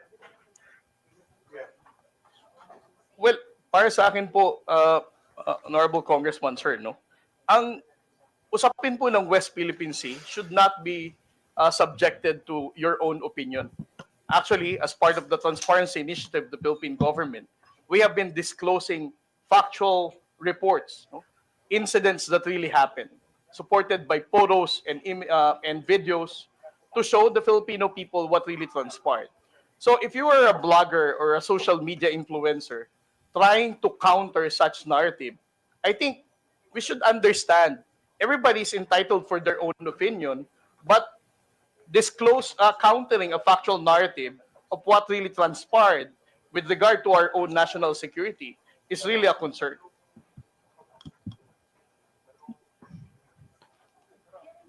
Yes, thank you for that. Mr. Chair, kasi yung West Philippine Sea, in my humble opinion, di lang naman kasi to geographic location, it's a symbol of our sovereignty. If I remember it correctly, Commodore J, di ba, nung last hearing natin, meron pa nga na nagkiklaim na lumalabas sa mga fake news na yung Palawan pagmamayari ng China. Tama po ba? Yes, sir. Yeah, it's very alarming, Mr. Chair, lahat ng nangyayari na to eh. So, alam ko nag-imbestiga na kayo dito, Sir Commodore J. Ano po ba mga naobserbahan nyo? You mentioned kanina mga initiators. Ano ba to? Mga Pilipino ba to? Chinese? Or we don't know for certain? Well, right now, Mr. Chair, what we have are only public posting of social media accounts. Just like what the former Vice President mentioned, we cannot really ascertain whether these people are the ones managing those accounts dahil hindi naman talaga natin alam kung sila yon. Mr. Chair, may nabanggit po kanina na si Ana Malindugoy. Yes, Mr. Chair. Do we know, Mr. Chair, does this committee have any information na bisita po ba natin siya ngayon or Filipino vlogger po ba to? Or... Sino? Si Mark Lopez? Hindi po, si Ana Malindoguy, mentioned by Commodore Tariela earlier, Mr. Chair. Comsec, did you invite this personality? Unfortunately, she was not included. Is that a female? Yes, Mr. She Chair. was not included in the invitation to the resource persons. Maybe, Is that a female thank you, or Mr. Chair. male? Maybe it would be prudent since Commodore Tariela mentioned some posts that are very detrimental for our sovereignty and for the safety and security for our country, that probably this individual, be it true or not, we can try to find out through the committee and have this person invited and probably shed more light to the posts that was shared by Commodore Tariela, Mr. Chair. Comsec, please take note. This individual will be invited for the next hearing. Moving on, Mr. Chair, yung 2016, as mentioned by Commodore Tariela, yung arbitral award. In my humble opinion, ito napakalinaw na na pagmamayari ng bansa natin, yung kinokontest ng ibang bansa What I don't understand is bakit kinokontra pa to. Commodore Tariela, ang gusto ko lang malaman, meron po ba tayong specific Filipinos identified who are, masasabi natin na pro-China? Well, Mr. Chair, if we're going to base on the social media posting of what they, how they appreciate the 2016 Arbitral Award and how they downplay our fight in the West Philippine Sea, I would say that they are really going against our national security and that they are not pro-Philippines, Mr. Chair.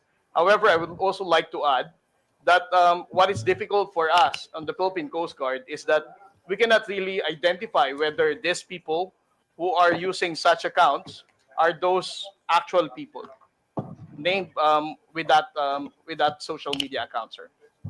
Thank you. Mr. Chair, I'd like to request that all the information that has been presented by Commodore Tariela, also yung mga vloggers na hindi naman natin ma-determine kung tao ba o Pilipino ba, baka makuha natin yung mga handle nila and maybe NBI or someone from our government can really check. Mr. Chair, this has to stop. We have to find out who these people are. Okay, baka mga Chinese to o hindi man, baka mga Pilipino na napinagkakalulo yung bansa natin. This has to stop. This is the reason why we have this hearing, to shed light and to stop the fake news na nakaka-apekto na do sa sovereignty ng ating bansa, Mr. Chair. Also, nakakabagabag kanina yung presentation ni Commodore Tariela na hindi lang pala West Philippine Sea, na nagduduktong-duktong din to dun sa Pogo.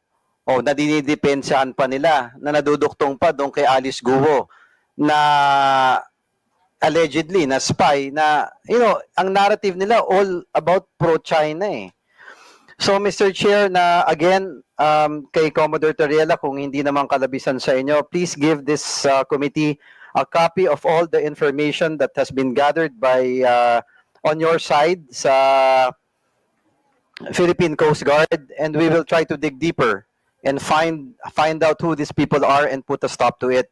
It will also give guidance to us on the laws that we will be making to determine, Mr. Chair. Ito na nga yung pinag-uusapan last hearing tsaka ngayon with what Congressman Rog was saying earlier, na importante talaga na naka-register yung mga tao sa account ng mga social media Anyone can simply make an account, gagawa ng false claims, kung ano-ano, tapos ini-influence yung mga Pilipino.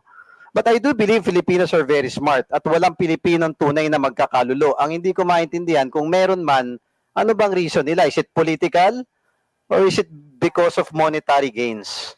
But there should be no Filipino na dapat ipagpapalit mo yung bansa mo para sa mga idol nyong politiko o para lamang sa pera, kapalit ang sovereignty at security ng ating bansa. This has to stop. So again, Mr. Chair, may I manifest that we really have to find out who these people are. We will not stop. The committee will not stop. And again, ako lang, simple manifestation, Mr. Chair, to Filipino vloggers, minsan nakikarried away tayo sa mga nababasa natin o napapanood. Last hearing, tinanong ko yung mga vloggers natin, sinabi naman nila na walang naniniwala sa kanila na ang Palawan parte ng China. Yun ang pinapakalat online eh. Ako yayayain ko lang yung ibang vloggers natin, no? I know masipag kayo mag-post o gumawa ng iba't ibang content. Why not do a content that will protect our country? Why not do a content, meron kayong mga following meron kayong mga taong naniniwala sa inyo. Isn't it prudent enough for a Filipino na kung gagawa ka na lang ng content mo, it's to fight for our country. Sometimes nalulungkot ako kay Commodore Tariela, tinitira pa ng ibang tao na tuta daw ng Amerika. Tapos yung Amerika minsan tinitira na yun daw may gusto ng gulo. No. Let's try to dig deep. Sino ba nang gugulo sa Pilipinas? Sino ba ang pumapasok? Sino ba ang aggressor? Mr. Chair, enough is enough. Kami sa Tondo, mga batang Tondo, hindi kami papayag sa mga taong ganyan. So Mr. Chair, again, I appeal sana sa mga kaibigan nating vloggers, if you are true Filipinos, let's all work together. O i-prove natin na maka-Pilipino tayo at makabansa tayong Pilipinas. Labanan natin ang negative news ng China and let's stand for our country. One flag, one country, and one Filipino. Thank you, Mr. Chair. Thank you. Mr. Chair, Honorable Pamante. gusto ko lang pong tanungin si Commodore Tariela kung sino yung mga vloggers na yun. Can you identify those vloggers now? Isa lang ba o meron pang iba? Can you identify them? Well, Mr. Chair, I cannot attribute it to the person, but what I can quote are the name of their handle accounts, social media handles. I cannot attribute it to a person, but I can attribute it to a social media account. So, ano mong ibig sabihin? Because as I said, Mr. Chair, hindi naman natin alam kung sila talaga yung may-ari na account, but alam ko na yung pangalan na account. Like for example, si Mr. Rugando Sasot. We don't know whether it is really him who is managing his social media account. The same thing with Ana Malindog Uy or Ado Paglinawan. Those names are known to be writing about pro-China narrative. Well, Mr. Chair, why, Commodore, why don't we ask the NBI or the DICT to identify? Why? Why don't we ask them? Now, you keep on telling us about these things, and you're not telling us who the people are. So why don't you ask the NBI or the ICT to identify those people who they are? Because they can be identified. Oh, it's up to you because you're the one being bashed in this case. Perhaps even your statement here can even be treasonous. Why? Because these are Filipinos who are actually siding with China. Oh, saying things that are against our own sovereignty. So, Mr. Chair, I would like to ask to Commodore Tayela to ask the NBI and the ICT to finally identify these people. And if you do that, Mr. Chair, we're going to invite them here. So they could be able to shed light to what they're saying. And also, let them realize that this committee is now crafting a bill that will regulate these things. Akala ba ng mga vloggers natin, malilibre sila lahat sa mga bagay na yan? No. There should be certain regulations on this, Mr. Chair. Do you know why?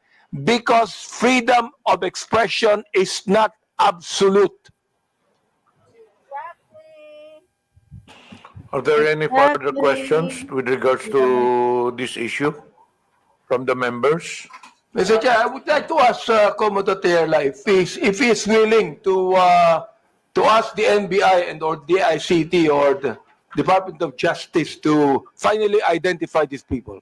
Yes, Mr. Chair, on the part of my office, I will be forwarding the report and the post of those known social media influencers that we have identified that are countering the factual narrative of the Philippine government when it comes to the West Philippine Sea. I believe we have the presence of the NBI resource persons. Andito po bang NBI?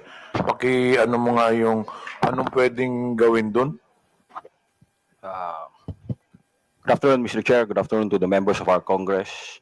Actually, Mr. Chair, some of the personalities which was mentioned during the lecture of Commodore were already verified by our office. So, ang pagkakaintindi ko po kasi during his explanation is that he cannot attribute yung mga accounts doon sa real identity ng mga may-ari. And we can provide some, but for those other accounts po, totally dummy account po siya. And we cannot identify kung sino yung mga ano po niya, totoong nagmamayari.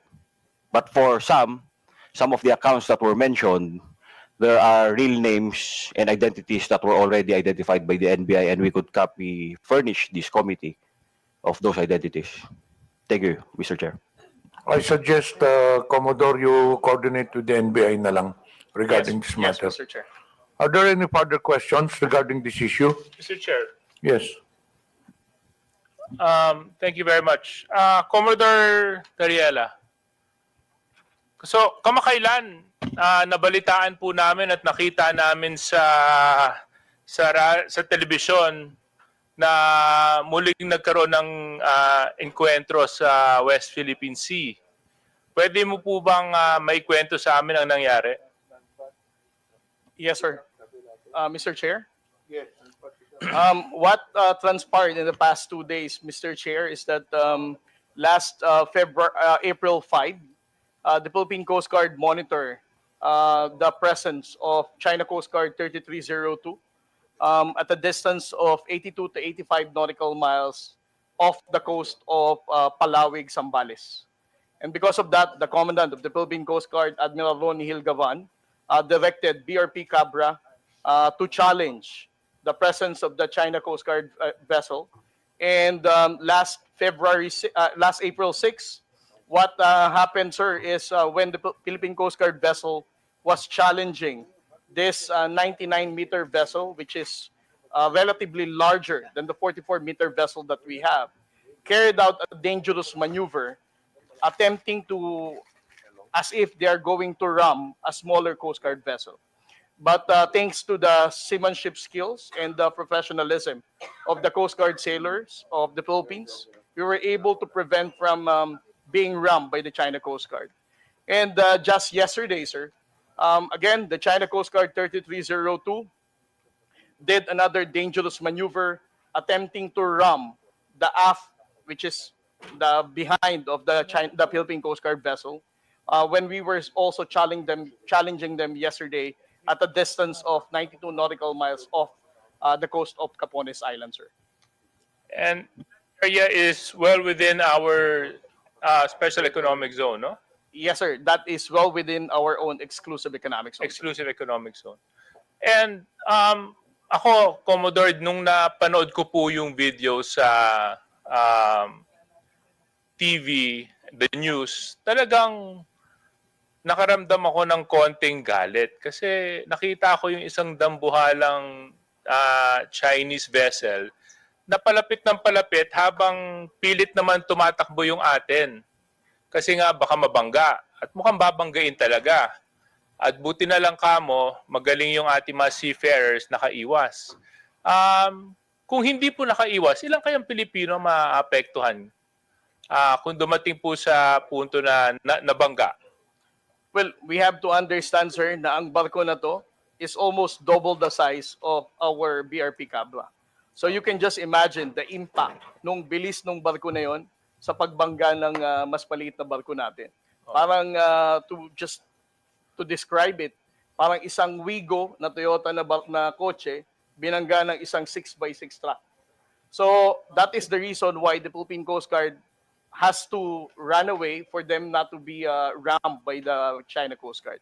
Kung sakali pong nabangga tayo, definitely ang mga crew po ng Philippine Coast Guard vessel ay nasa harm's way na po. At tayo po ngayon siguro ang nagpapanik, how can we be able to rescue our Coast Guard personnel, sir?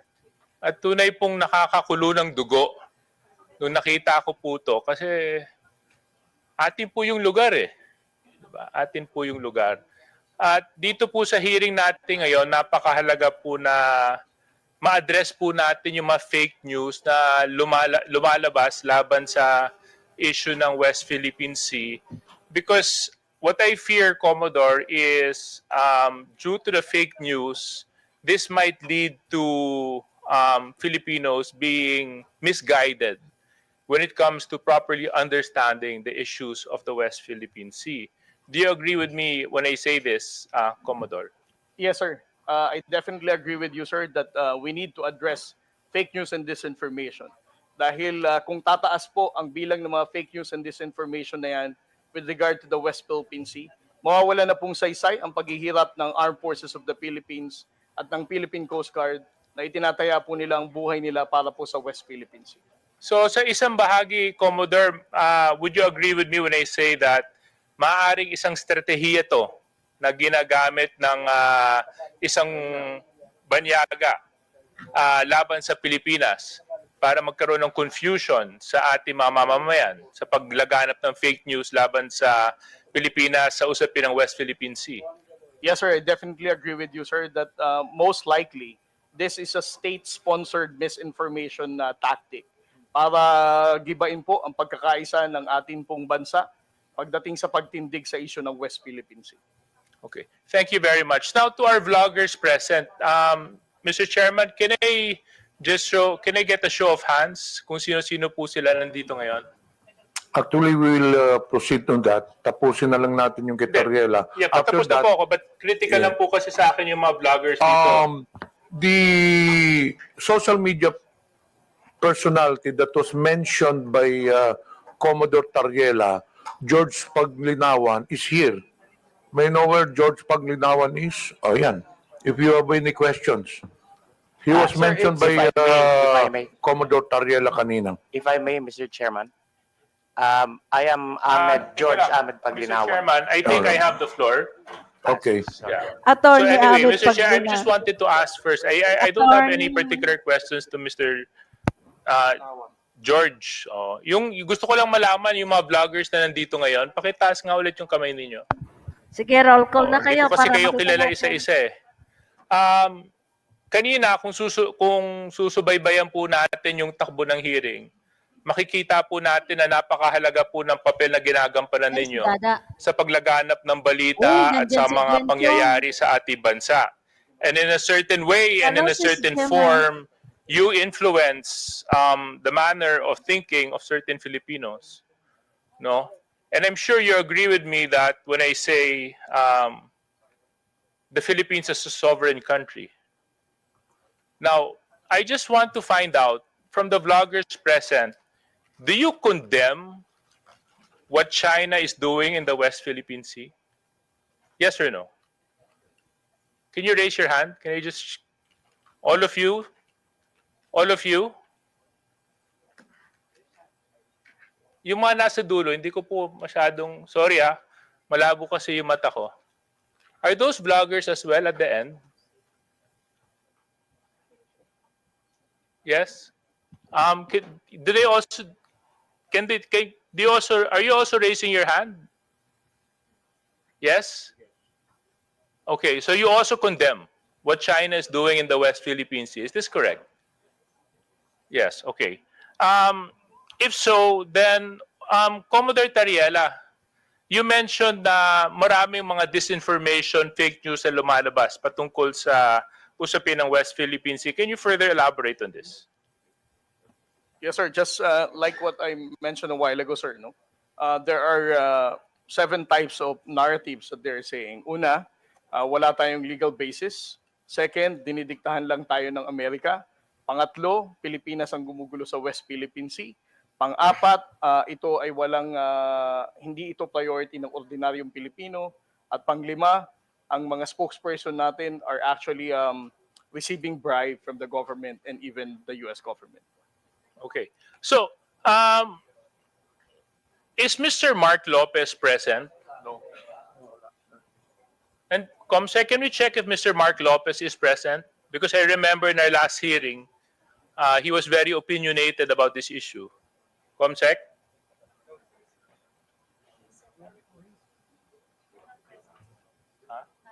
Not present. Okay, not present. So, Since he's not present, siguro I'll just reserve my questions for him when he decides to present himself.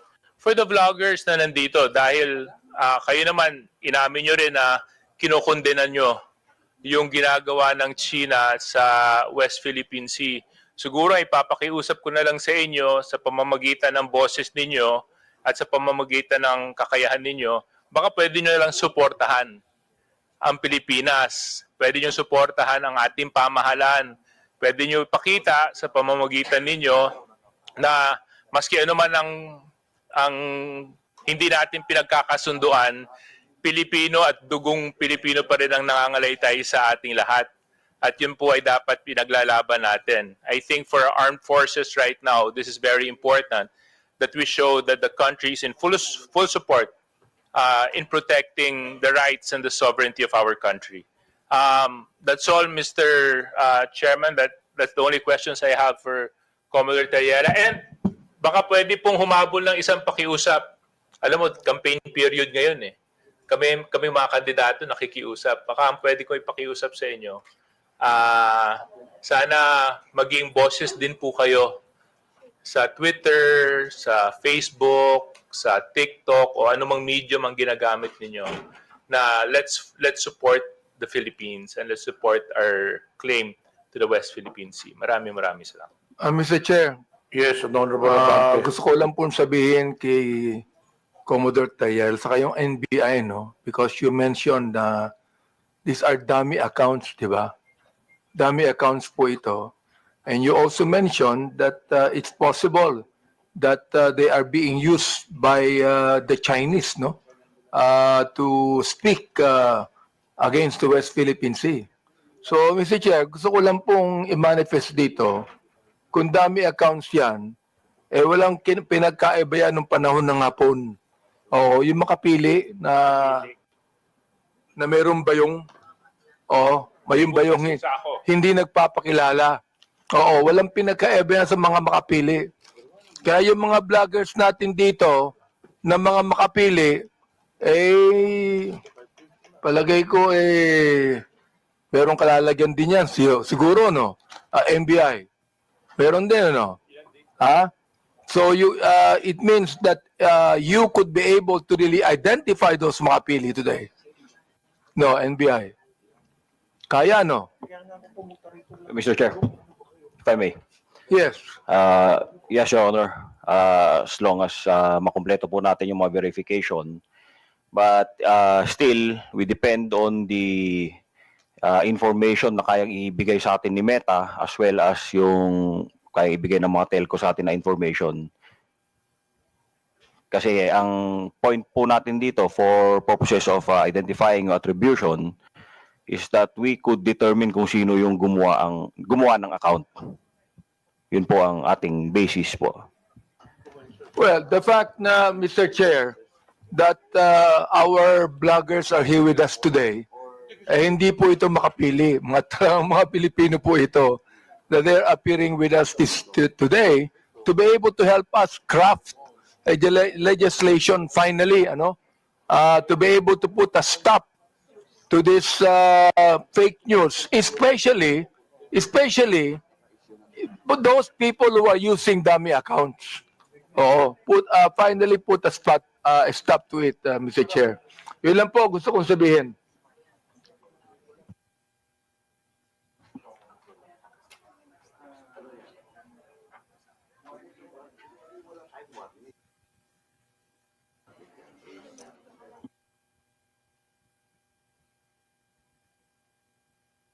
Tutuloy ko na. I will continue. Okay, Yeah. Chairman Abante, please continue. Mr. Chair, thank you. Andito po pa si Miss Joey Cruz. Miss Joey Cruz, andito po ba? Yes, Mr. Chair. Okay, Asan po siya? Asan po siya? Ayan. Ay, Joey Oo. Cruz. Gusto ko lang po alam nyo, sa totoo lang, marami Si po Joey, akong wala kayo, wala. natatanggap na bashing eh. Hindi ko pinapansin. Hindi ko pinapansin yon. Katulad ni Kabayan, hindi ako naiinsulto, hindi ako nababagabag, hindi ko pinapansin, wala namang katotohanan yun eh. Ano? Kaya hindi ko pinapansin yan. Alright. Ngayon, ang gusto ko lang pong sabihin kay Miss Joey Cruz, in one of your vlogs in YouTube, Nako, you directed this statement sa akin. paktay ka dyan. Akin mismo. Unang-una, hindi naman kita kilala. Hindi naman kita kaaway. Wala naman akong ginawang masama sa'yo. Tama ba ako, Mr. Chair? Meron po ba akong ginawang masama sa inyo? There is no personal action. Kaya nga, Mr. Chair, sagutin mo lang ako. Meron po ba akong ginawang masama sa inyo? No Meron ba? Wala? None, Mr. Wala. Wala akong ginawang masama sa inyo, ha? Pinapatunayan nyo yan, ha? Pangalawa, hindi nyo ako kilala. Tama ba, Miss Joey Cruz? You do not know me personally. Correct, Mr. Chair. And Mr. Chair, I do not even know Miss Joey Cruz personally. Am I right? Yes. Correct, Mr. Chair. But, you made a statement against me. O ito, babasahin ko, ha? Doc Desi. Ang sabi mo, ganito, kung abante, paswelduhan ka ng taxpayer, gago. Tinawag mo akong tinawag mo akong gago. Oh, bakit? Ba't mo ginawa sa akin yun? Gusto mo ba akong umiyak ngayon sa'yo? Sabihin ko, ba't mo ginawa sa akin yun? Bakit mo ako tinawag na gago? Bakit po, Mr. Chair? Please, yes. Mr. Chair, and I think it is already established that we do not know each other personally. Ano po yung pakilakas nga po? Hello, Mr. Chair? Mr. Chair? Okay. I think it is already established that we do not know each other personally. Therefore, the statement was said based in a not personal way, but it is an observation of my reaction. Mr. Chair, meron ka pang salita. Your observation is that I'm gago? Is that your observation? This pertains to the public function as I perceive it, Mr. Chair. No, you're public what? Public action, Public Mr. Chair. action. So you mean that is the public that is actually telling me that I'm gago? No, Or Mr. is it Chair, you? the statement Let me came ask from you, me. Mr. Chair, is it you? Yes, Mr. Chair. So you were the one that said that, right? Correct, Mr. Chair. Ayun. Pero hindi mo ko kilala. Wala akong ginawa masama sa'yo. Yes, Mr. Chair. It What is your already right to established. tell me that I'm gago? Because I am a citizen of What the is Philippines. your right to tell me I'm gago? That is part of my freedom of speech, Mr. Oh, Chair. is that right? Yes, Mr. Chair. So your freedom of speech is to tell a person that he is gago? Freedom of speech ba yan? My freedom of speech, part of my freedom Ang of galing speech is mo. to react Ang on the galing mo. action of Ito a pa, public official. sinabi mo ha, in another post, ito sirahin mo. Pero alam mo, kaya tayo nagmi-meeting dito, para mini-mention ko ito, no? Pero sa totoo lang, hindi ko pinansin yan, matagal na yan eh. Di ba? Hindi ko pinansin yan. Ito ha, ang sabi mo, you know, Kong Benny Abante, I can find all of this. Isasampal ko ito sa pagmumukha mo. Sampal mo ngayon. Is that still freedom of speech? Mr. Chair, I am not very familiar. Yes with or no, those. Mr. Chair? Is that still, you think, freedom of speech? When you said, isasampal ko ito sa pagmumukha mo. Mr. Is Chair. that freedom of speech? Yes, Mr. Chair. Ganon. Oo. So, ibig sabihin, ganito. If I tell you right now, sasampaling kita, freedom of speech yan. That's part of your freedom, Mr. Chair. Pag sinampal kita, hindi na freedom of speech yan. Of course, sir. It's overt Hindi action na. already. Yes, Hindi sir. na, no? Yes, sir. Oo, ang galing. Mahusay ito. Oo, magaling ka. Oo. Ang sabi mo, I'm going to be Hindi ko masabi to, Mr. Chair. F-U-C-K-E-D. Prepared. Binanggit mo yon? Mr. Chair. Bakit naman? Mr. Chair, Ano may ba I nagawa know kong when kasalanan that post sa'yo? was posted? Mr. Chair. Oh. Mr. Chair, so that I can answer intelligently on the question You of, can, Mr. Chair, may I know you can the date answer of the post? intelligently, I but cannot what you answer. said here, is that intelligent? Let me ask you, Mr. Chair. Nung sinabi mo, Company Abante, I can find all of this, isasampal ko ito sa pagmumukha mo. Is that intelligent? Paktay ka Mr. ngayon. Chair, I cannot intelligently answer if I do not know when the post was posted. Alam mo yan, ikaw nag-post eh. You don't know, Mr. Yes, Chair? Mr. Chair, I Kalokohan. think in a day I post maybe 50, Well, 50 posts in a day. I second the I would like to motion. understand, It Mr. means, Chair. Mr. Chair, that you can post something today and you forget that tomorrow. Am I right? That is correct, Mr. Chair. That's very likely. What?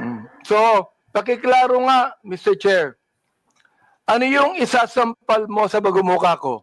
That is why, Mr. Chair, for me to intelligently answer your question, I need to know Intelligently? when it was posted. Well, Siguraduhin we mo, are huwag kang going to iiyak. get the date when this was said. Thank you, Mr. You would Chair. be able to know. Thank you. Kaya pinapa-confirm ko lang yung statement Oo na nga, yan eh. Desi. Is ibig sabihin, Iyak do you ako. believe, ito hindi ko na sabihin ang Philippine speech. Do you believe that this falls under protected speech? I'm so sorry, Mr. Chair. May you please repeat Do the you question? believe that this falls under protected speech? Mr. Chair, like I said earlier, I would like to know first the context of the post. But rest assured, Mr. Chair, that when I post in my platform, I make sure that it is a reaction on the news or public action. As a political observer, I always practice. Miss Cruz, is this a political statement? You were saying a political observer. Is this a political statement? Do you believe that using profanities, insults, and malicious accusations online represent fair and respectful, intelligent discourse? Except as part of your statement, Mr. Chair, the malicious imputation you said, I accept that. The rest that you said, yes, it is part of the healthy public discourse. It is part of what, Mr. Chair? Healthy public discourse. O therefore, pag binanggit natin using profanities, insults, and malicious accusations, that is, anong tawag mo doon?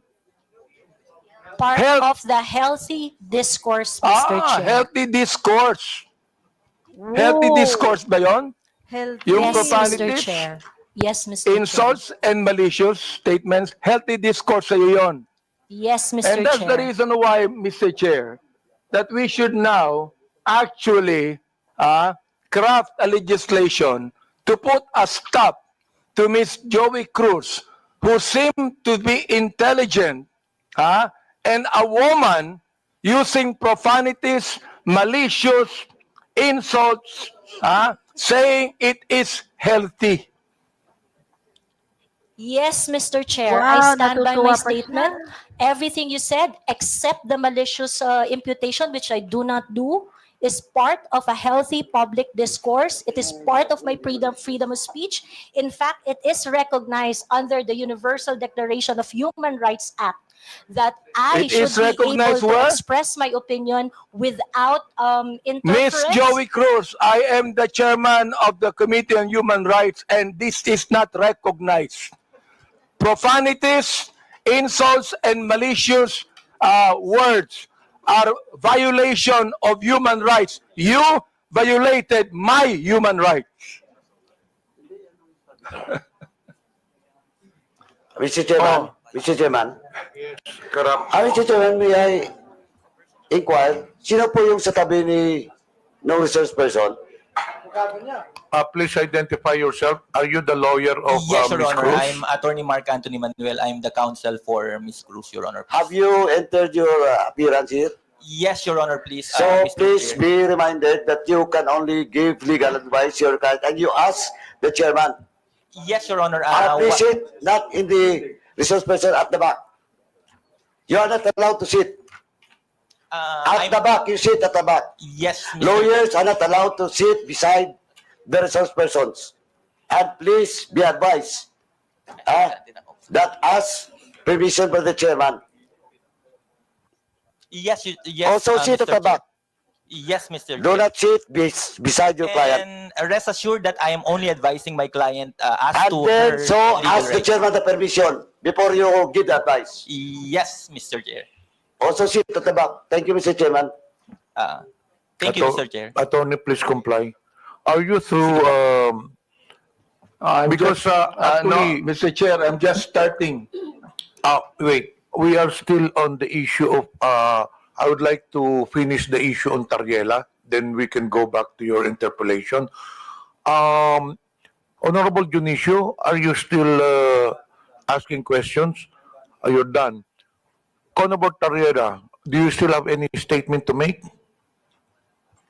Nothing more left from me. Okay, we'll now proceed to the next item on the agenda. This is with regards to the issue on social media personalities. Mr. Chair, if there are no other congressmen that have questions for our resource person, Commodore Dariela, maybe we can excuse him because he has more important issues at stake, which is national sovereignty. So, kung wala na po magtatanong sa kanya, baka pwede na po natin siya ma-excuse sa hearing na ito. You are hereby excused since there are no more questions. And more on that, there are some resource persons here that I believe wala na mga question ng mga congressman. May I ask if AMLA resource persons are here? Attorney Arpon, Attorney Titanco. From the members, do you have any questions to AMLA? There are none, so you are hereby excused. To COMELEC, pakitaas pong kamay. To the members, do you have any questions with COMELEC? None? You are also excused, all the resource persons in COMELEC. Dun sa mga broadsheets are already excused.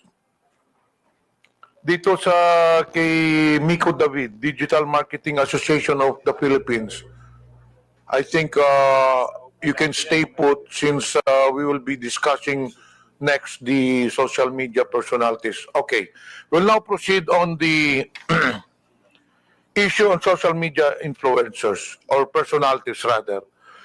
May I request that all social media personalities take the microphone and introduce yourselves one by one, starting to the nearest to the chairman. Good afternoon, Mr. Chair. I Sa am kanila yung, George yung Ahmed sound, Paglinawan. extra I am sound. a lawyer. I am not Ado Paglinawan, the one that was mentioned by the Commodore Tariela. I believe there is another person who is named Ado Paglinawan, and I'm sure that that is not me. Thank you. Okay, next. Yes, my name is Darwin Salcedo, known as Boss Dada in YouTube and Facebook. Next. My name is Dr. Richard Tesoro Mata. I'm a health blogger pediatrician. Okay, sige, sige na. Next. Good afternoon, Mr. Chair. I'm Glenn Ang Chong, a lawyer, certified public accountant, and former member of the House of Representatives in the 13th Congress. Next, please. Good afternoon, Mr. Chair, and my name is Zain Batalya. I'm the person behind I Am Sean Wayne. Oh, Sean Yes. Wayne. Good afternoon, Mr. Chair. I am Manuel Mata Jr., also known as Coco Locoy in social Coco Locoy. media. Coco Loco? Coco Locoy, Mr. Chair. Good afternoon, Mr. Chair. I'm former PDEA agent Jonathan Morales, behind Agent Tambayan, Your Honor. So you're now a blogger also, Mr. Morales? Di ba resource person ka sa Senate before? Yes, sir. Mula po nung pinigil yung PDEA Leaks, nag-resort na po ako doon sa... You're a former PDEA agent? Yes, po Your ba? Honor. Yes, Mr. Chairman. Blogger ka na ngayon? Yes, sir. Okay, Kumikita next. kumikita. I am Vivian Rodriguez, better known as Vivian Velez as my screen name. I was not invited in this committee hearing, but I was mentioned the last hearing. So I'm Okay. here. Anyway, this is a public hearing. Anyone is I invited myself. welcome to attend the hearing. Next. Good afternoon po, itsura ni ano, Mr. Chair. bibili I'm niya, Alvin Montero. I'm not a blogger or I'm not a journalist. Thank you. Journalist. Good afternoon, Mr. Chair and honorable members of the committee. My name is Claro Ganyak. I'm a retired professor. I'm not a blogger. I just express my opinions in social media. Okay. That's it. Thank you, Next. sir. Good afternoon, Mr. Chair.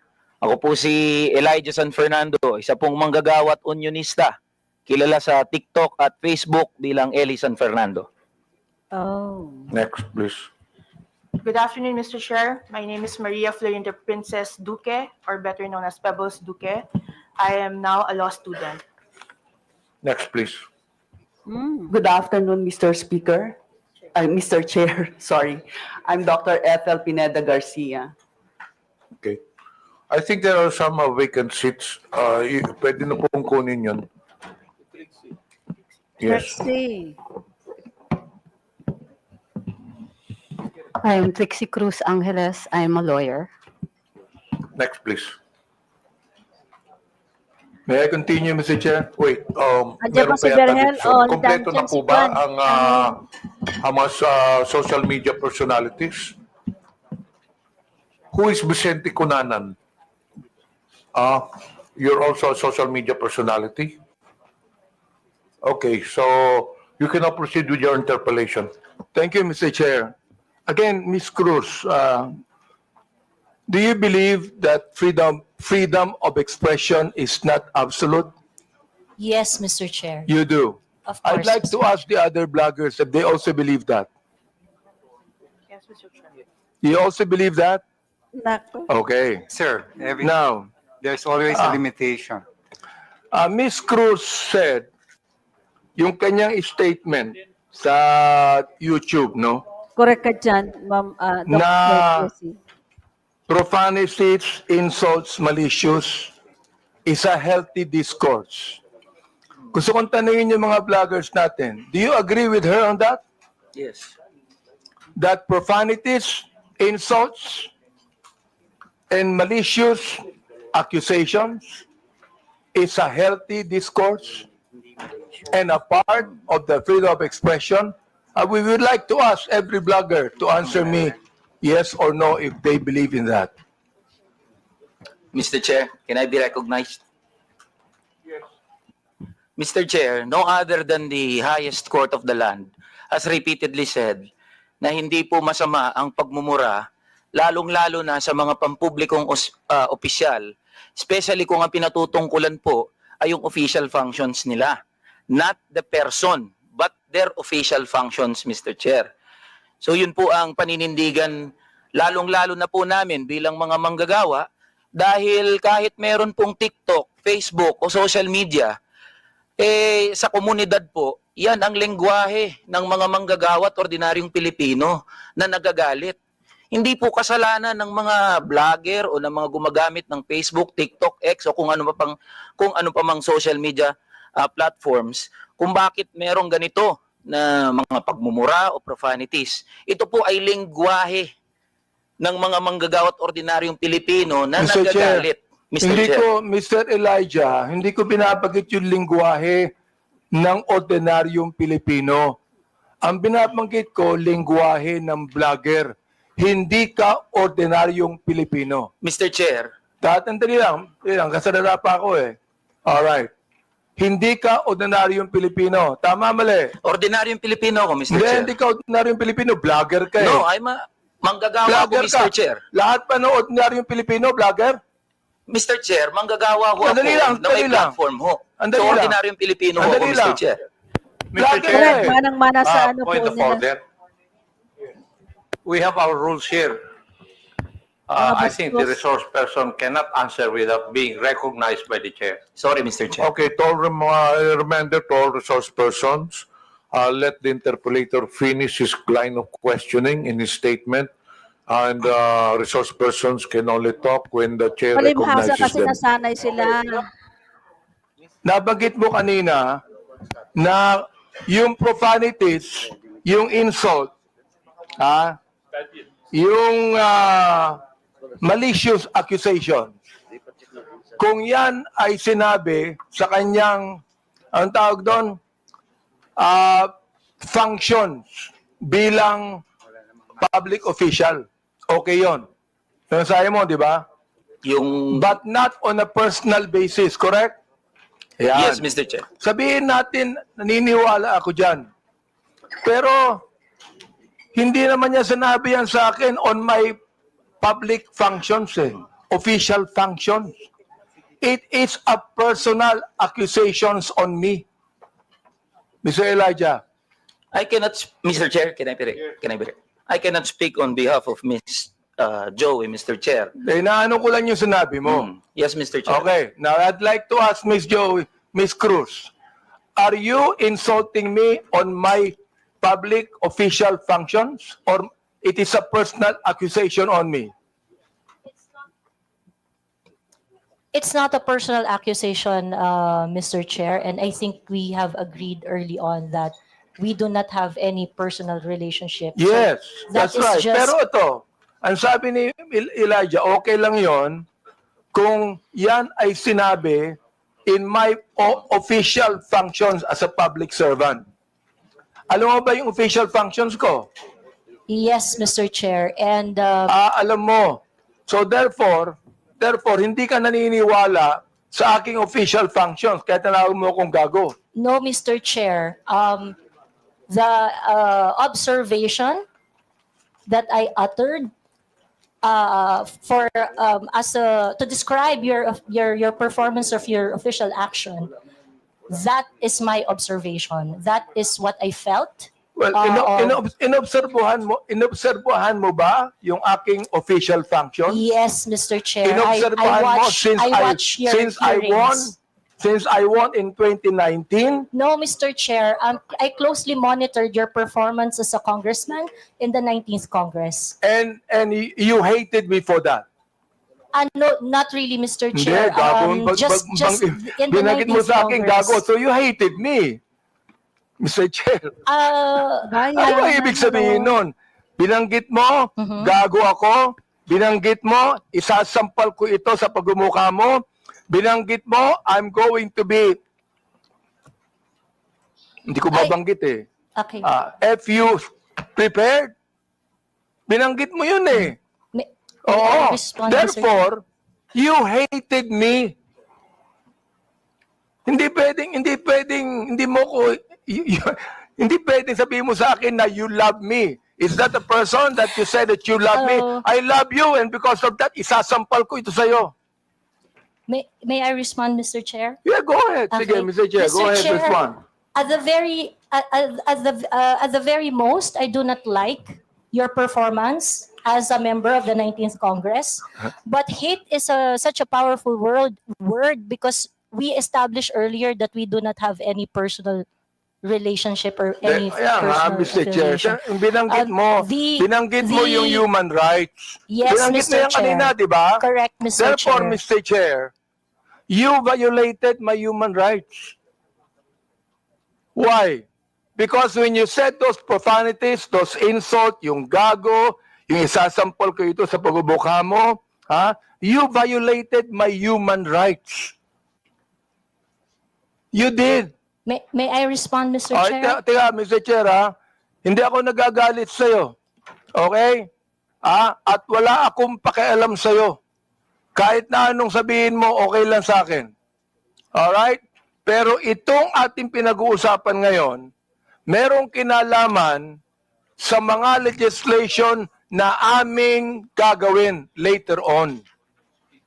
That is why I am asking you right now. Sapagkat napakahalaga nito. Kapag binabanggit mo, if you're saying that using profanities, insults, and malicious accusations online represent fair and respectful discourse and a healthy discourse, Therefore, you're telling us that the freedom of expression is not is absolute. You can say anything you want, and that is freedom of expression. Yun ang sinasabi ko, Mr. Chair. May I respond, Mr. Sapagkat Chair? pag binanggit mo, if you said that freedom of expression is not absolute, therefore, there are certain things that you cannot say. Yun ang ibig sabihin nung freedom of expression is not absolute. May limitation yun. Di ba? Oh. Go ahead. You can answer now. Okay, thank you very much, Mr. Chair. Mr. Chair, in the universal thoughts and ideas, there would always be a limitation. The freedom of speech is not absolute. And the limitation of freedom of speech is well defined. Under the law, under the jurisprudence, there are things that you cannot say. There are things that Mr. Chair, you what cannot- jurisprudence are you talking about? Supreme Court decisions, Your Honor. Can you tell me what law? Example of law that limits your Yes. freedom of expression. For Can you example, tell me the Mr. Chair, jurisprudence? yes, Mr. Chair. For example, Mr. Chair, there is, I cannot specify the specific law, Mr. Chair. There but is a law on libel. Yeah, law There on is a libel. law on slander. There Is is it a okay? law. Is it okay, Mr. Chair, if I give my example? Okay, thank you very much. One example, and I think this example is very demonstrative, is very illustrative of the limitation of freedom of speech. Right now, it is election, midterm election, and it is not allowed that people are going to campaign on the day of the election day. That is a clear prohibition to express on the part of the citizen to say whatever they want to say on that Teka, election day. Mr. Chair, ano po ang connection nung binabanggit mo? I'm asking you about the jurisprudence. I just told you that there is a law against on libel, on cybercrime. What you said today is libelous. What you said here is libelous. Why? Mr. Because Chair. there is a malicious intent. When you use profanities, when you use the word gago, there is a malicious accusation, and that is libelous. Mr. Chair, if that is your assessment of And that kind of listen, statement, you not will only have your... libelous, Mr. Chair, dali lang ha, not only libelous, ha, that is also unjust vexation on my part. May I respond, Mr. Chair? Go ahead. Okay, Mr. Chair, if you think that you are violated by my exercise of my freedom, you would have your right and No, be no, in court Mr. Chair, so that, don't so worry. that the maliciousness of Mr. that Chair, statement don't can be worry. I'm sorted not out going in the to charge proper you in court. authority. Don't worry. I'm not going to charge you. If I charge you in court, matatalo ka eh. Pero hindi. Oo. Unjust vexation to. Alam niyo ba yon? Are you a lawyer or not? I am not a lawyer, Mr. Therefore, Chair. you should know this. The thing is this, pero wag kang mag-alala. Hindi ako magdidemanda sa'yo. Do you know why? You're not important to me. Alright? Ang dahilan lamang, kaya natin ginagawa ito, para magkaroon kami ng idea kung anong legislation ang nais naming gawin. Pero ikaw, you are not important to me. Alright? Oo. Thank you, Mr. Chair. Yan. Yeah, wag kang mag-alala. Hindi ako kailanman magdidemanda sa iyo. Alright? Oh. Tumatawa ka pa eh. Thank you, Mr. Chair. Natatawa ka sa akin eh. No, Mr. Chair, Oo. I am expressing my gratitude, Mr. Chair. Ganun ba? Mr. Chair, tumatawa ka and you're expressing your gratitude by your sarcastic laughter? I am not laughing, Mr. Chair. It's just a natural smile, Mr. So Chair. gusto kong tanungin po, itong ating vloggers na ito, kayo po mga vlogger natin, do you agree with what Miss Joey Cruz said? Every one of you could be able to answer if you agree. I have a lawyer there. Attorney Trixie.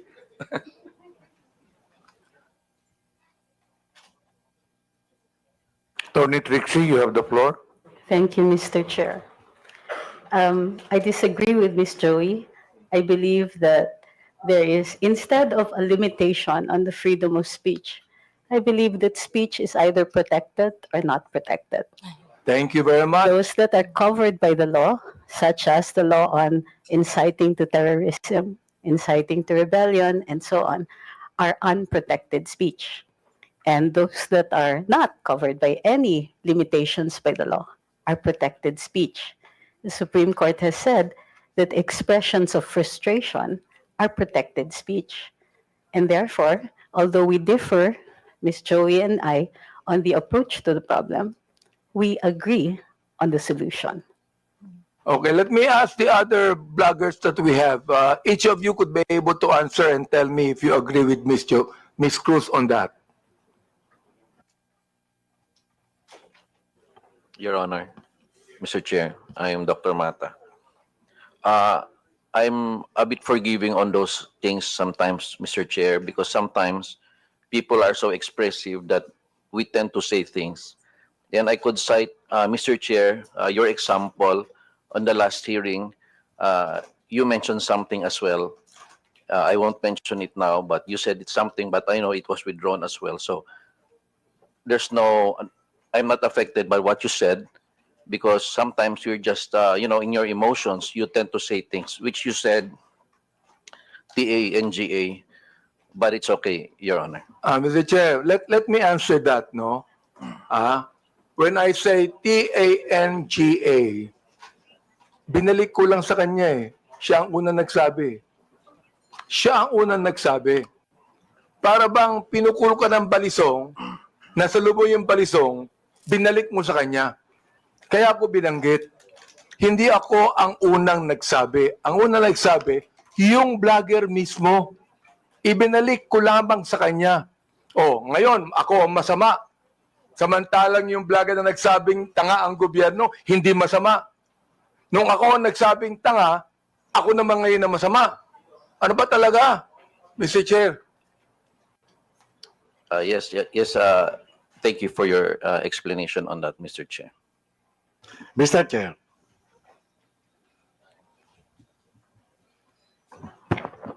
Yes, was that, Mr. Chair. Mr. Morales, please proceed. Yes, sir. Doon sa kay Miss Joey Cruz, ang ko lang bilang isang dating tauhan ng gobyerno, wag lang sana tayong magpakita ng anumang kagaspangan para hindi tayo napapansin ng publiko. Yun lang po. Ano yung sabihin? Huwag lang magpakita ng kagaspangan para hindi makita ng publiko. Yes, Your Honor, Mr. Chairman. Yun lang po. Kasi kung magpapakita tayo ng kagaspangan at makikita ng publiko yung hindi na aayon na kilos ng isang public official, talaga makikita po tayo. At yung mapapansin ng publiko. Huwag naman sana tayong masasaktan. Sinong tinutukoy mo, Mr. Chair? Your Honor, yun pong mga gumagawa ng kagaspangan. Yun po yun. Sino nga yung tinutukoy mo? Hindi ko po alam. Siguro po, maaaring kayo po, Your Honor, mawalang galang na po, nasa inyo po yun kung sino po yung mapapatungkulan doon. Mr. Chair, ano ba yung kagaspangan na narinig mo? Sino nagsabi ng kagaspangan? Your Honor, ito po bilang isang dating tauhan ng gobyerno. Nagiging maingat dapat ang isang tauhan ng gobyerno habang siya ay nanunungkulan. Katulad ng pagnanakaw, pag-aabuso sa tungkulin, pagmamalabis. Yan po yung isa sa mga dapat na tinitingnan natin.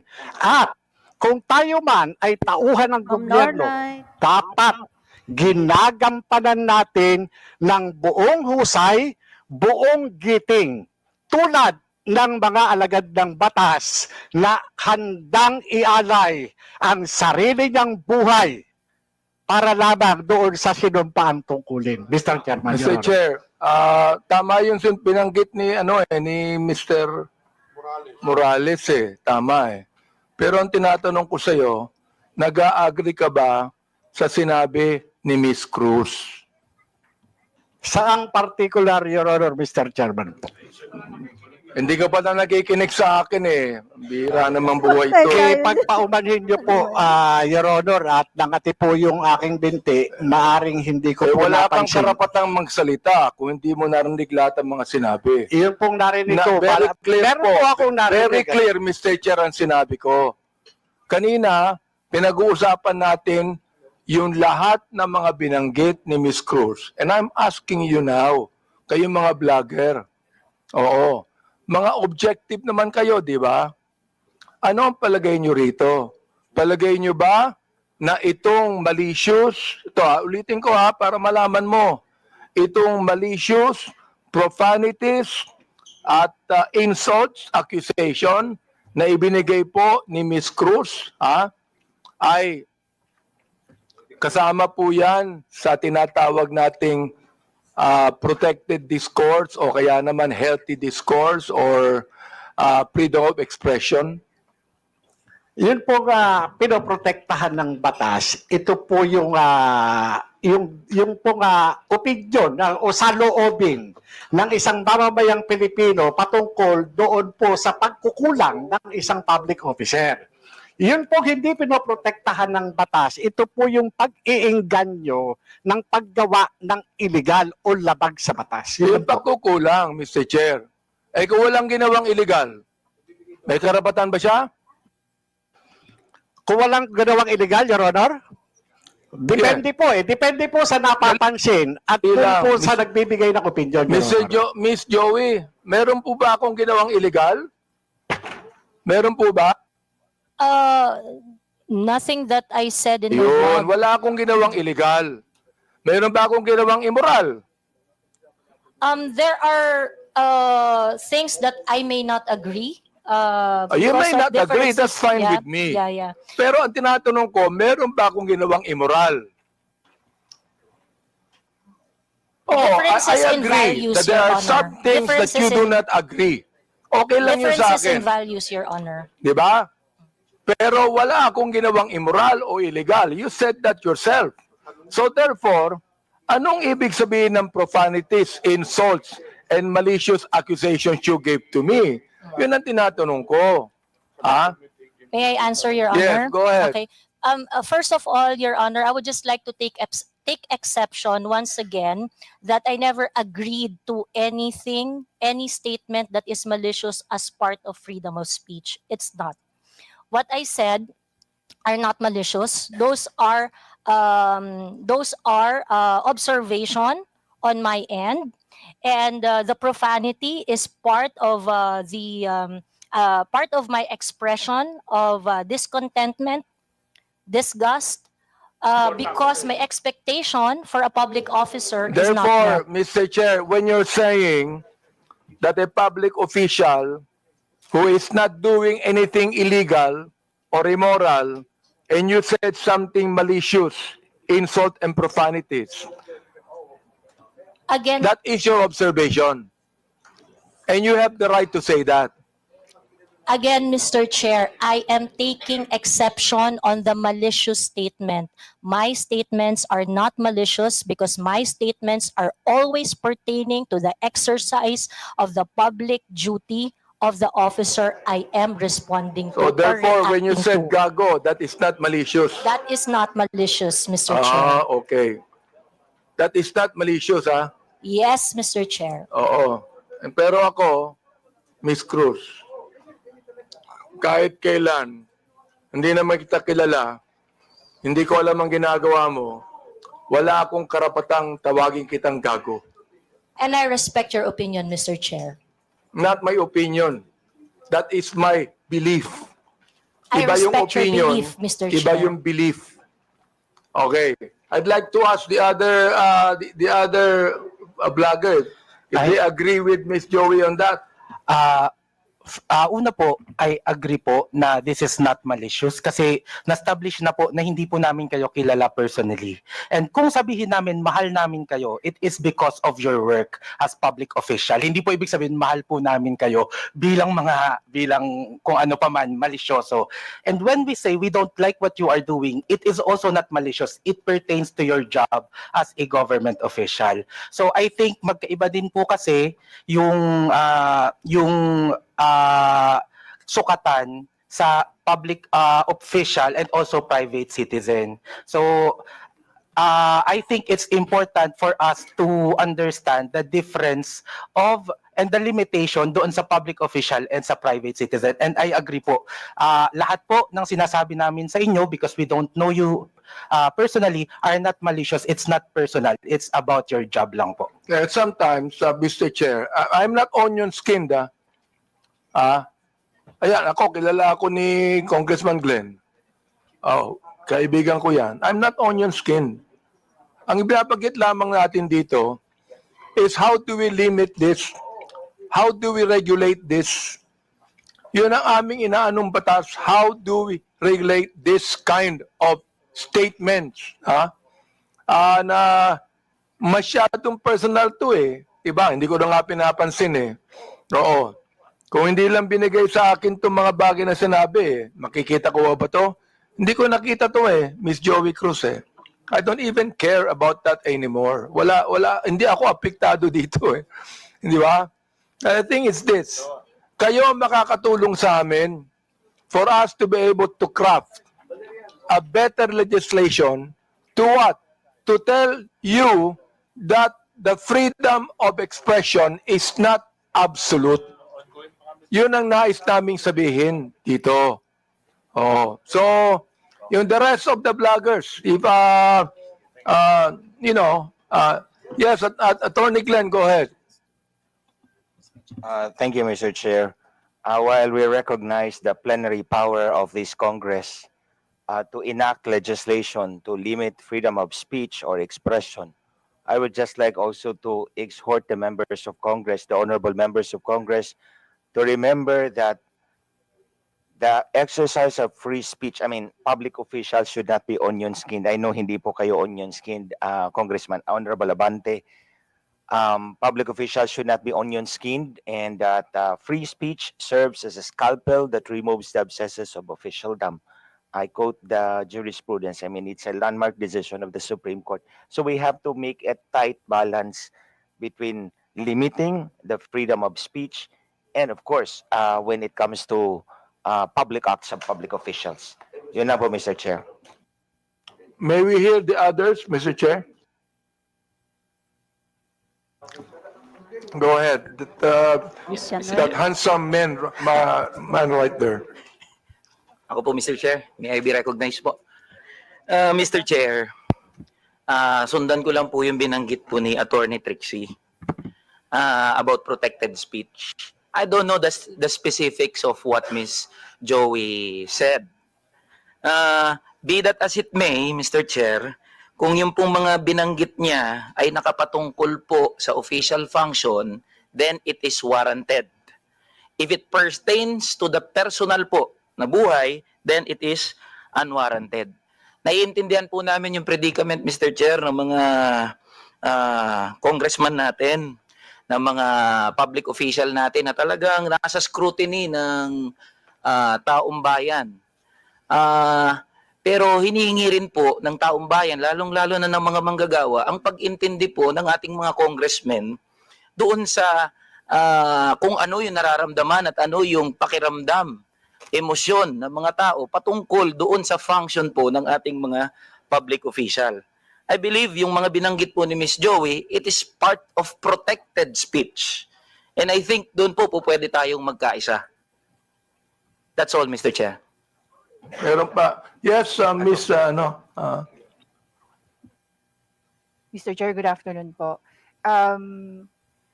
Yung tungkol po sa sinabi ni pagsasamahin ko na po yung tatlo, no? Ni Ma'am Joey, ni Attorney Trixie, at saka ni Sir Elijah.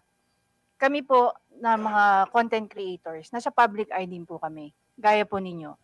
So, whatever content or opinions that we also post online, nakaka-receive din po kami ng mga gaya ninyo na masasakit na salita. Kaya naiintindihan po namin kung saan din kayo nanggagaling. However, ang difference lang po natin, ang atake sa amin personal, ang atake po sa inyo, on your official function. Ngayon, ang masasabi ko lang po siguro pagdating sa bagay na yan, kami po, pinapabayaan po namin yung mga haters namin at saka bashers to air out what they think and feel about what we say. Hindi ko naman din po sinasabi na dapat ganun din po kayo. It so happen lang that sa inyo po, pagdating sa mga nasasabi nyo po, sa mga press briefing nyo po, sa press con niyo or even sa mga pinapublish sa news, ang sa aming mga content creator, naka-anchor kami lagi kung ano lang po ang nasasabi ninyo. Mr. Chair, Ms. Batalya, Yes po. gusto ko lang pong banggitin din, no? Alam mo, natanggap ko itong mga bagay na ito since Quadcom days, eh. Hindi ako binabas ng sino man bago ang Quadcom. Bakit kaya? Di ba? Share if I may. I mean, hindi ako nababas eh. Oo, ngayon lang talaga. Hindi ko alam kung bakit eh. Oo, yun ang gusto kong sabihin sana sa inyo. Di ba? Yes,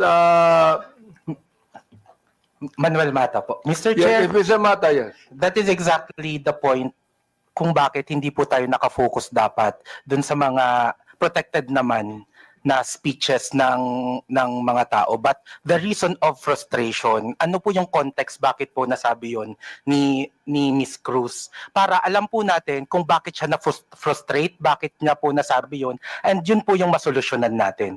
I think dun po sana tayo nakafocus, and I think yun yung rason kung bakit sinasabi ng batas natin na dapat hindi onion skinned yung mga government official para nakafocus tayo doon sa totoong problema and cause of frustration ng mga tao.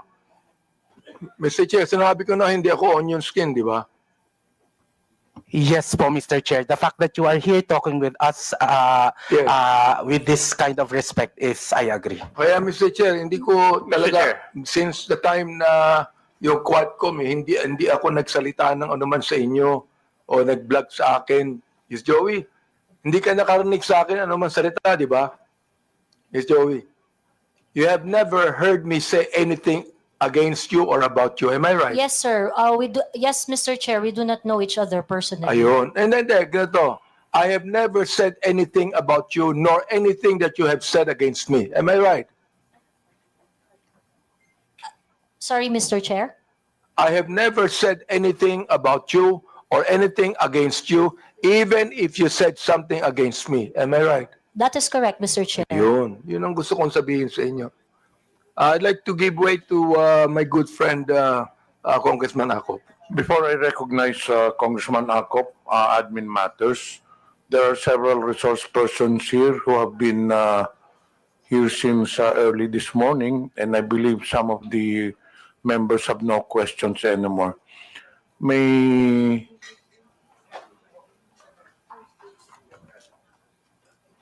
Andito po ba si Attorney Kirsten Bautista? To the members, do you have any questions with regards to the Department of Justice? Meron po ba tayong tanong sa Department of Justice? Palagay ko meron po, Mr. Chair. Meron. Okay. Sa BIR, may tanong pa po ba tayo? I do have some questions to the BIR, Okay, Mr. Chair. later. Okay. Andito pa po ba ang PIR? Okay. So, hindi pa pwede po kayong umalis. Okay. Sino pa ba ang... Sa NBI, may tanong pa po ba tayo? Do you have any questions sa NBI? Kayo? Baka meron pa, Mr. Chair. Bonus lang Okay. ulit. Sa PNP, meron po ba kayong tanong sa PNP? Yes? Okay. What about sa KBP? Kay Attorney Rodolfo Larbar, who is a KBP legal counsel, and Attorney Mark Tolentino. Do you have any questions with KBP? But of course, you are free to stay, no? If you want to stay. May tanong po ba tayo sa KBP? Wala? Kung walang tanong sa KBP, then KBP is allowed to be excused. But as I've said, you're free to stay. Sa Digital Marketing Association of the Philippines, kay Mr. Miko David, may tanong pa po ba tayo? Anyway, you can stay, but you're allowed to be excused. Sa Global AI Council, Mr. Antonio Mauricio, andito po ba? Your Honor, umalis na, Your Honor. Okay. Sa Press1.Philippines, andito po ba ang Press1.Philippines? Do you have any questions? Yeah. Meron. Okay, we'll now proceed. What about Scam Watch Pilipinas, Mr. Joseph? Wait to Congressman Akop for a while, but I still have asked last question. Mr. Chair, I just want to ask some clarificatory Please question. proceed. Kung sino po yung nagsabi na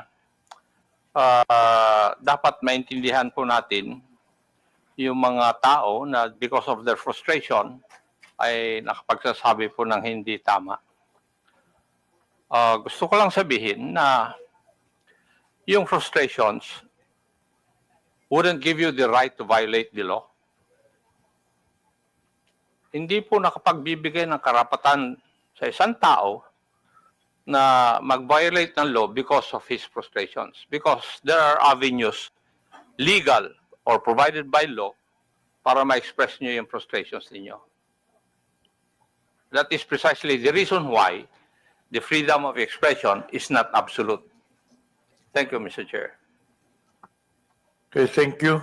Before we proceed, may I know if Ms. Vicente Cunanan has taken her oath? Wala pa. Please rise. Comsec, please administer the oath. Please raise your right hand. Do you swear to tell the truth, the whole truth, and nothing but the truth in this inquiry? Please respond with I do. The oath has been administered, Your Honor. Thank you. Honorable Abante, you have the floor. Mr. Chair, meron po bang ibang vloggers na gustong magsalita tungkol dito? Do you have any statement to the social media personalities regarding the issue on Ms. Cruz? Ms. Cruz, just curious, are you a voter of Honorable Abante? No, So you're Mr. not a Chair. registered voter in the district of Honorable Abante? No, Mr. Chair. And as you have said earlier, you do not know him personally. Yes, Mr. Chair. And he does not know you personally. Correct, Mr. Chair. So, bakit na nyo naisip na atakihin si Honorable Abante? Just curious. Because the action is not really limited. The performance and the performance of Congressman Abante being part of several committees that affects national issues. But why are I you got to know interested him. particularly, specifically to Mr. Honorable Abante, considering that you are not a voter of Honorable Abante? Ano pong interest ninyo? The issues that he tackles in his committee memberships and chairmanships are issues that are affecting the Philippines at large. So in short, you have something against him because you have singled him out. There are 314 congressmen here, pero mukhang ang paborito mo si Honorable Abante.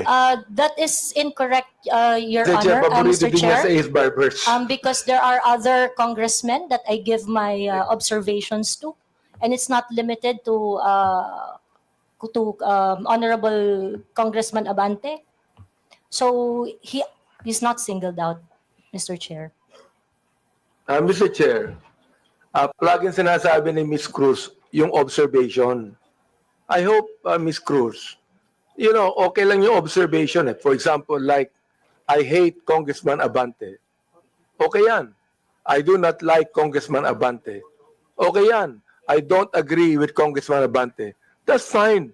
Pero yung tatawagin mo kung gago at isasampal mo sa... Teka. Gusto ko nang tanungin. Gusto kong malaman, ano ba isasampal mo sa akin? Sabi mo isasampal ko ito sa bugumukha mo.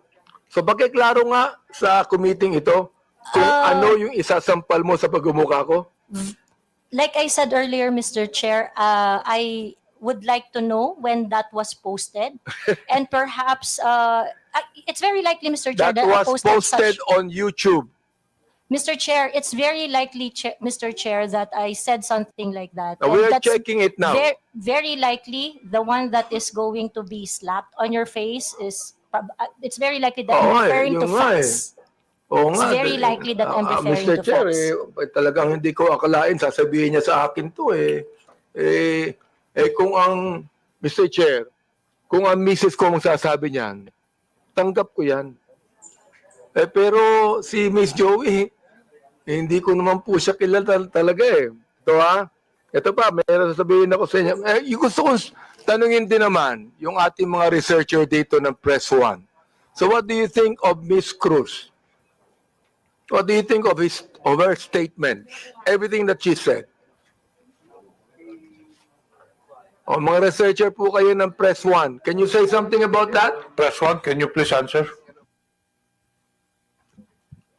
Mr. Chair, we were confined with the facts as researchers. So I think as long as if Miss Joey Cruz is giving her opinions and her opinions alone, I think it is beyond our capacity it is beyond our capacity because she is entitled to her own truth. But again, if it's something to do with the known facts, I think we can debunk what is being said. Ayun po. Yun po, Mr. Chair. Okay, may I ask Mr. De Guzman? Yes, Mr. Chair. Well, in my opinion, Mr. Chair, it's basically as a reputation management practitioner, I think in that aspect, it's not really a matter of freedom of speech, but it's a matter of, number one, respecting for others.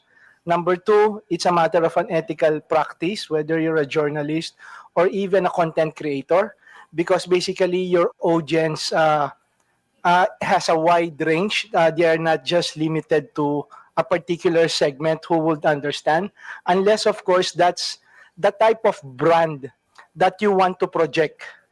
So you will really break those ethical rules, those courtesies, and the respect. So that's my personal opinion, Mr. Chair.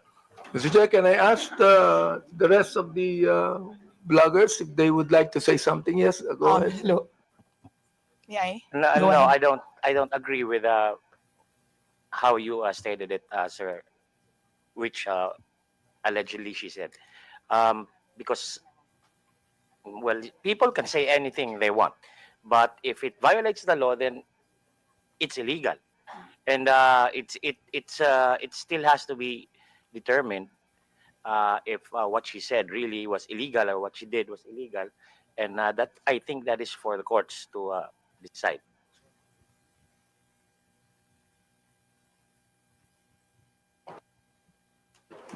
I think we have already heard the other Mr. Chair. bloggers. Those who wish to make a statement, you can do so. But to those who have already made their statement, pwede na siguro yun.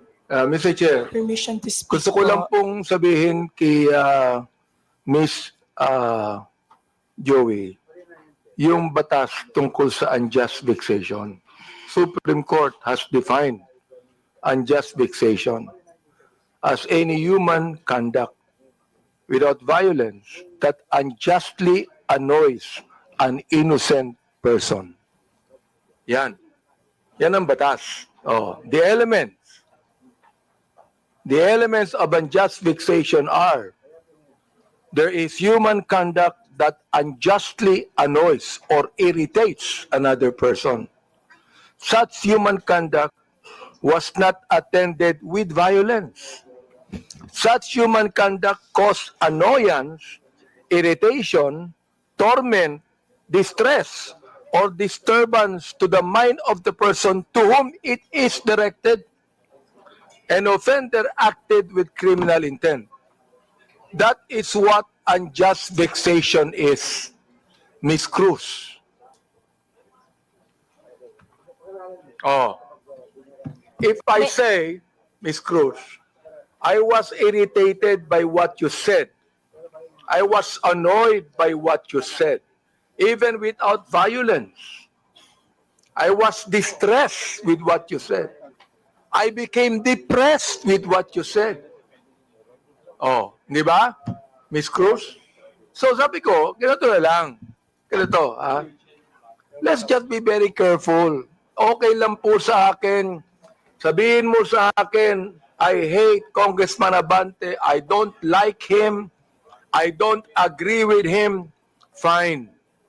Pero yung babanggitin mo dito, ha? Gago ako, isasampal ko ito sa pagmumukha mo, I'm going to be FUC prepared. Ay nako, palagay ko, very irritant yon sa pinagsabihan mo. Tama ba ako, Mr. Joey Cruz? May I respond, Mr. Chair? O, sige. Thank you. Mr. Chair, I understand that it may come across as something that you may not feel comfortable with what I said and things like that. And again, if you feel that you are aggrieved with what I said, I will welcome any action remedies from your end. No, On the other hand, Mr. Chair, you would welcome what?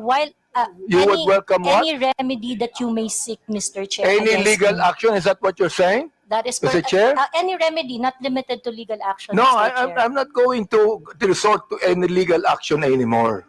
Ha? Bakit? Magbabayad ka pa ng abogado mo. Maglilitis pa tayo ng matagal na panahon. That would also be irritant to you. You do not want that to happen to you, am I right? Huwag mo Yes, sabihin Mr. sa Chair. akin that you welcome any legal action. If you, because you enumerated the elements of the Oo. unjust vexation, Siguro, Mr. Chair. ang pinakamagandang sabihin mo sa akin because I'm annoyed, mag-apologize ka sa akin. Kapag sinabi mo ito, hindi ba? O ngayon, kung ayaw mo, May I okay lang sa respond? akin. Ayaw mo, okay lang. Walang problema doon, Mr. Chair. Walang We problema can doon. agree ha? on that, Mr. Oo. Chair. Basta makikita nyo na lang na we are going to craft legislation that would actually regulate what our bloggers is trying to say. Let me ask our DOJ people. Magpakaangas ka pa, Ano Joey. pang palagay nyo? Sinabi ni Miss Joey Cruz. Nandiyan ba po ng DOJ? Mr. Chair. Go ahead. Mr. Chair, right now, the only legislation we have on malicious statements being made is on libel under the revised penal code and on RA 10175 on online libel. All right. Salamat po. Can the NBI also say something about that, Mr. Chair? Yes, Your Honor. Well, Your Honor, for purposes of discussion, we have what we call the doctrine of fair comment. So under the doctrine of fair comment, it means that every discreditable imputation publicly made is deemed false because every man is presumed innocent until his guilt is judicially proved. And every false imputation is deemed malicious. So under this doctrine, as a general rule, when the discreditable imputation is directed against a public person in his public capacity, it is not necessarily actionable. What we are talking here is whether or not it is actionable or not actionable. But as an exemption, if the discreditable imputation to a public official is either a false allegation of fact or a comment based on false supposition, it is actionable. So dito po sa doctrine na to, it's up to the person being attacked whether he wants to file a complaint or not. If he wants to file a complaint, then evidence must be submitted in order for the prosecutors to assess the evidence as well as the court kung sasampa man dito sa korte. Thank you, Mr. NBI. I'd like to also say, sapagkat marami ring bashing ang binigay ni Ms. Cruz kay Congressman Ace Barbers, di ba? Ms. Cruz, marami rin Mr. Chair, I would just like to inform the court that there is a pending action that I have against Ace Barber. So I would like to invoke the sub judice rule on that matter. Wala namang kasong Wala namang kasong pinal eh. No, Mr. Chair, I filed a libel suit against Congressman Barbers. Kay Ace Barbers. Yes, Mr. Chair. Oo. Huwag ka na mag-file ng libel suit sa akin. Wala naman akong sinabing masama sa iyo.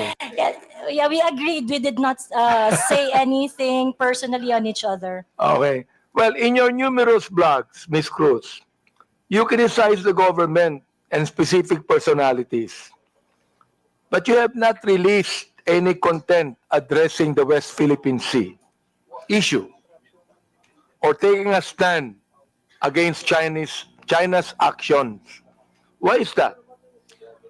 It is something that is beyond my competence, I would say. It is something that I do not know much. Although I would like to correct you, sir, that you said I did not release any content, but I actually do. In those contents, when I'm going to talk about the West Philippine Sea, the South China Sea, I talk about it in such a way that I try to figure out the issues, the facts, and ask. My platform is very interactive.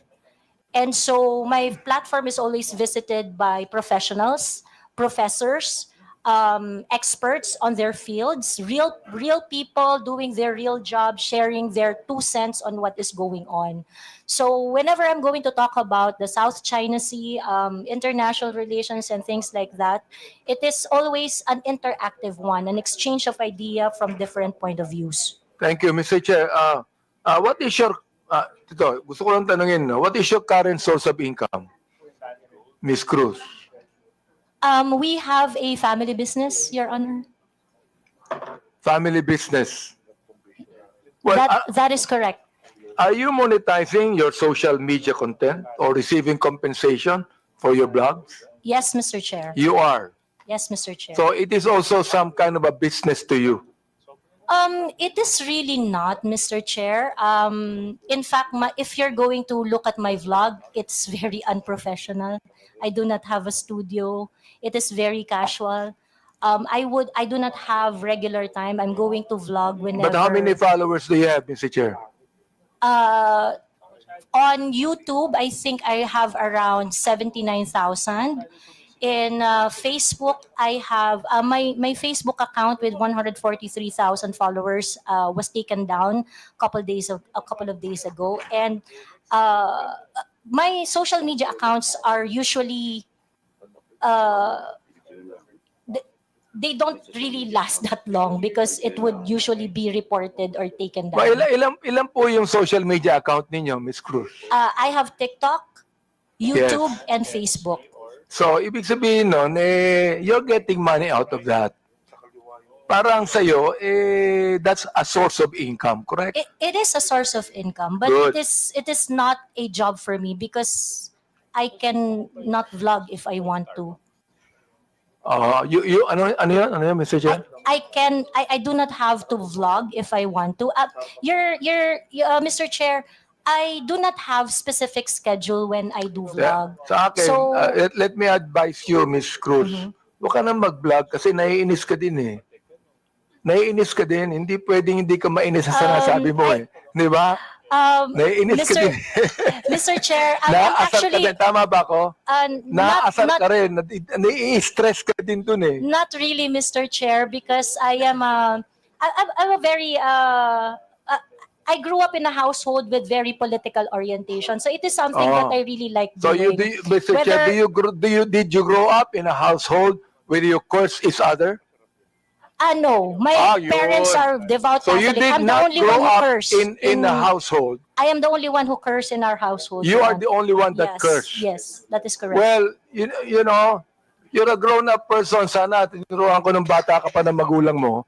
Ako tinuruan ako ng bata ng magulang ko eh. Nawag akong magmura eh. They did, Your Kaya hindi ako Honor. nagmumura eh, Mr. Chair. They did Dali lang, teach me. So, tinuruan They did ako teach ng me magulang that, Your ko ng Honor. bata ako wag magmura eh. Kaya hanggang ngayon, hindi ako nagbumura eh. They did teach me not to curse, Your Honor, but they also taught me how to be your authentic self. Ah, ganon. Okay ka.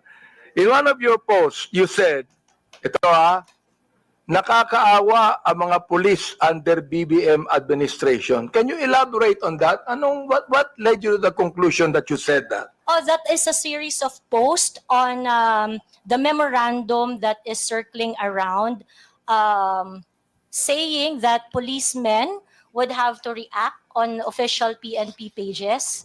And I think it is so unfortunate that apart from the regular duties and responsibilities of a policeman, they are being asked to do such kind of menial task. I think it's something that they do not have to do. I vehemently disagree with that kind of policy. So that's why I felt I commiserate with the policemen. You what? You commiserate? Yes, Your Honor.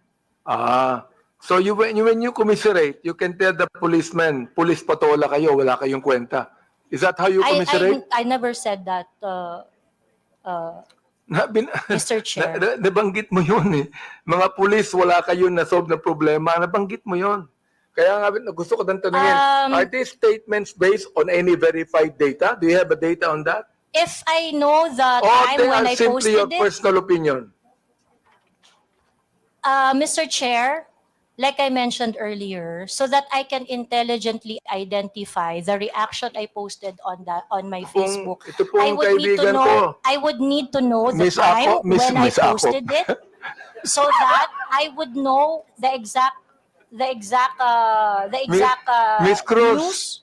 Miss Cruz, ito po ang kaibigan ko si Congressman Akop. Naging general po ng pulis to eh. Oo. Kaya, pag you begin to generalize, pangit, hindi ba?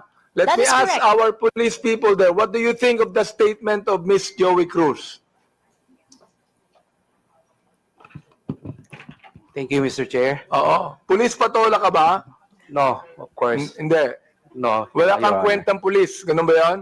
No, Mr. Oh, Chair. you tell us about that, Mr. Chair. Well, the data will probably speak for itself that the PNP has done so much.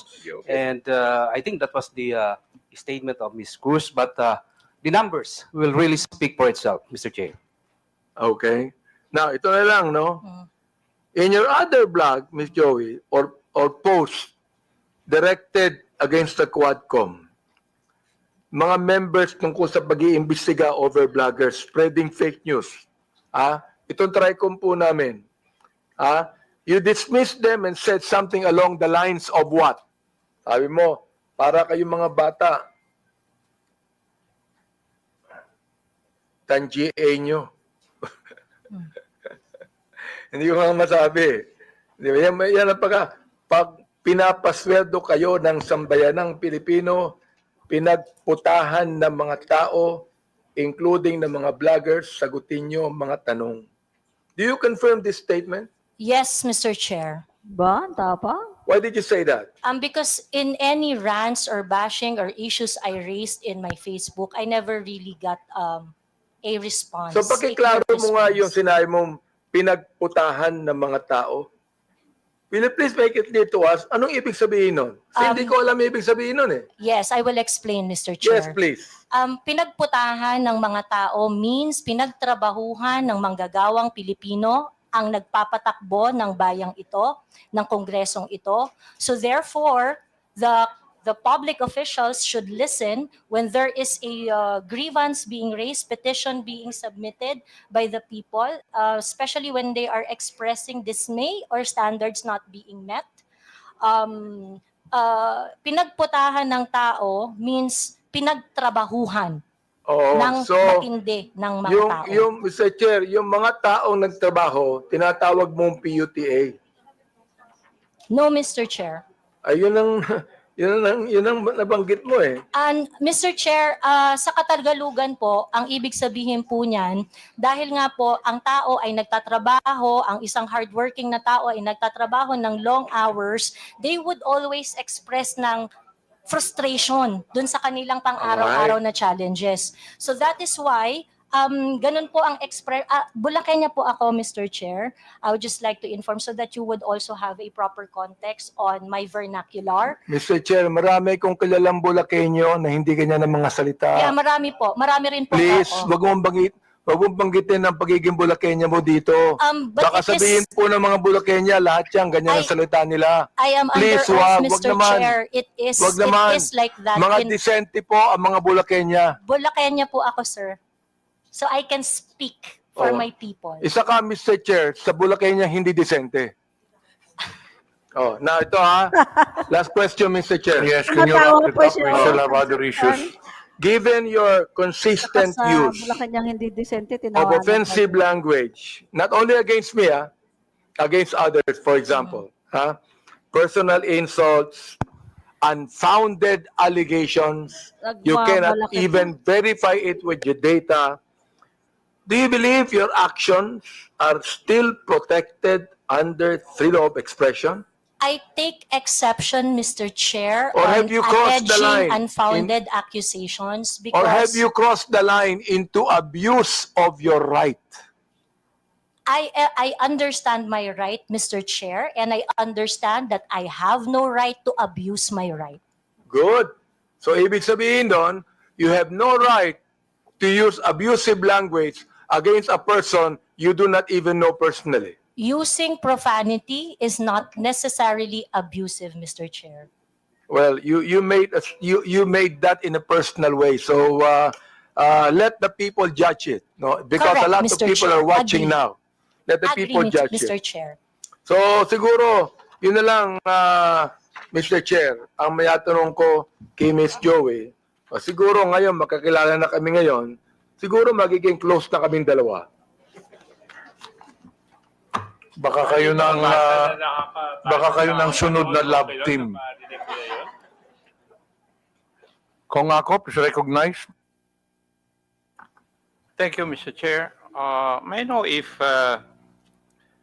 Mr. Vicente Bencalo Conanan is present this afternoon? Yes, she just took her oath.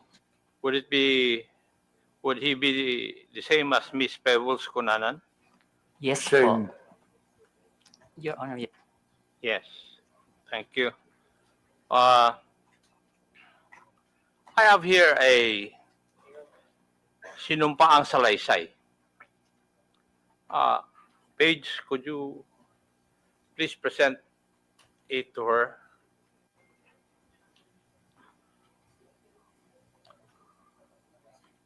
Would that be your affidavit? Subscribed and sworn to?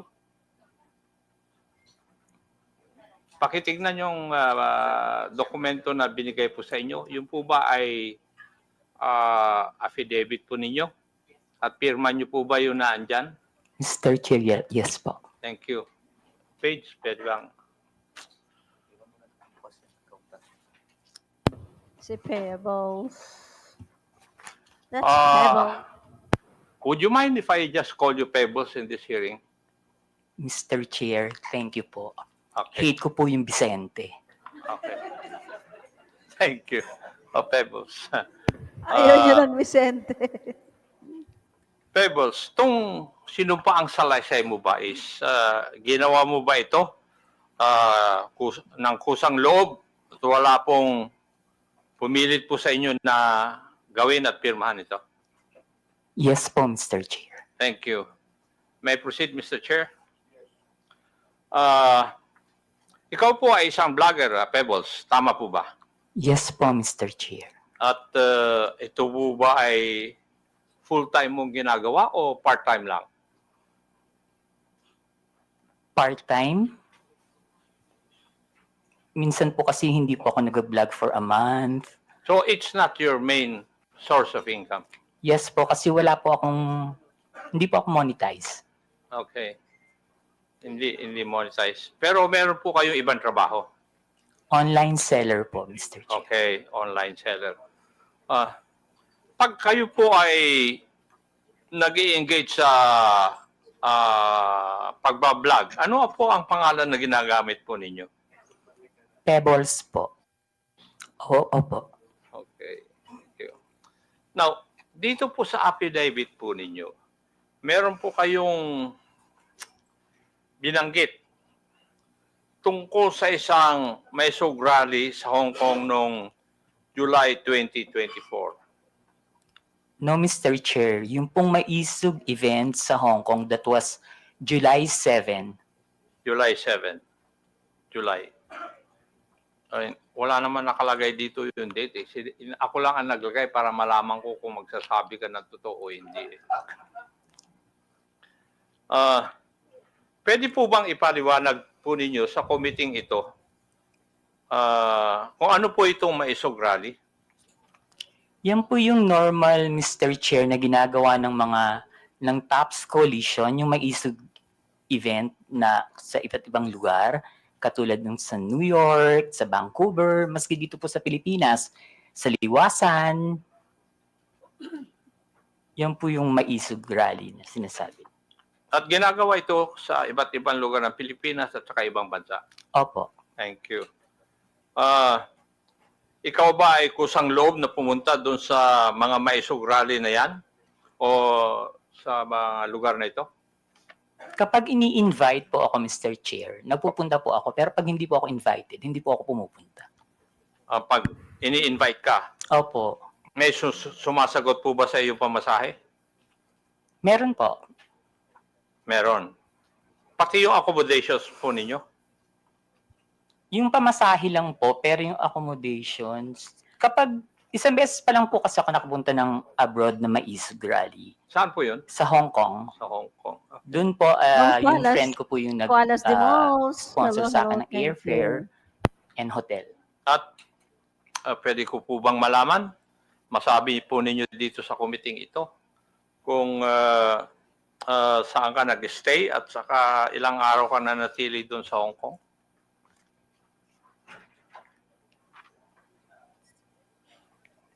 July 7 po, ginawa yung event. July 6, 7, and 8 po. July 6, 7, and 8 po ako nag-stay. Pero yung pangalan po ng hotel, nakalimutan ko na po. Okay, thank you. Bakit po kayo naimbita sa private dinner na sinasabi mo na naganap noong July 7, 2024? Hindi po, Mr. Chair.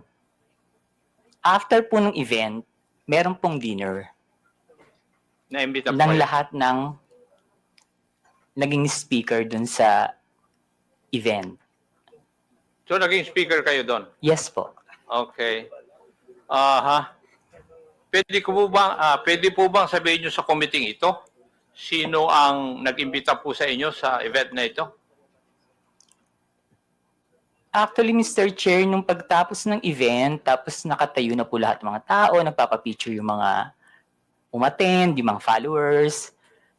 Ang nagsabi po sa akin na merong dinner after is si Attorney Harry. Si Attorney? Harry Roque. Si Harry Roque. Siya rin ba nag-imbita na lumawak ka doon? Hindi po, yung pong organizer ng Maisog Hong Kong. Yung nag-organizer ng Hong Kong Maisog Rally. Sa tingin mo, ano po ang dahilan bakit kayo inimbita doon?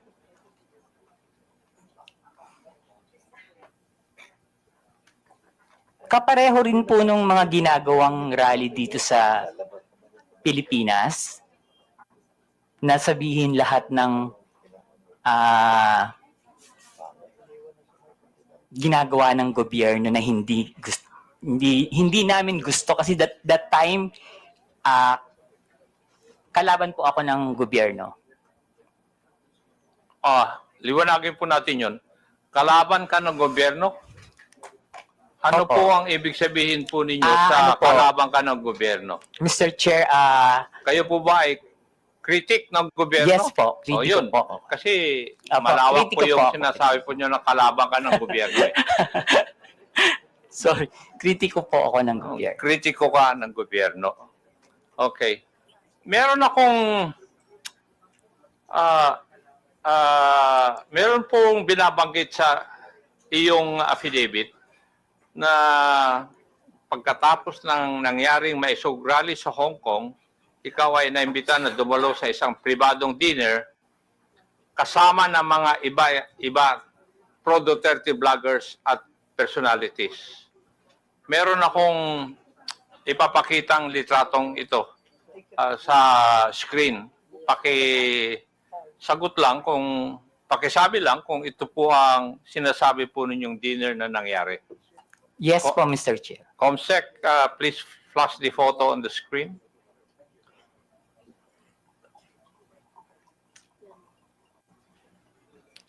Yes po, Mr. Chair. Yan po yung dinner.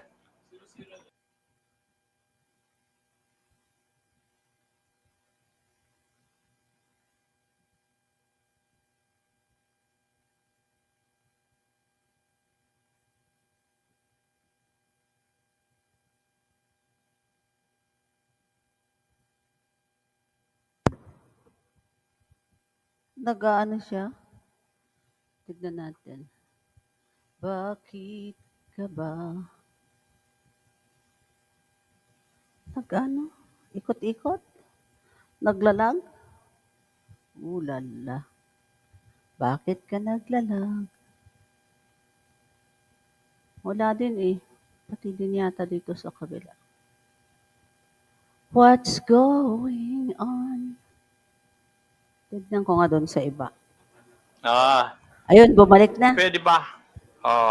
Narayan ka.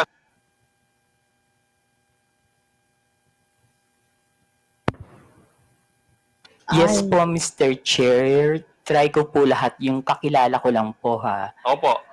Yung pong nakaupo from left side is si Tio Moreno. Yung nakatayo po na Tio Moreno, yung nakaupo dito sa kaliwa? Dito po. Naka-black? Hindi po yung naka-brown. Sige, pangalanan mo lahat. Yes po. Ay, ipagdun po kasi ako tumingin. Kasi nasa left sa photo, yes.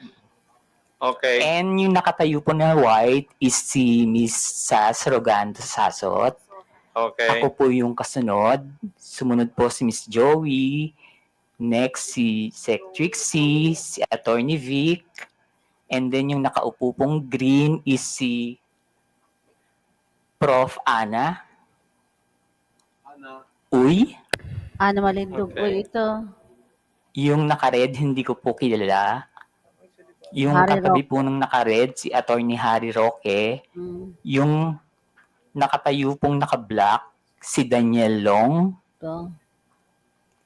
Yung naka-green na nakatayo, hindi ko po kilala. Niya kilala. Yung katabi nung naka-green, si Pam. Yung katabi ni Pam, hindi ko po kilala. And then yung pong nakaupo sa right, si Mr. Abines. Ito, si Abines. Yung katabi ni Mr. Abines, hindi ko po kilala. Then si Attorney Glenn Chong, and si Doc Badoy. Badoy. Ay.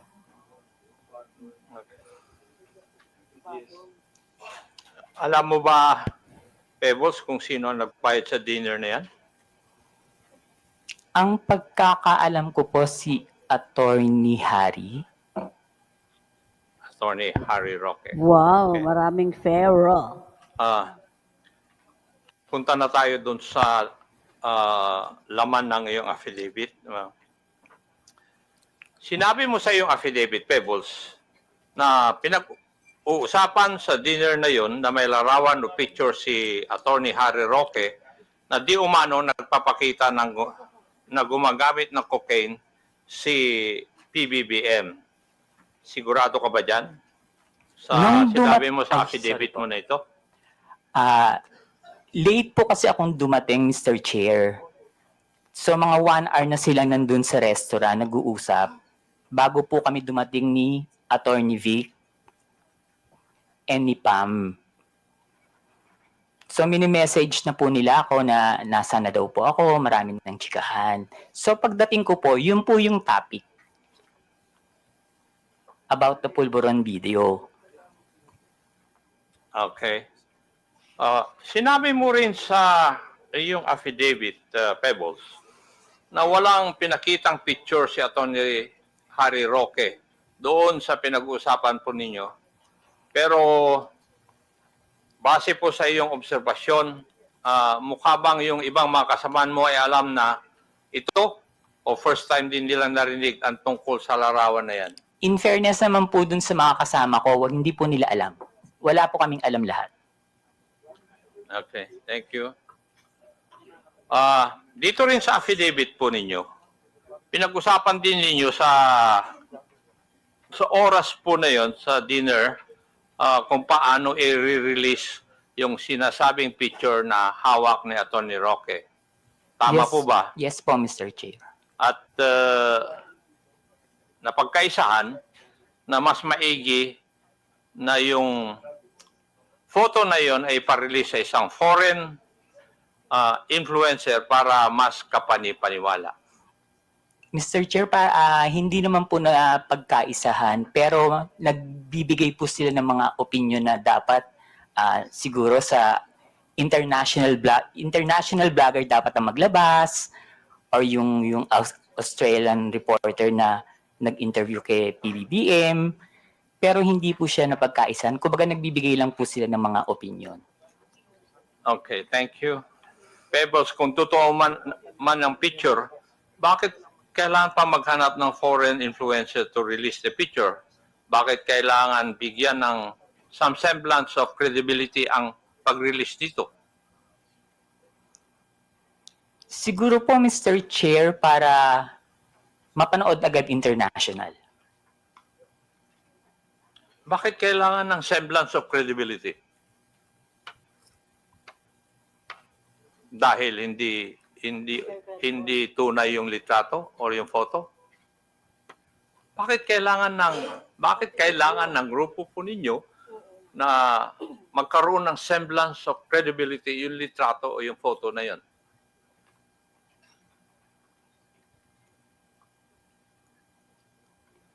Hindi ko po... Kasi that time po, Mr. Chair, nakikinig lang po ako. Hindi po ako nagbibigay ng opinion na ilabas ng international blogger.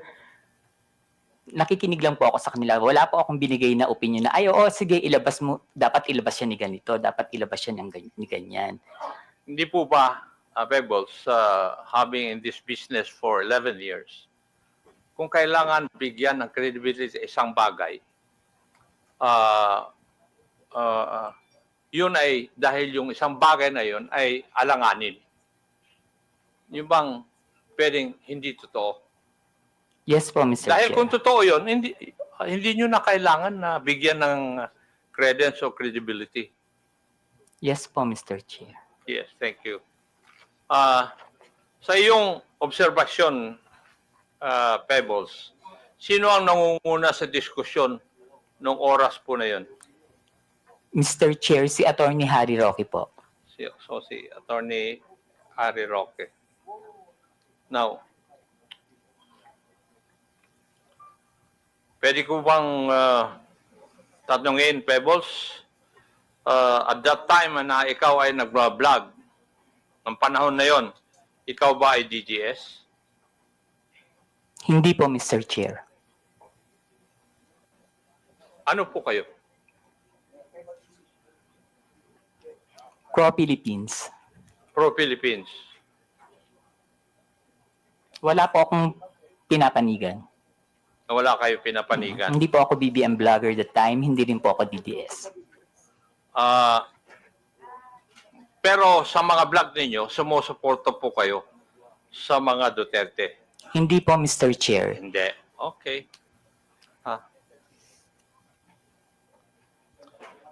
Dito rin sa iyong affidavit, Pebbles, may binanggit din ni Atty. Roque na sinabi niya na kaya niyang magpabagsak ng gobyerno. Tama rin po ba ang pagkabasa ko dito sa affidavit po ninyo? Yes po, Mr. Chair. Ang exactly sinabi niya dyan is nagkamali sila, magaling akong magbagsak ng gobyerno. Aha. Oh. Sa tingin mo, kaya po ba niya talaga? Mr. Chair, hindi po. Kasi nagtatago po siya ngayon eh. Tama. meron yung ah, yung sa iyong interpretasyon, Pebbles, nung gabi na yon, kung ano man ang pinag-usapan nyo doon, specifically yung supposed photo na gumamit ng cocaine si PBBM ay parte ng plano na pabagsakin ng gobyerno ayon kay Harry Roque? Sa palagay ko po, Mr. Chair, party po yun ang plano ng gusto nilang pabagsakin ng presidente. Okay. Meron po bang ibang pinag-usapan pa nung gabi ngayon? Wala na po, Mr. Chair. Wala na. Okay. Now, meron ka rin binanggit dito sa iyong affidavit, yung may rally sa Vancouver, Canada. Dito po yata, inirelease officially, yung photo na pinag-usapan ninyo doon sa Hong Kong may rally. Yes po, Mr. Chair.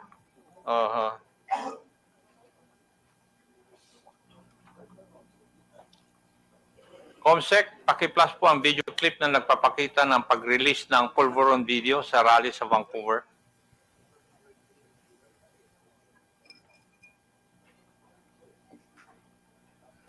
Yan ba'y epekto ng pulburon? Kailangan sumagot siya ng tama, lalong-lalo na mukhang mailalabas na ang pulburon video. Thank you. Pebbles, nandun ka ba sa rally sa Vancouver? Wala po, Mr. Chair. Paano mo, kung wala ka po doon, paano mo nalaman ito? Naka-live po yan, Mr. Chair. Aha. Nag-live po sila dyan. May nag-abiso sa'yo na magla-live sila? Wala po, Mr. Chair. Pero kasi, pag binuksan niyo po yung social media, yung Facebook, yan po yung trending. Yun ang trending.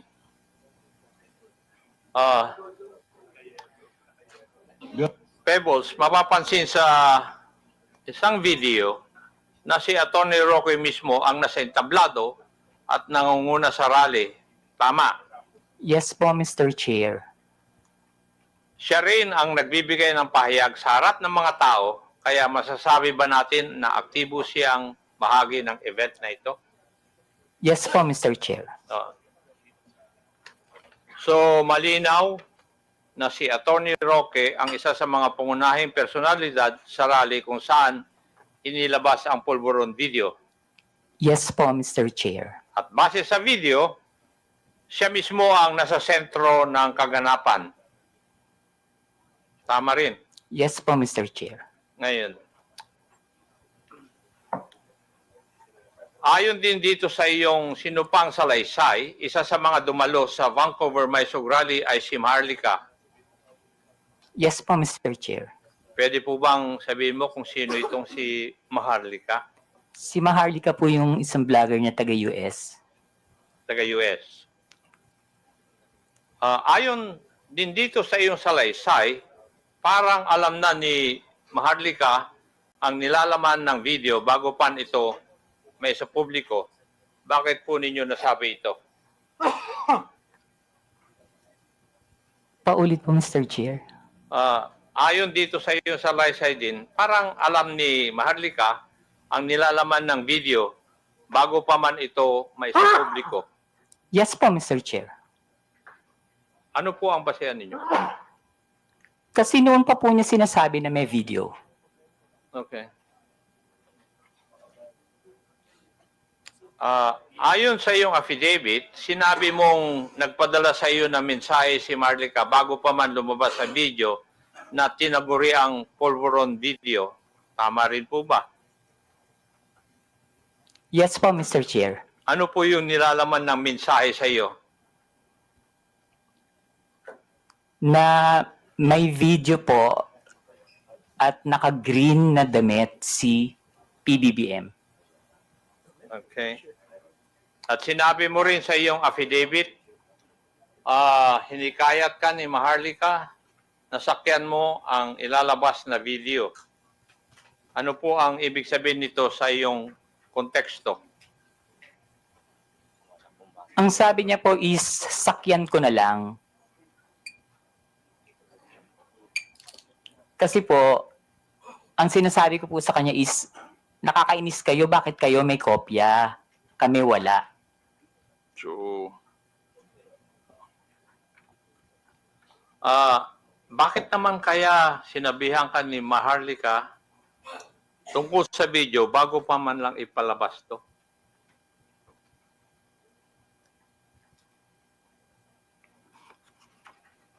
Hindi ko po alam, Mr. Chair. Kasi po, sa totoo lang po, Mr. Chair, si Maharlika, kaibigan ko po yan, pero kahit kaibigan ko siya at meron siya mga issues, hindi po siya nagsasabi sa akin kung sino yung mga puting ahas niya. At hindi rin naman po ako nagtatanong. Okay. Hindi na po ako magtatanong doon. May ipapakita akong video.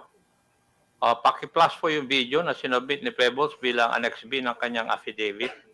COMSEC. Ito po ba yung video na pinag-uusapan po natin na Pebbles?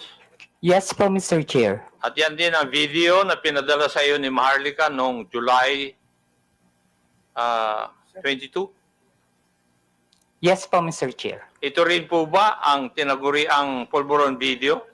Yes po, Mr. Chair. Pwede po bang ipaliwanag nyo sa akin? Ano po bang sinasabi o nakikita dito sa video na ito? Naggumagamit po ang presidente ng droga. Okay. Meron din dito sa iyong affidavit. Binanggit mo yung isang raw version at yung enhanced version. Pakipaliwanag po sa amin. Ano po ang ibig sabihin nito sa iyong affidavit? Yung raw version po kasi, kapag tiningnan nyo, hindi nyo siya masasabi na kahit na hindi po siya talaga, hindi nyo rin po talaga masasabi na si PBBM. So, in-enhance po nila yung video para mas maging maliwanag at mas makita. Okay. Ang ibig nyo bang sabihin, na-edit yung video? Yes po, Kung sa Mr. Chair. enhanced version? Maski po yung raw video, hindi po ako naniniwala na si PBBM yan. Ano po yung inyong basihan?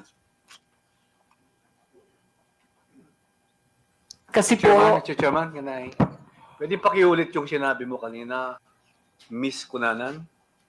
alin po, Mr. Chair? Yung hindi si ano yun? Sino yun? Sa raw at saka enhanced version? Hindi po si PBBM yan. Hindi si? PBBM. Hindi po yan yung presidente. Thank you, Mr. Chairman. Ano po yung basihan po ninyo, Pebbles? Kasi po, Mr. Chair, hindi naman po talaga yun yung mukha ni PBBM. Noon ko po pa kasi siya kilala. And kung yung edad niya that time, kung titingnan po mabuti yung nasa video, kung 30 plus pa lang siya or 40, parang wala pa po yatang cellphone nun. Mm-hmm. Okay.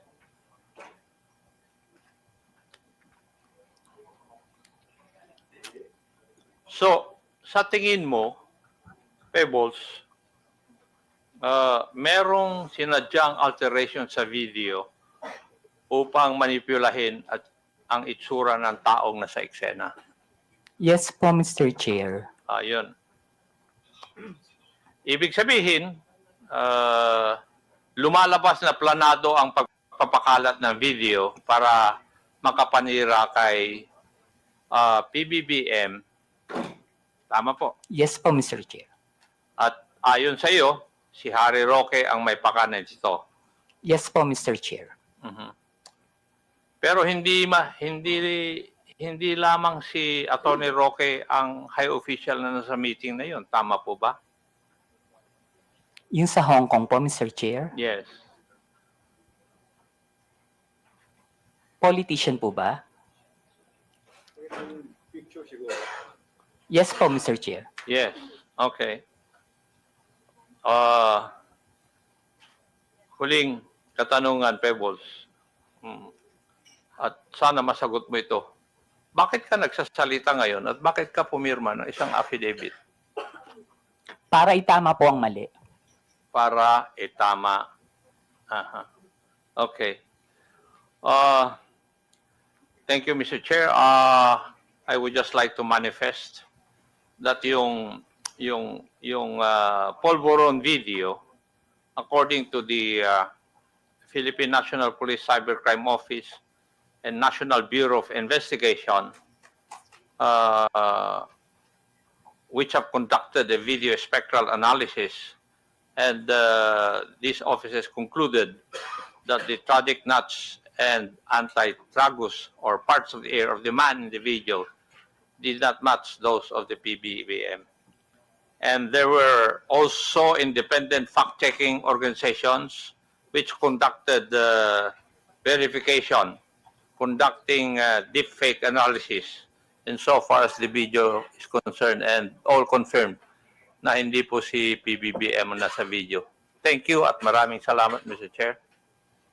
Thank you, Pebbles. Thank you po, Mr. Chair. Mr. Chairman, This JJ. yeah, can I have just a few questions to Ms. Pebbles Cunanan? You have the floor. Thank you very much. Ms. Cunanan, nabanggit niyo po kanina na ito pong Polvoron video ay peke. Yes po, Mr. Chair. Paano niyo po masasabi na peke yung video? Halatang ginawa naman po siya, Mr. Chair. Pinalabas nila na malabo yung raw video para lang masabi na kamukha ni PBBM. Tapos, in-enhance po nila and sa kanila in-AI. Okay. So, when you say nila, sino po yung sila? Who do you pertain Alam ko to? naman po, Mr. Chair, na hindi lang si Attorney Harry Roque yung nasa likod ng video na yan. Sino pa kaya, Ms. Pebbles, ang nasa likuran ng video na ito? Hindi ko na po masasabi. Hindi ko po alam. Hindi nyo na po masasabi. But sa palagay nyo po ba, yung mga kasama nyo sa dinner sa Hong Kong ay kasama dun sa pagpapalaganap ng peking video na ito? Hindi po, Mr. Chair. Hindi masasabi. Okay. Hindi po sila kasama. Hindi po sila kasama dun sa paggawa ng video. Okay, kaso lang kasama po sila sa pagpapalaganap at pagkalat ng video. Mr. Chair, meron pong mga DDS vloggers na hindi po nag-share ng video. Okay. And meron din pong nag-share. Meron din po. Karamihan po na nag-share is yung mga vlogger na yung pong yung may mga YouTube, yung mga may revenue makukuha, yung mga small-time vloggers. Okay. Okay. So, kayo, did you share this video? Hindi po, screenshot. Oo. So, Miss Pebbles, Miss Pebbles. So, ano sa palagay ninyo ang dahilan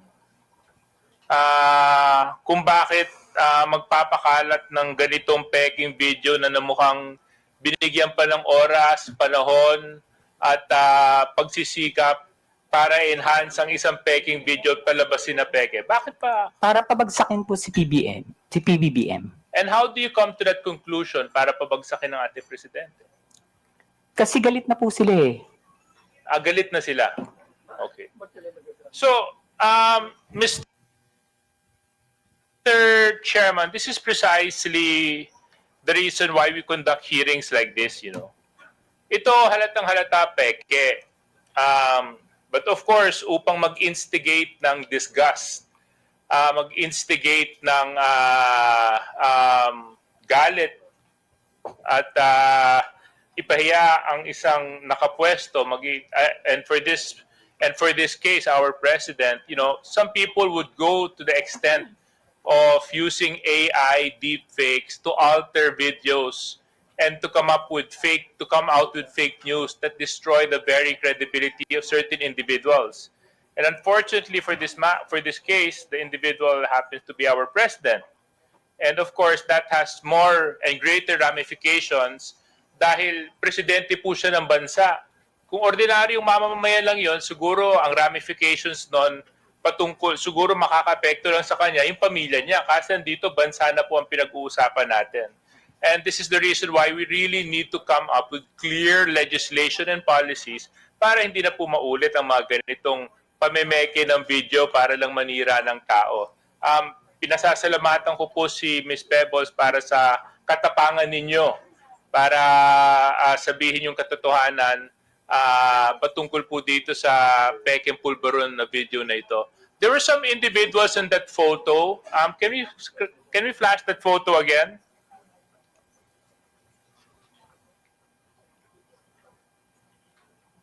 Comsec, yung photo dun sa Chinese restaurant or restaurant sa Hong Kong. Yan. Okay.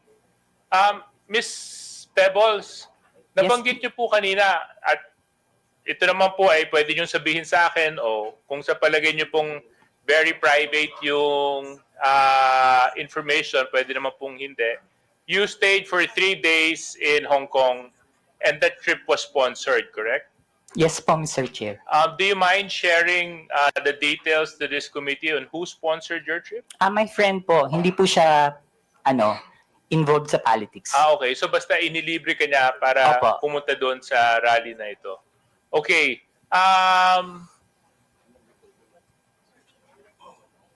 What was the year of this photo? July 7, 2024 po, Mr. Chair. Okay. The individual present, sino? Joey? Si Tio Moreno po yung nasa right. Kung dyan po niyo po titingnan sa monitor. Siya po yun? Chairman siya ba yun? Opo, si Joey po. Si Miss Ma'am, Joey. Si Miss Joey po yun. Can you confirm if you are this individual in the photo? Yes, sir. Thank you. Yes, sir. Thank you. And then, Attorney Glenn Chong, can you confirm if you are the person in this video and this photo?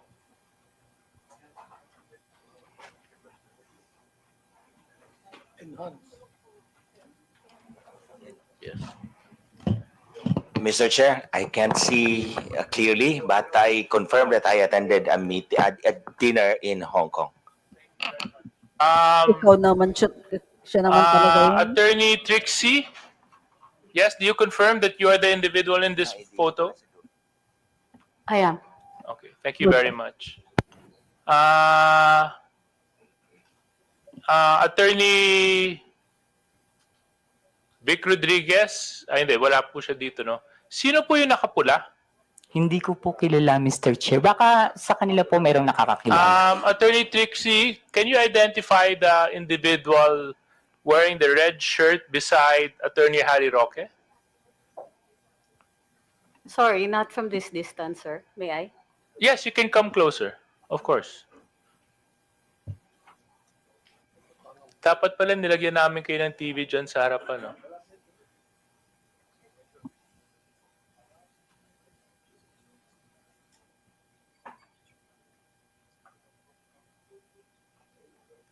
Yung nakapulas eh.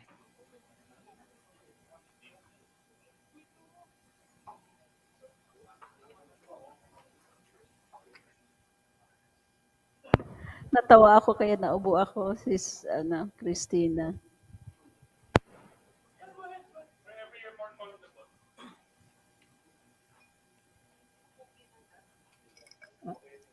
Mr. Chair, hindi ko rin po kasi siya talaga kilala. Miss Cruz, kayo po, kilala niyo po yung nakapula? Sorry, medyo malayo. Kasi pwede po kayong lumapit dito para ma-identify. Yes, And Mr. Chair. Attorney Glenn Chong, pwede I rin will po kayo approach lumapit para ma-identify yung individual na nakapula at nakaberde. We just want to identify the individuals present in the dinner.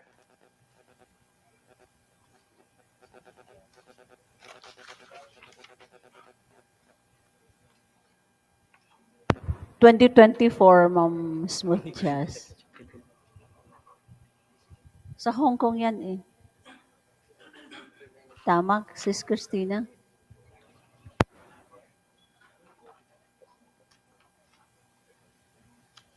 Kilala niyo? Hindi? Hindi nyo rin kilala?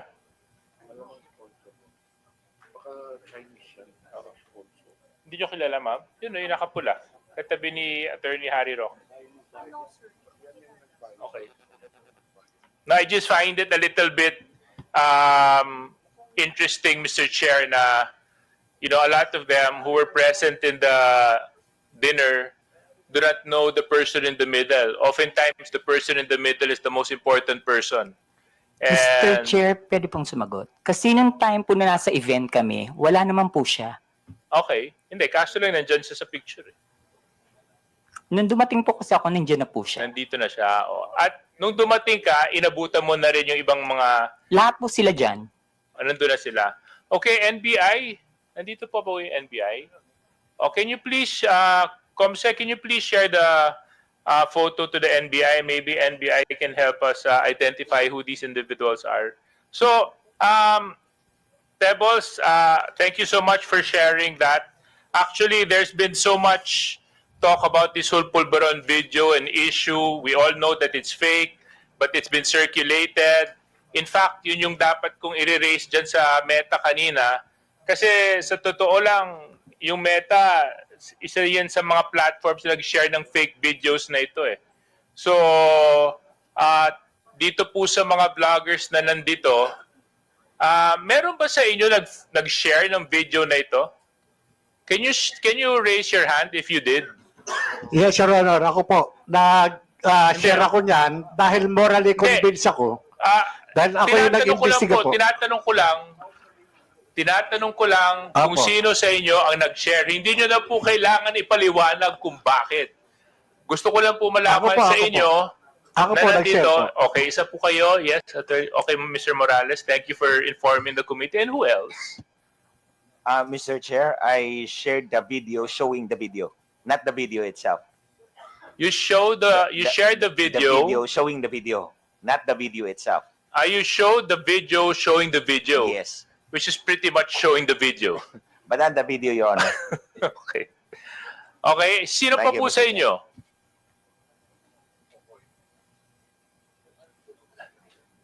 Yes? I think, Mr. Chair, I also shared the video and I am also asking for answers. Okay. So, yun lang siguro yung isa sa mga magandang learning experience natin sa committee na ito peke, deepfake ang ginamit.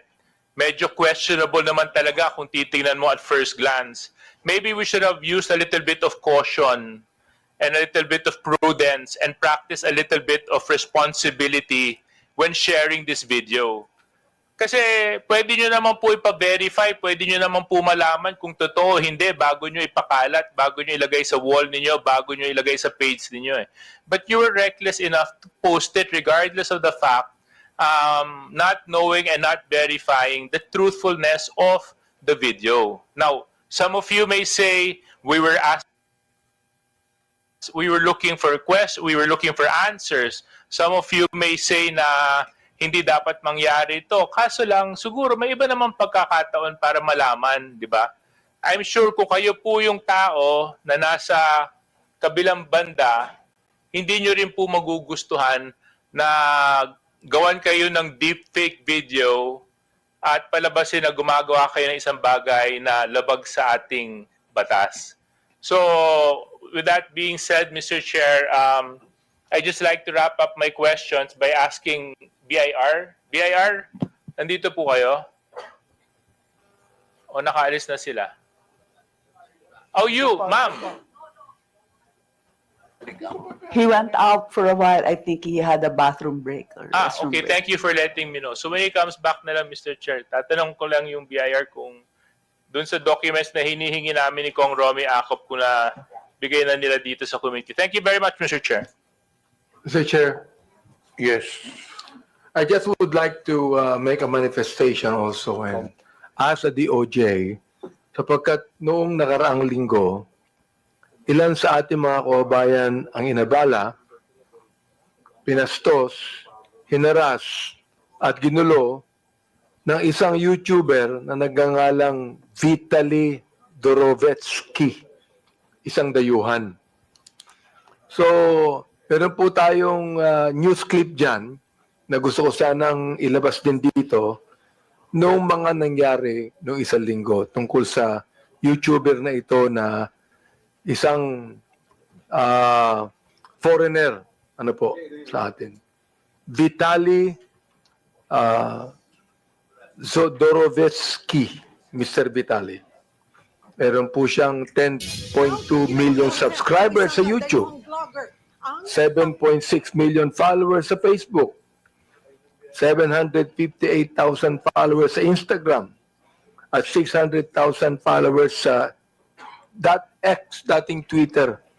O ibig sabihin, kanyang karaming interesado sa kanyang mga posts. Kaya pwede po ba na ating panoorin ng news clip na ito? Ang pambabastos niya sa mga gwardya at empleyado sa Taguig City. Merong pang CQ na tinangkang agawan ng baril. Nasa frontline ng balitang niya, si Ian Suyu. Aakalain mong isang simpleng vlog lamang yan. Ang lalaking nakaitim na t-shirt, nilapitan ng isang ginang na naglalakad sa labas ng mall sa BGC, Taguig City. I'm gonna rob you if you keep walking away. I want to give you money. No, okay. Pero ang babae, hindi siya pinansin at dire-diretso lang na naglakad. Ang foreigner naman, may pahabol pang panglalait. Okay, because you got a COVID mask, you liberal. Go get your vaccine. Pumasok ang lalaki sa isang mall at bigla niyang inagaw ang sombrero ng security guard saka tumakbo. Bukod pa dyan, isa pang security guard ang kinulit ng dayuhan at nagtangkapang kunin ang baril nito. Isa namang gwardya na nasa tabing kalsada ang binastos ng vlogger. I have a very important question for you. Can I shove this up your booty? Sinakyan pa niya ang motorsiklo ng CQ. Dumaan rin siya sa isang restaurant at kinuha ang isang electric fan saka umalis. Ang lalaking yan nakilalang si Vitaly Zodorovetsky, 33 years old, isang Russian-American vlogger. Sunod-sunod ang reklamong natanggap ng Taguig City Police mula sa pamunuan ng BGC dahil sa panggugulo ng lalaki. Parang hindi po normal yung behavior nitong vlogger na to. Kasi doon pa lang po hindi magandang biro iyon.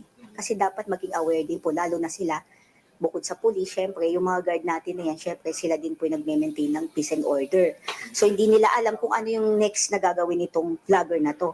Kanina, nagtungo sa tanggapan ng pulisya ang mga empleyado para magreklamo. Ngunit tumanggi silang humarap sa aming kamera. Sa kabuuan, 4 na CQ at isang store manager ang nagsampa ng patong-patong na reklamo laban sa vlogger.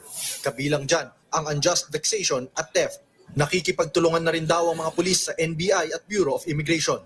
Matapos makapagreklamo ng 4 na security guard at isang store manager, sunod na hakbang na raw ng Taguig PNP ay para alamin ang kinalalagyan ng suspect na vlogger at posible raw itong maharap sa deportation. Nagbabalita mula sa frontline, Ian Suyu, News 5. Your Honor, sorry, Your Honor. Here, Your Honor, from the BIR, Your Honor, I apologize for being out when they called me, Your Honor. I went to the restroom. No Your Honor. problem. No problem. But this JJ is still on. Oh, dito pala. Okay, you know. Thank you, Your Honor. Honorable Abante, you have now floor. Then next will be DSJJ. Thank you. No? I'd like to just find out from the DOJ kung ano na po ang development ng kasong ito. Itong kay Vitaly, na harmful effect ito ng unregulated social media platforms. Tinalo pa ang mga vloggers natin sa mga followers. Can you imagine 10.8 million followers po ito. So, DOJ, can you tell us the development of this case? Thank you, Mr. Chair. Although I am here in my capacity as a representative of the DOJ, I am actually with the DOJ Office of Cybercrime and I am not involved with the filing of the case. But as to my knowledge, I only know what is in the news, which is the involved government agencies are PNP CIDG and Bureau of Immigration. But I can check if the proper complaints have already been filed with the City Prosecutor's Office, Your Honor. The Philippine National Police, can we ask about the case? Because it was the police that people went to file charges against this crazy and brutal and harmful and malicious Mr. Vitaly? Sir, thank you. Sir, actually, I believe the Taguig City Police Station take cognizance of that case. And I think it was the case was already filed by the Taguig City Police Station, and they have coordination with the Bureau of Immigration. Mr. Chair, I think what this guy did should be an eye-opener to all of us, especially our bloggers here, na pag hindi natin po ito ni-regulate, we are not just going to have one foreigner that will come here to give harmful effects on regulated social media platforms na ginawa nitong taong ito, but we're gonna have more, Mr. Chair. So, if left unchecked, masakit mang tanggapin, ngunit magkakaroon tayo ng mas maraming Mr. Vitali sa ating bansa. So, Mr. Chair, I just would like to make a manifestation here exposing this Mr. Vitali. I hope that our law enforcement agencies would really do something about this at atin pong i-check pa ang ilang mga foreigner bloggers natin na gumagawa ho ng malaking kalokohan dito po sa ating bansa.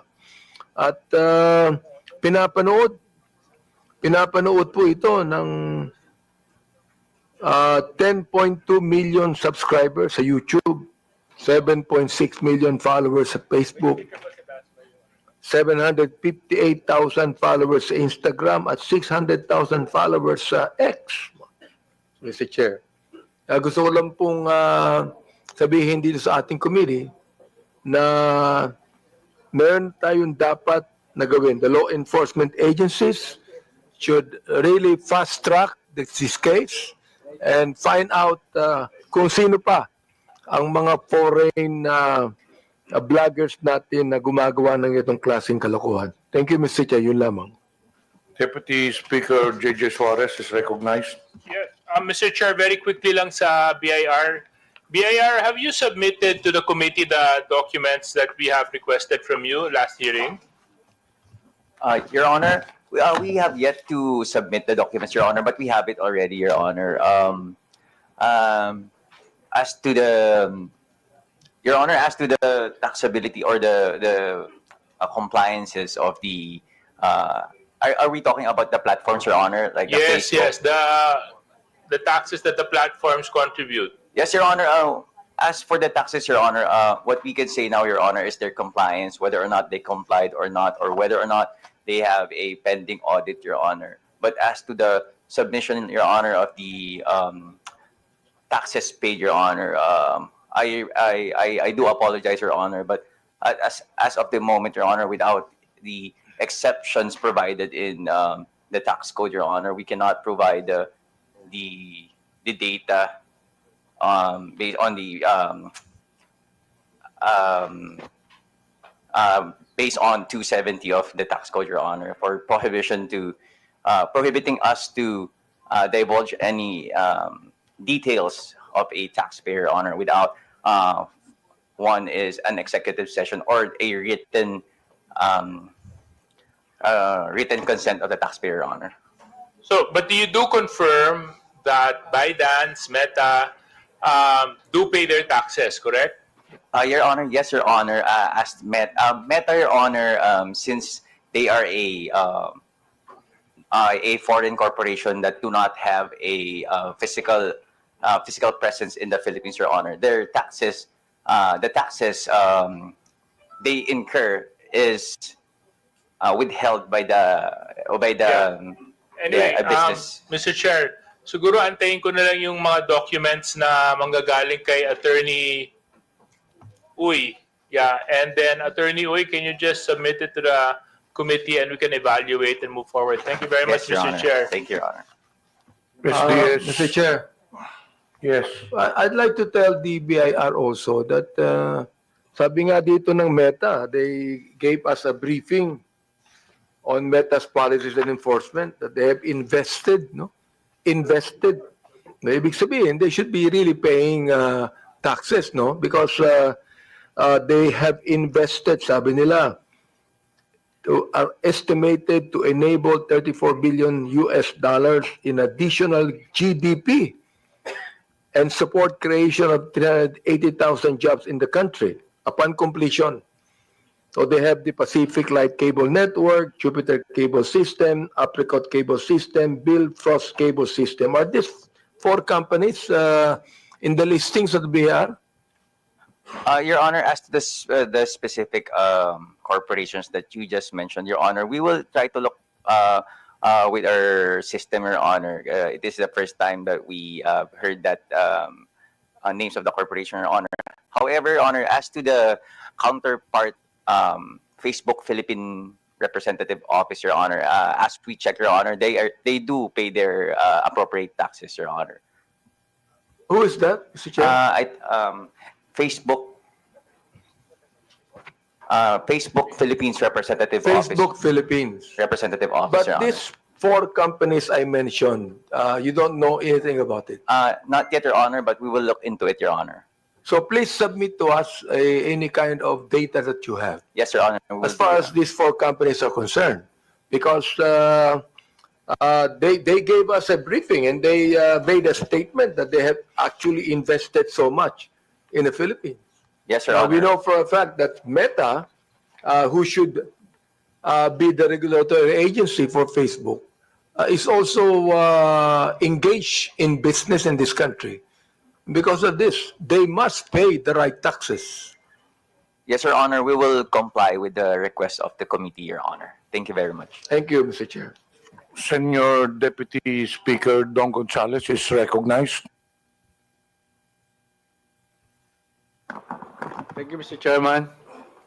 I have something question and issues to DICT. I have some questions. Nandito ba yung mga tiga DICT, Mr. Chairman? Mr. Chairman, nandiyo yung DICT? Do we still have DICT? Wala na yata because accordingly they have a coordinating meeting considering that they have a change of leadership sa DICT.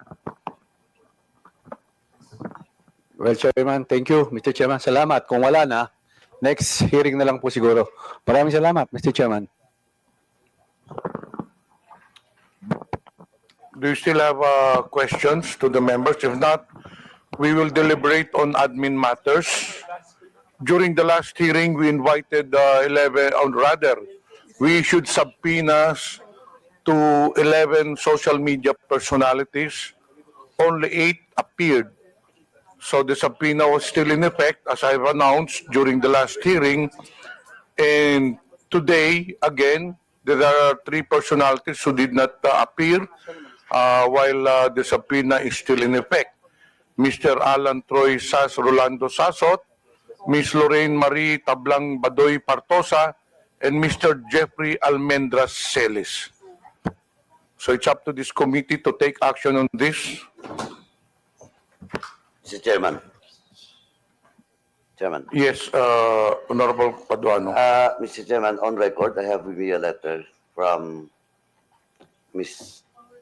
Alan Troy Rugando Sasot, and the first and second reply of Ms. Sasot is still the same, no? She is Alan, he siguro.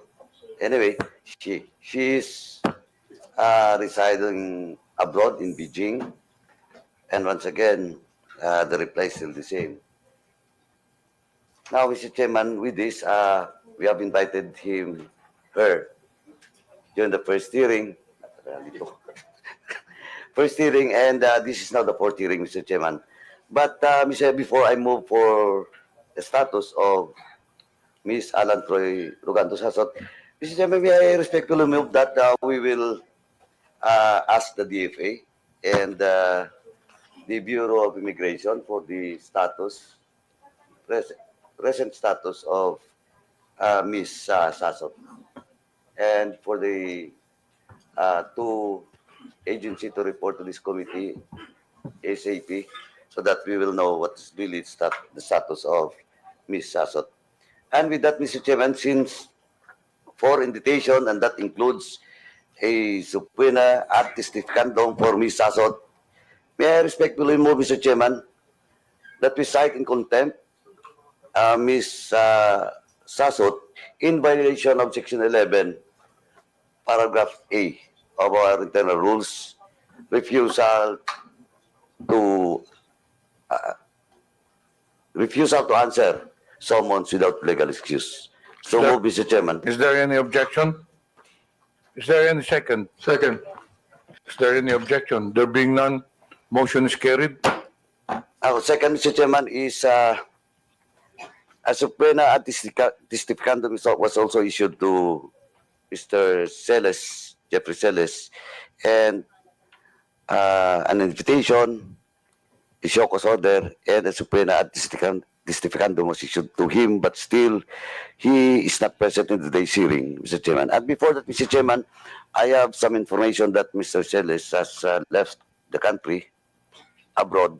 So once again, Mr. Chairman, I respectfully move that we will direct the Department of Foreign Affairs and the Bureau of Immigration to the status of Mr. Celes. So move, Mr. Chairman.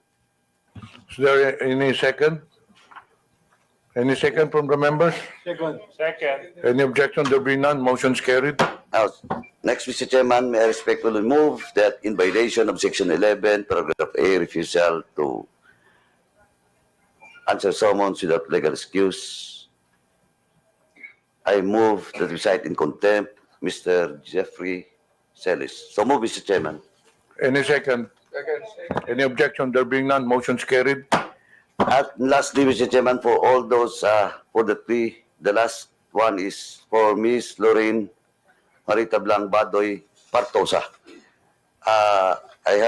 We have a letter addressed to this committee with regards to the subpoena ad testificandum that was issued to Ms. Badoy. She's now in Hong Kong, and attached is the travel schedule and ticket. Before I move, Mr. Chairman, I respectfully move that once again, may we ask the Bureau of Immigration to the travel records of Ms. Badoy. So move, Mr. Chairman. Any second? Any objection? There being none, motion is carried.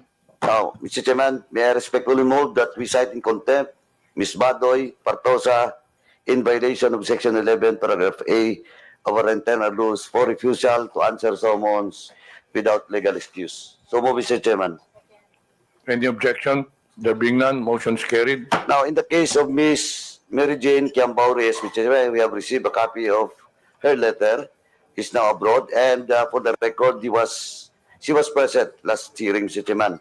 And with this, Mr. Chairman, he was just invited into today's hearing, and I think the content of this her excuse letter is valid. So, may I as well invite Ms. Mary Jane Kiambao-Reyes for the next hearing, Mr. Chairman. Now, in the case of Mr. Aaron Peña, he was also present in the last hearing, but now I sent us a letter, reply to the invitation to today's hearing. Nasa Davao po siya ngayon, tapos may event. No? So, since he was present last hearing, once again, Mr. Chairman, we will just invite Mr. Aaron Peña in the next hearing. Now, in the case of Mr. Ernesto Abines Jr. and Mr. Elmer Hugalbot, that was issued the subpoena last hearing, we have received a copy, a reply letter coming from both Mr. Abines and Mr. Hugalbot. And again, the reason why they're not present in this hearing is all about their financial capacity to spend in attending this hearing. That's why, Mr. Chairman, I respectfully move that we will once again issue the subpoena ad testificandum to both Ernesto Abines and Mr. Elmer Hugalbot, and for this committee to address the issues of financial capacity of Mr. Abines and Hugalbot. Siguro, tayo na pong kumuha ng ticket so that in the next hearing they will be present. Is Now, that a motion? yes, Mr. Chair. Any second? Any objection? There being none, motion's carried. Now, lastly, Mr. Chairman, once again, we'll just issue for all those unserved subpoena to Miss Catherine Binag, Miss Claire Contreras, Mr. Lord Byron Cristobal, Jeffrey Cruz, Alex Distor, Mr. Edwin Hamora, Mr. Julius Milanose Mawe, Mr. Joe Smith Medina, Mr. Cyrus Preglo, Miss Maricar Serrano, and Mr. Kester Ramon Jan Balibalos Tan, for once again serve the subpoena ad testificandum because this is still unserved, and for the COMSEC to coordinate with the SAA to coordinate with the government agency, especially the PNP, for this subpoena ad testificandum for all those mentioned names to be served for the next hearing, Mr. Chairman. So move. Any objection? There being none, the motion's carried. May I remind the 11 personalities that was just mentioned, the subpoenas were issued to you last hearing. So the subpoena is still in effect. So I just would like to issue a warning that if you do not attend to the next hearing, then the next step for the committee to do is to cite you in contempt. And there are other 3 personalities to be issued subpoenas because they were already issued show cause order to this. 3 personalities but did not appear again. Mr. Alvin Kuray, Miss Maria Christine Cloud Kuray, Mr. J. Yumang Sonsa. Mr. Chairman, I move to issue a subpoena ad testificandum for 3 mentioned names, Mr. Alvin Koray, Miss Maria Christine Cloud Koray, Mr. J. Yumang Sonsa. So move, Mr. Chairman. Any objection? There be none. Motion's carried. Now, lastly, Mr. Chairman, I'd just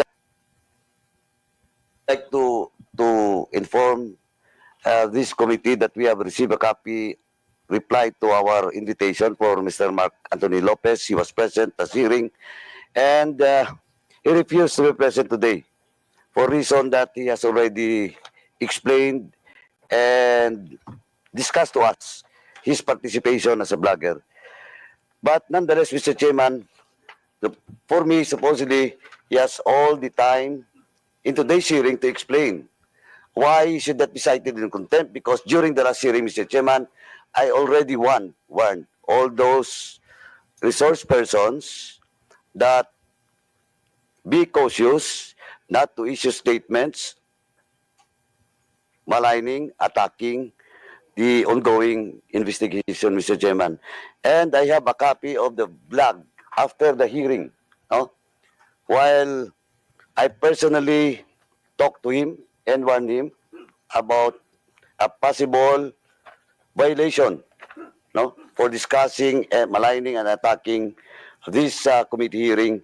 And I'd just like to read in toto, Mr. Chairman, the content of his blog. Point to ponder, and quote, "It was bluntly obvious that there was a concerted effort to humiliate us and bring us down on our knees, and when it was deemed a success yesterday, the ensimadas, Talianistas, Dilawans, Peking Pula, and even mainstream media are gleefully celebrating and pouncing on our forced breakdown and takedown in TRICOM hearing. Imagine all the effort, hype, and hysteria dedicated to a puny bunch of bloggers. Ewan ko ha, pero pwede naman kami ignore, di ba? Pwede naman kami baliwalain. After all, if we indeed are fake news purveyors, the best thing they should do is fight us with their own kind of information dissemination. For the admin, let your work, policy direction, and placement speak for itself. And let your social media army hype till kingdom come. Pero kami talaga ang priority at national interest.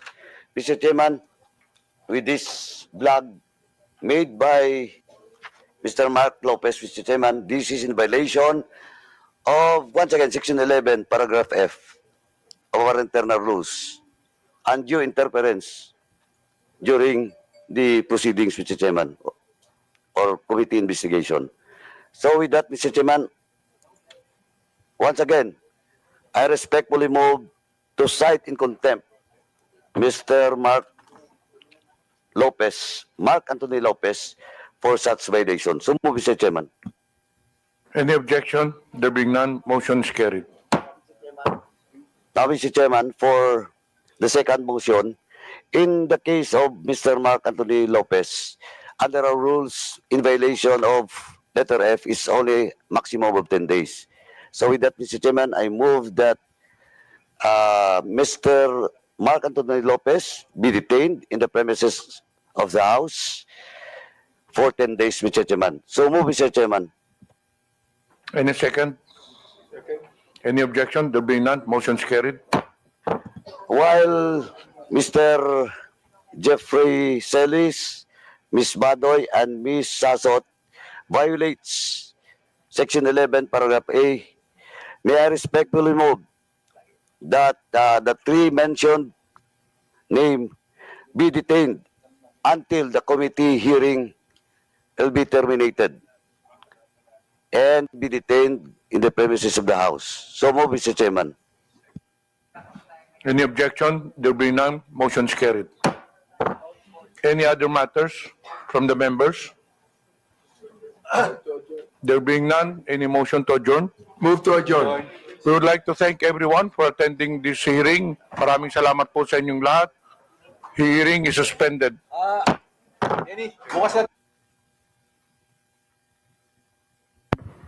Hearing suspended. So maraming salamat din po sa inyong lahat.